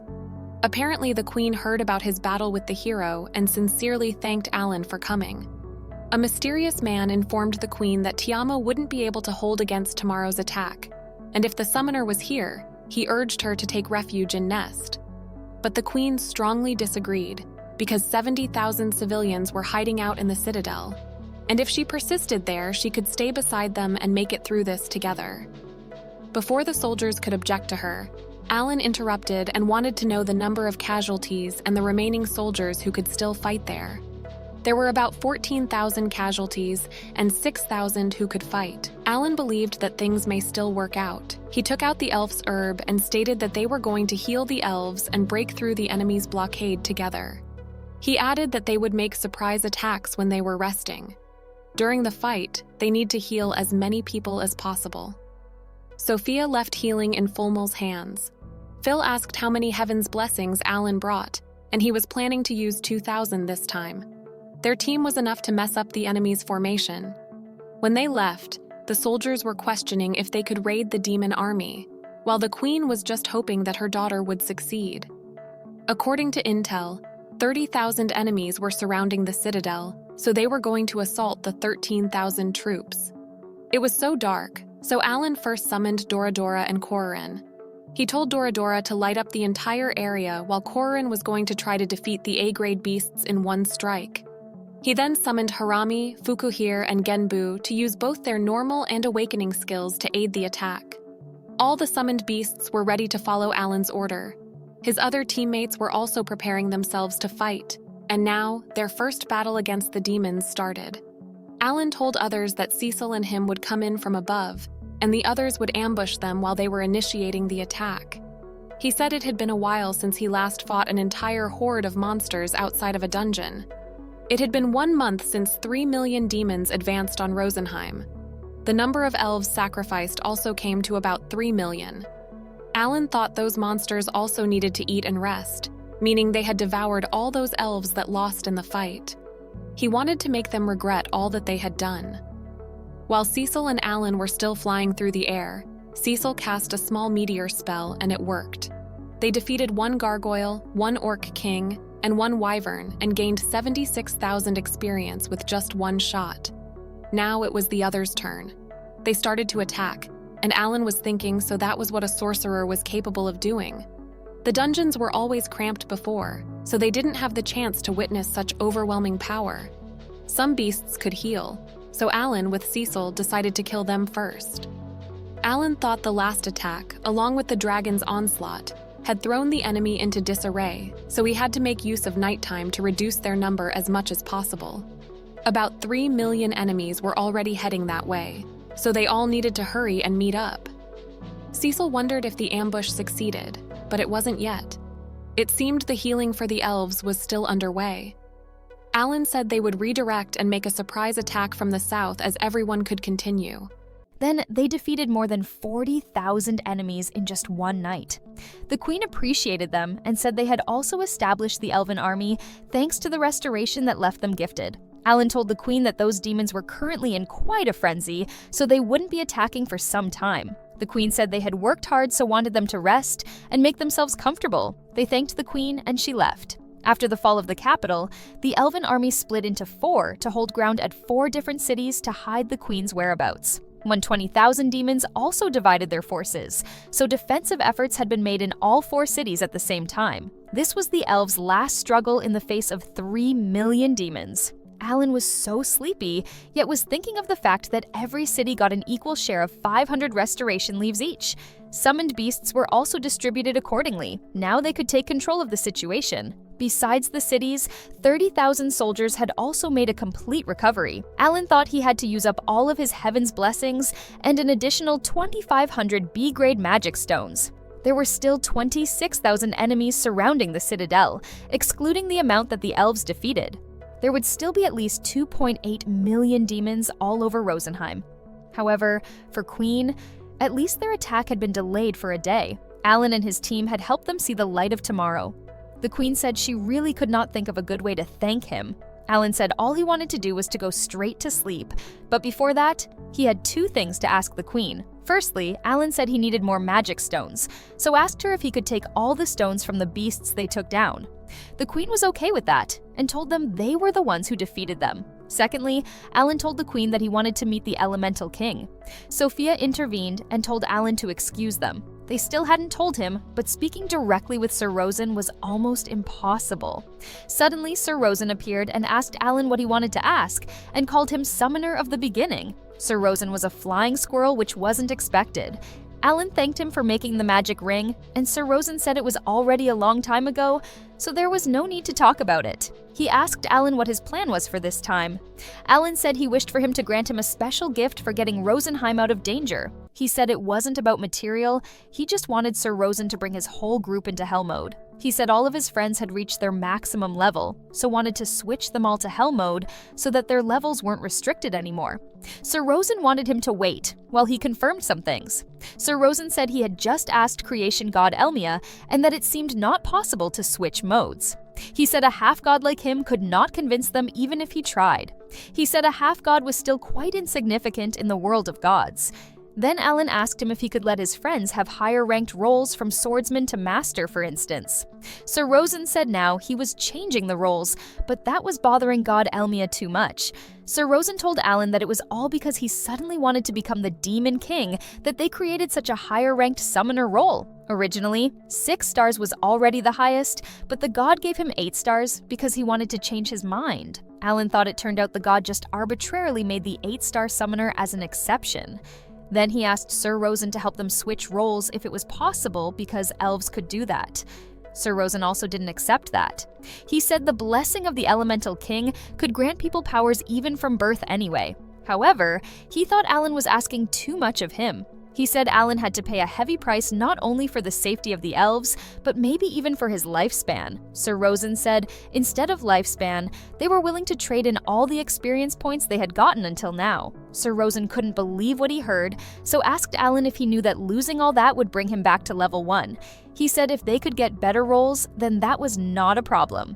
They could still keep things like sword skill. Sir Rosen said, however, they were moving up only 1 rank, so he was not making them all 5 stars, and those who weren't there wouldn't get to switch. Alan was thinking and saying in his head, "Damn it, Mururu can't then?" Sir Rosen said he could read his thoughts, so Alan pardoned his rudeness.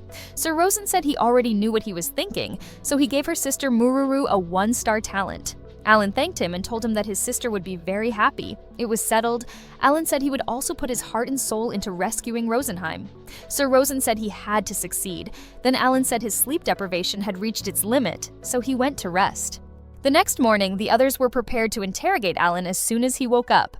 Cecil told Alan that it must have been nice being able to sleep so early yesterday, and Alan asked him what was that talk with the Elemental King all about. Alan told them right from the start that he had always pretended to be a mere farmhand child with strange abilities. However, now he said, he thought he shouldn't have hidden anymore. He said he was from another world and was chosen to become a summoner when arriving there. God Elmia helped reincarnate him into their world. Yesterday, he was talking with the Elemental King about some things from his past life. Sophia said God Elmia picked out the savior of this world. Kill said they were so lucky that Alan didn't choose to become the Demon King. Cecil asked Alan how old he was in his world. He said 35. Dagora said when they were 5, they were playing with a 35-year-old uncle. Alan told him not to call him uncle, and he was only telling this because they were all teammates now. He said even their parents didn't know about that yet. Alan said that it was great that until they defeated all the demons, Dagora would switch roles 3 times. Cecil said God would only allow them to ascend 1 rank anyway. Alan said yes, but he didn't say how many times. Every time they max out their levels, they would go up to a better role. When Alan wanted them to get ready for battle, they must have completed this ascension quest. He said they had the blessings of the Elemental King. They must have protected the queen when they started to battle against dragons. One of the soldiers took down a dragon so easily, so it was all thanks to the blessings of the Elemental King. Now Alan was thinking it was time for Alapon to shine, which was an ant whose status levels were half of the current Alapon. Alan ordered Alapon to show them what he had gotten. The next chapter starts with the war between Alan's team and demons. Alan thought the distribution of the elf's magic herb was complete.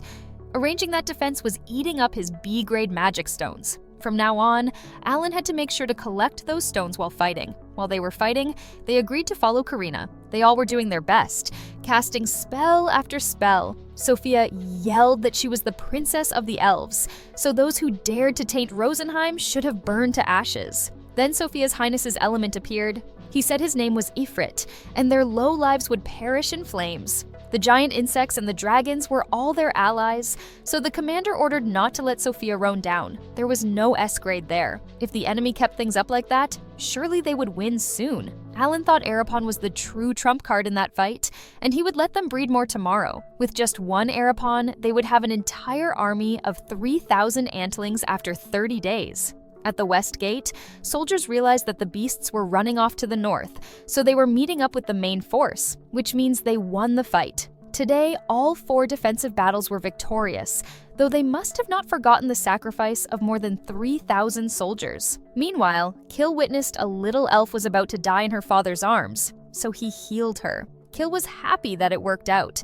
Alan told him that was an amazing skill, but Kill said all he could do was revive one person. Alan told him that was already a lot. When they returned to the Queen, they reported to her the outcome of today's battle. They said about 10,000 demons were defeated, and 7,000 were completely taken down at the South Gate alone. Someone with his hood over his head told the Queen to return to Nest City as the dangers at the South Gate were no more. However, the Queen said she would stick to the decision she had made. The boy got angry, and the Queen said his name as if in warning Gatruga. They wanted Gatruga to stop giving Her Majesty a hard time. Gatruga said it was not his intention. Alan said it was the first time he had ever seen a formal so straightforward. Sophia said the person was his relative after all. He was the strongest man of Rosenheim, the only spirit mage ever chosen to become Her Majesty's guardsman. Cecil said he must have been as excellent as a swordmaster in Radichu. Alan said no wonder he didn't come out on the battlefield to help. If he showed up, he would have risked revealing the location of the Queen. As the soldiers promised, they had gone through 7,000 monster corpses. Currently, they were collecting the first 3,000 magic stones. Cecil said it was up to 7,000. There was also the lot we defeated at the South Gate during the ambush last night. The summoned beasts were also helping collect them.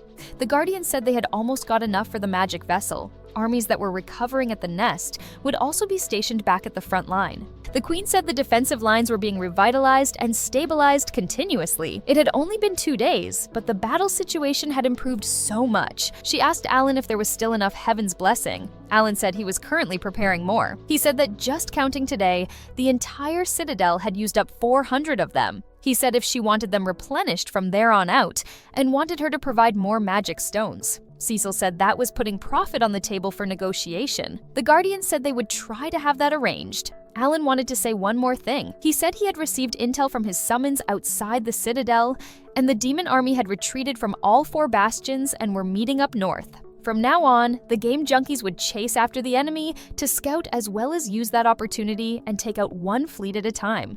The Guardian said it was true that only they could do that. As for others, the Guardian wanted Alan to order forces from Nests to return. Alan said at the right time, they would meet up and charge towards the north. The main goal was to reclaim the capital.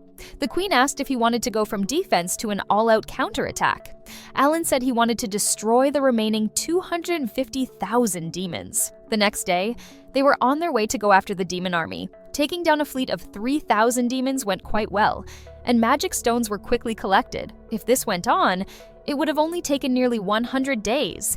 Even if there were up to on the 3rd day after leaving Tiamo, Alan thought if they kept moving towards the north, there would probably be a bastion. Cecil asked Alan if there was something wrong, and if he realized something. Alan realized their true intention and the Guardian, and he decided to return to the city for now, as they wouldn't be able to take them on. The Queen was shocked that 1 million enemies were heading towards Tiamo. Alan said they planned to retreat from the 4 bastions at the same time and gather together at the north with the support fleet. Then Alan said they would charge there and pull an all-out attack on Tiamo, and it would probably take 2 days for them to arrive at Tiamo. He thought and told the Queen that maybe they had deduced Her Majesty's location from previous fights.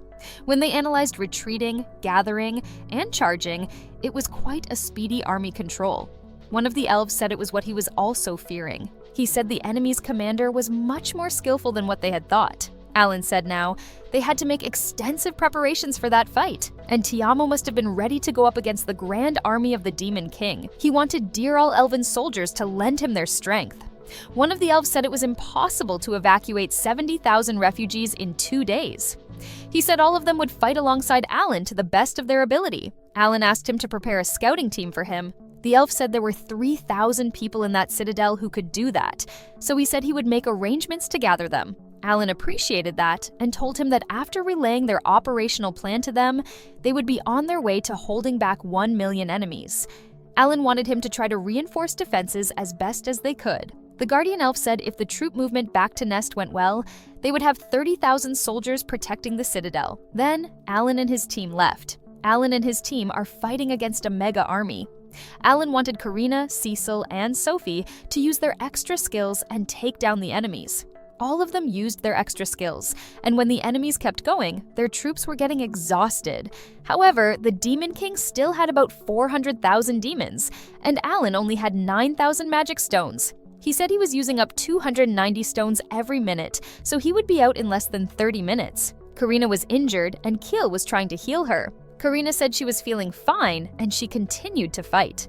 Alina saw the fact that delegating all those A-rank beasts to Karina and Dogora was taking a toll on them, and he thought that plan would soon prove effective. At the close of Northgate, a 1-star scout appeared. He was carrying a huge bag and put the magic stones in a well, and then Alan's magic stones were getting refilled.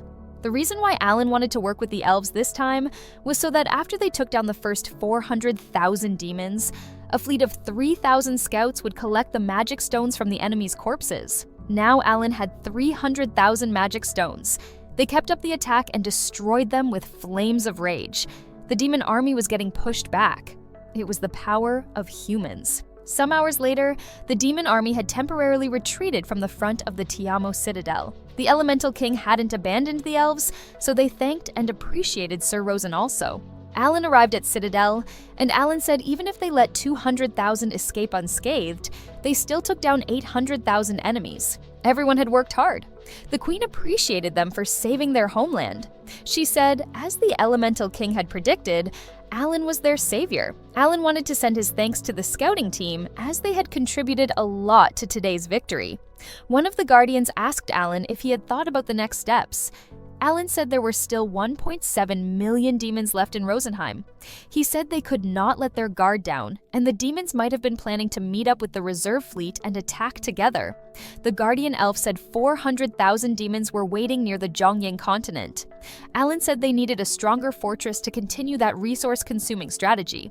The Guardian Elf said they were trying to get the Rapulka fortress back. Alan said the fortress north of Tiamo was a vital base. The elves' commander said the demon army had only just taken it over, so they probably hadn't installed a defense mechanism. Alan said if they only stayed in Tiamo, they wouldn't have any chance to win. He said once they met up with those 1 million reserves. The elves' commander said he would quickly arrange for half of the army, consisting of 300,000 elves, to retrieve the fortress. One of the elves said reorganizing the army as well as preparing a magic vessel would take about 5 days. He said it would be another 5 days to get Rapulka. Alan said this was a battle against time, and in the next 5 days, they would hunt down the remaining enemies who had escaped. Their plan was ready, and they wanted Alan to rest now. The next day, they were at the Rapulka fortress, which was surrounded by mountains. Alan said it would be difficult to attack, and he said he could see the shadow of the World Tree from over there. Alan's summoner called Aerie had never gone out in a fight. Since both the outside and the inside were brimming with monsters, it was time to bring Aerie to fight. Alan disguised as Aerie asked what the matter was, and the pig-looking servant said Sir Grasta was asking for him. He told Alan to bring that tea in for Sir Grasta. Alan wondered if Grasta was their leader or Rosenheim's boss. He took the tea, and while he was going in, the servant told him he would kill him if he kept up the straggling, and ordered him to hurry and move his feet. It was so annoying. Its intelligence was quite high for a pig. Alan went in, and there were 3 demons in human forms. He wondered which one was Grasta. They were arguing about how they lost the fight. Grasta didn't understand why they lost the fight. Another one said it might be that the Elemental King Rosen evolved into a god and boosted the elves' power. The one with the long hair said the elves were prideful creatures. They could not be asking for help from the outside, but he questioned if there could be an exception this time. They all had something to say, but one of the demons said among the elves' army, there was even one who could control a dragon. The demon with long hair asked them how that was possible. He asked if they had such an incredible spirit mage, then asked why they would let them get the upper hunt until now. Besides, he said, up until now, no one had been able to manipulate such a big number of high-grade beasts. Alan thought it was so cool getting to hear the enemy's generals planning directly like this and still didn't know about him.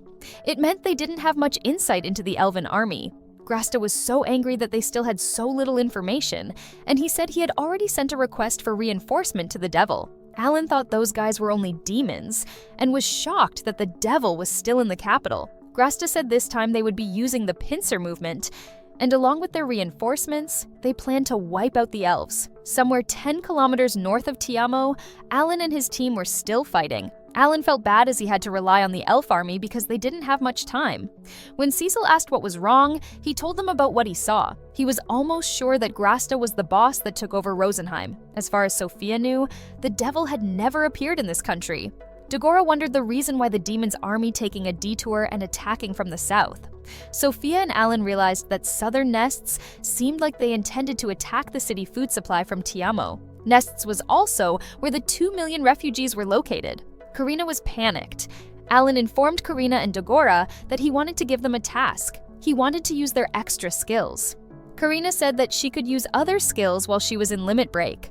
Kill wasn't sure if that was even possible. Karina wasn't either, as her mind just got filled with nonsense ideas when she was using it. Suddenly, Alan squinted her face and gave her a speech to encourage her, and it seemed like it worked. Cecil confirmed Alan, stating that when she used her limit break, her stats could match him. When fighting against strong enemies, they are going to need a strong power move, so even if it's unreasonable, they need to be going through lots of training to master it.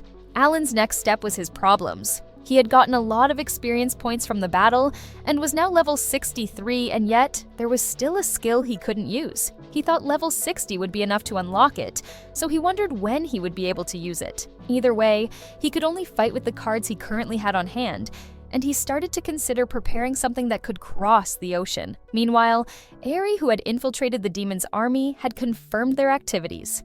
The demon's army in Rosenheim totals 4 million, and all preparations were completed. They held an emergency meeting to decide on a change of strategy to siege Rapolka. He was told it would be a 10-day siege with 300,000 troops. 3 days after Tiamo, the commander Rukadural came and greeted Alan. He informed him that 50,000 elven troops had been prepared, and he was going to participate with Gatlog. When Alan asked Queen, he stated that she was staying in Tiamo for now. This time, he was dedicated to defeating the one who took his arm during the battle in the northern fortress. They were strong, so he was hoping that Alan prepared monsters a rank or above. Alan was comfortable with them. He then told him to follow him. Alan told Fomel to aim for the eyeball bat that was at the front right. The commander could hit it in one shot. Fomel was the best at super long distance attacks. Even though Alan had known him for 10 months, he still hadn't seen his extra skill. It would likely be his trump card used to protect Sophie, so it was unreasonable to ask him to show him. Fomel asked what Alan wanted after recovering Rosenheim. This question was unexpected. He stated that he was thankful that Alan was lending them his power in those desperate times. But since they were relying on him, he wanted to give him something he wished Alan, with a pretty strange impression, stated that he wanted the Elemental King to change everyone's job. Fomel seemed like he regretted his question and continued to hit the enemies. As Sophia seemed pretty concerned, Cecil tried to comfort her by saying Alan had a plan, and he wouldn't give up unless he was dead. They just need to believe in him and keep following him. They arrived at the Rapolka fortress with a gate at the north and south. They were going to start walking towards the south gate. The beast got ready. The Elven army had 50,000 troops, meanwhile Demon's army had 300,000. Karina noticed that the Demon's army wasn't moving, which meant they were going to defend themselves. Grasta was watching them, and he didn't seem to be threatened. He was sure that there was no way they could win with 50,000 troops, even when they had new spirits. The elves noticed that the demons were using their weapons. Thankfully, Alan's beast defended the troops. With full reflection, all damage received was reflected in a frontier cone with triple damage. This is still Alan learned during the martial arts tournaments. The commander called Gatlog, and he started to use his ability. For 1 hour, Gatlog could strengthen all elves within 1 kilometer of himself. He ordered his soldiers to eliminate all the demons that took the fortress from them. The team wanted to fight too, but they still needed to hide their existence until tomorrow. Now it was time to seize this opportunity with the demon army's positioning. He warned them to not use any extra skills. They left there and found a proper place. Now it was Molar's turn.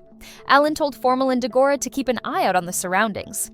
The preparations were ready when it got dark outside.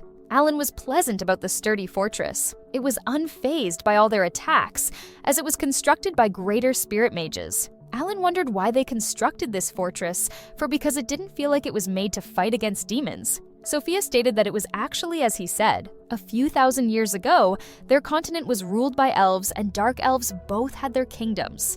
The World Tree was in the Elven Kingdom. The World Tree was cherished and spirits were born from it. The Dark Elves wanted the World Tree for themselves and decided to wage war against the Elves. Not willing to surrender, the Elves proposed coexistence, but the Dark Elves rejected that proposal. The Dark Elves tried to slaughter the Elves to obtain the World Tree.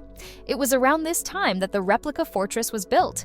Those two species continued to battle it out for thousands of years, but the Elves were gradually losing ground. While the Elves were praying to the World Tree and asking for help, a girl discovered a spirit. She named the spirit Rosen and formed a contract with it. The girl's hair turned silver, and witnesses who saw her called her the Praying Witch.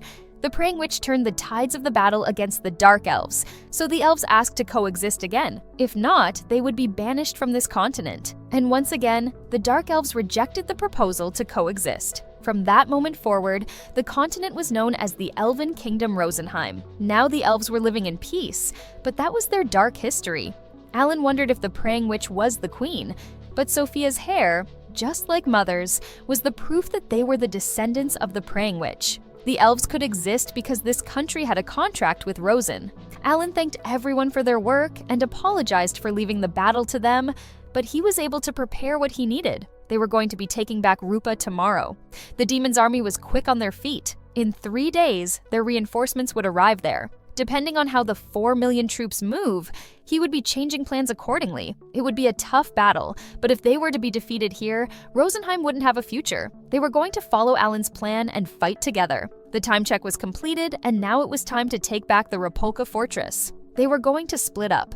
Alan's team arrived at a tunnel that Alan made it. He made this tunnel under the fortress yesterday, and from there, game junkies and 5,000 elves of the detached unit would infiltrate the fortress. Once they got inside, they would focus on opening the gates for the main elven army to enter the fortress. Based on their analysis, the chances of success were very high, even though it looked pretty scary. They entered the tunnel and walked until noon. When it was almost noon, Karina opened the gate. The demons were shocked when they saw them. There were a lot of them, so Alan told Sophia to use her extra skills. Alan summoned the necessary beast to protect the elven army. The fierce battle started between them and the demons. Thanks to Sophia's wind defensive magic, they were getting minimum damage. Alan didn't have anything to compare this skill to before, but it was as expected of the descendant of the Praying Witch. Now it was midnight, and everyone started to use their extra skills. While they were surpassing the south gate, Alan warned everyone to stay close to the wall. The soldiers opened the gate, and the elven army started to regroup with the vanguard. Now it was time to clean up the rest and maintain their formation. Alan congratulated the general for succeeding. The aim was to clean up this battle while being mindful of not damaging the fortress. Alan noticed that the west side was also going well, so they would move to the east outer walls. He got 5 Syandelves and moved on. It was finally moving, so he apologized to everyone else and stated that they were going to leave the area now. The soldiers understood him and continued fighting. In front of the south gate, the general and the others encountered 3 demons, including Grasta. He seemed to recognize the commander. The other demon wondered if elves could use recovery maga. They assumed they used elves as magic herb, but they were still confident that elves wouldn't win with this. However, the general stated that they weren't their opponents, and at that moment, Alan and his team entered the area with the beasts. Grasta still didn't seem to be intimidated by anything and petty them. Alan laughed and called him stupid. Now he seemed pretty annoyed, and he ordered Neftera and Yogolf to kill them. Dagora noticed that the biggest one was 3 meters tall, so they probably needed to get off the griffs to fight them.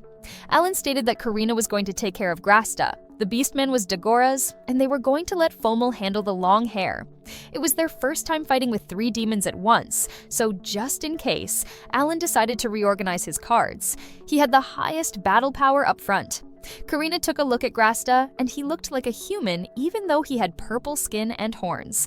But he was a part of the Demon Lord army that killed elves, so she knew she had to defeat him. Grasta couldn't believe his opponent was a kid, and he got annoyed that they were underestimating him. They all started their battle, and Karina seemed like she was struggling, so Alan told him to keep him occupied for a bit. He wanted to defeat that mage first, but they guard him well, so they were going to attack the Beastman first. Dagora was attacking it, but it wasn't enough. Sophia continued after Dagora and then Alan with his Dora Dora and Kororin. The long-haired mage wasn't expecting a dragon and figured that they had a spirit user amongst them. Yegolf seemed struggling with Alan's team. The other demons told him that it was enough and he should open the extra door. Suddenly, Yegolf turned into a beast monster, and apparently, it was his extra skill. He was attacking them with all his might, but he was still defeated by them. Alan got experience points from the demon, which surprised him because originally, only dragons gave more than 8 million experience points. Grasta realized that the black-haired boy, Alan, was the one. He was the one who changed the tides of the battle. Grasta knew that humans don't possess that kind of talent, so he wondered if Alan was a liberator. Alan seemed pretty confused by that term, and Grasta noticed. He stated that they had to change plans because of him, but Neftera firmly objected that they could do this. But Grasta stated that he was going to buy him some time, and he should go tell the Demon King about them. Alan realized that they were using their extra skills, so he told Karina to use hers as well. With Karina, he ordered Kararon to use his awakening skill too. Both sides were giving their best to defeat their opponent, but Alan knew that it wasn't working. Gatluk pointed at the long hair, but Alan didn't seem to have given up on him. But Doradora wasn't enough to stop him. Sophia told Fulmul to use his extra skills. Dogora came to Karina to protect her. Karina's extra skill had been cancelled, and it didn't seem like they had the advantage. He told everyone to focus on their attacks and defeat the old man. Suddenly, Grasta kneeled. He considered this as their win because Neftera already managed to escape. While disappearing, he told them to not ever think about winning against the Demon King. When he died, Alan noticed that he was a high demon and worth 32 million experience points. And finally, Alan could use the commanding skill. A few hours later, the monsters had been defeated and Rapulka Fortress had successfully been recaptured. Normally, in offensive siege warfare, it requires triple the number of troops than the defense. Yet they managed to succeed in recapturing the fortress occupied with 300,000 enemies with just their 50,000. Sophia apologized for letting Neftera escape, but Alan understood the situation, and he stated that it plays into his next move. Harry had successfully accompanied the escaping Neftera, and this was a good chance for him to take them to the Demon King. Alan then asked Sophia and Fulmul if they knew what a liberator was, but they had never heard of it. The next day, they informed the Queen and the other elves what happened the other day. They also found a communication device that the Demon Lord's army was using, and it seemed like they used this to communicate with their forces from far away. As of yesterday, the enemy troops from the north had landed.